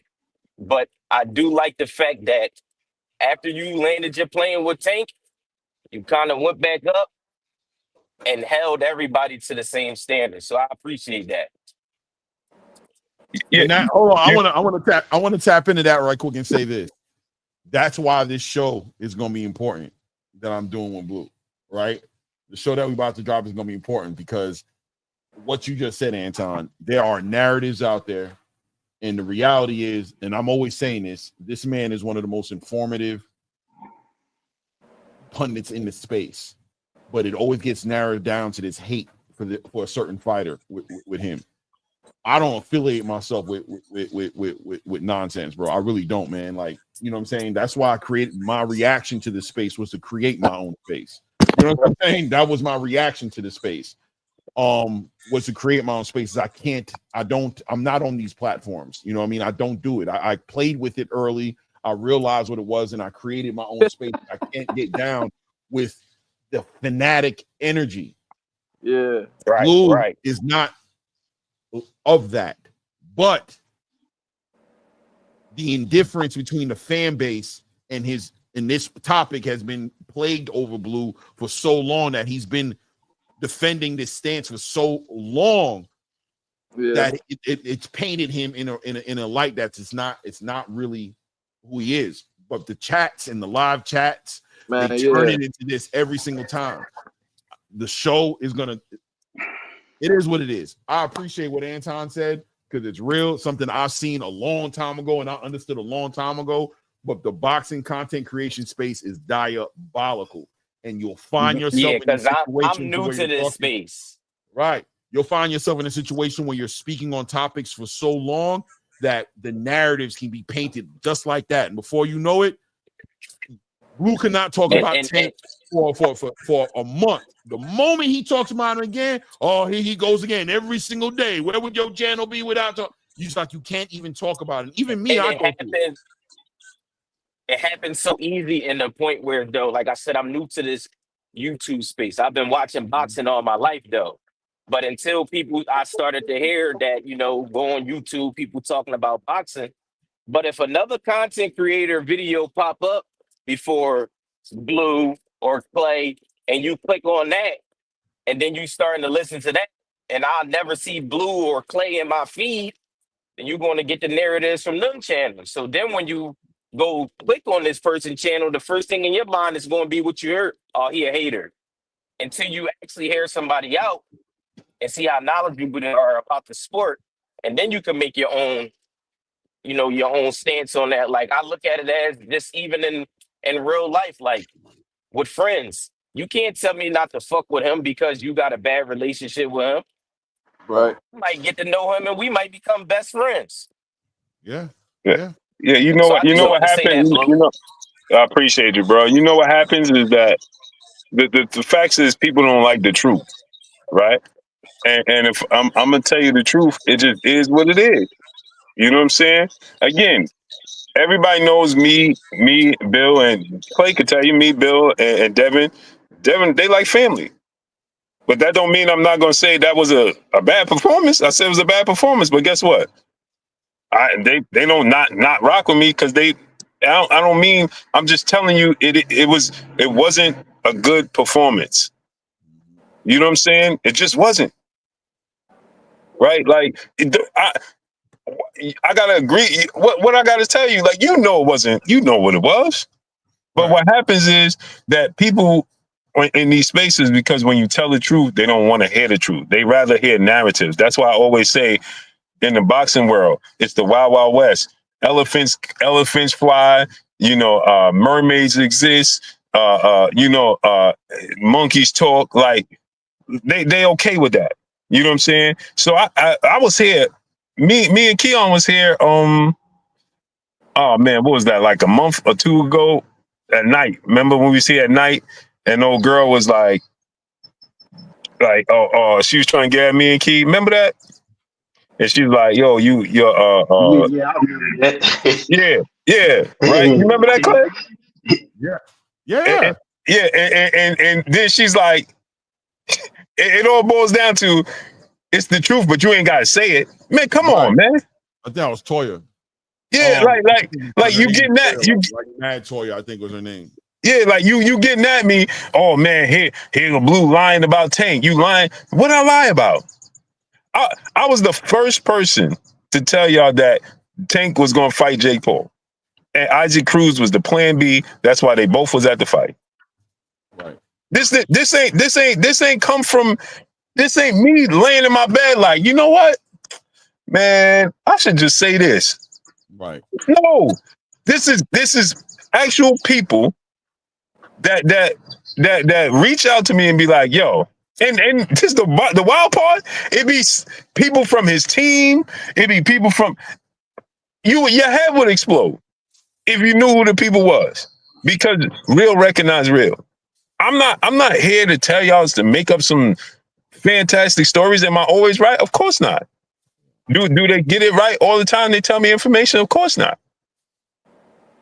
That's why I always say everything is subject to change. I know for a fact that Turki Alalshikh, and Clay knows this, is looking to. He wanted to finish the Teofimo Devin Haney fight 2 days ago.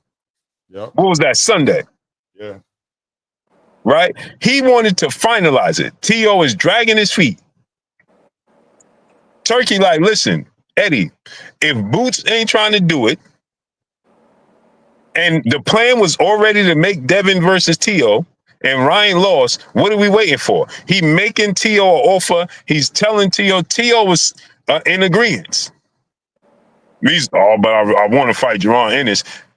Turki wants to make that. He wanted to finalize that fight a couple of days ago.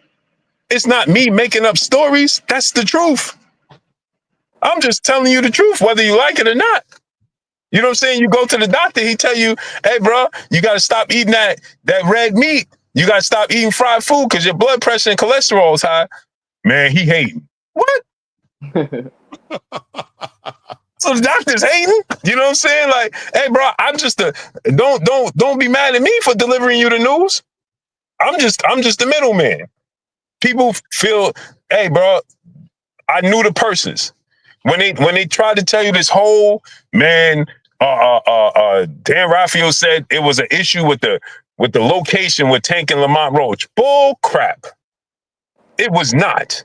The issue was the purse for Tank Davis. He was not happy with the purse. Period. And so when I tell you that, then it's like, and again, people can't even listen because what did I say the whole time? I said, I don't blame Tank.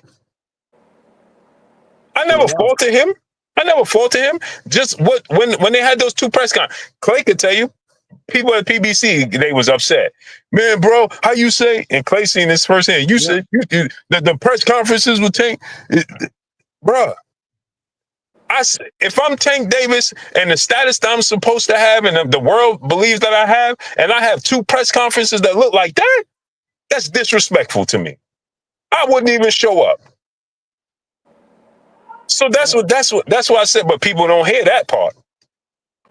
All they heard was I said the press conference looked crazy. Oh man, you hating. What that got to do with Tank? I'm just saying it should have been better.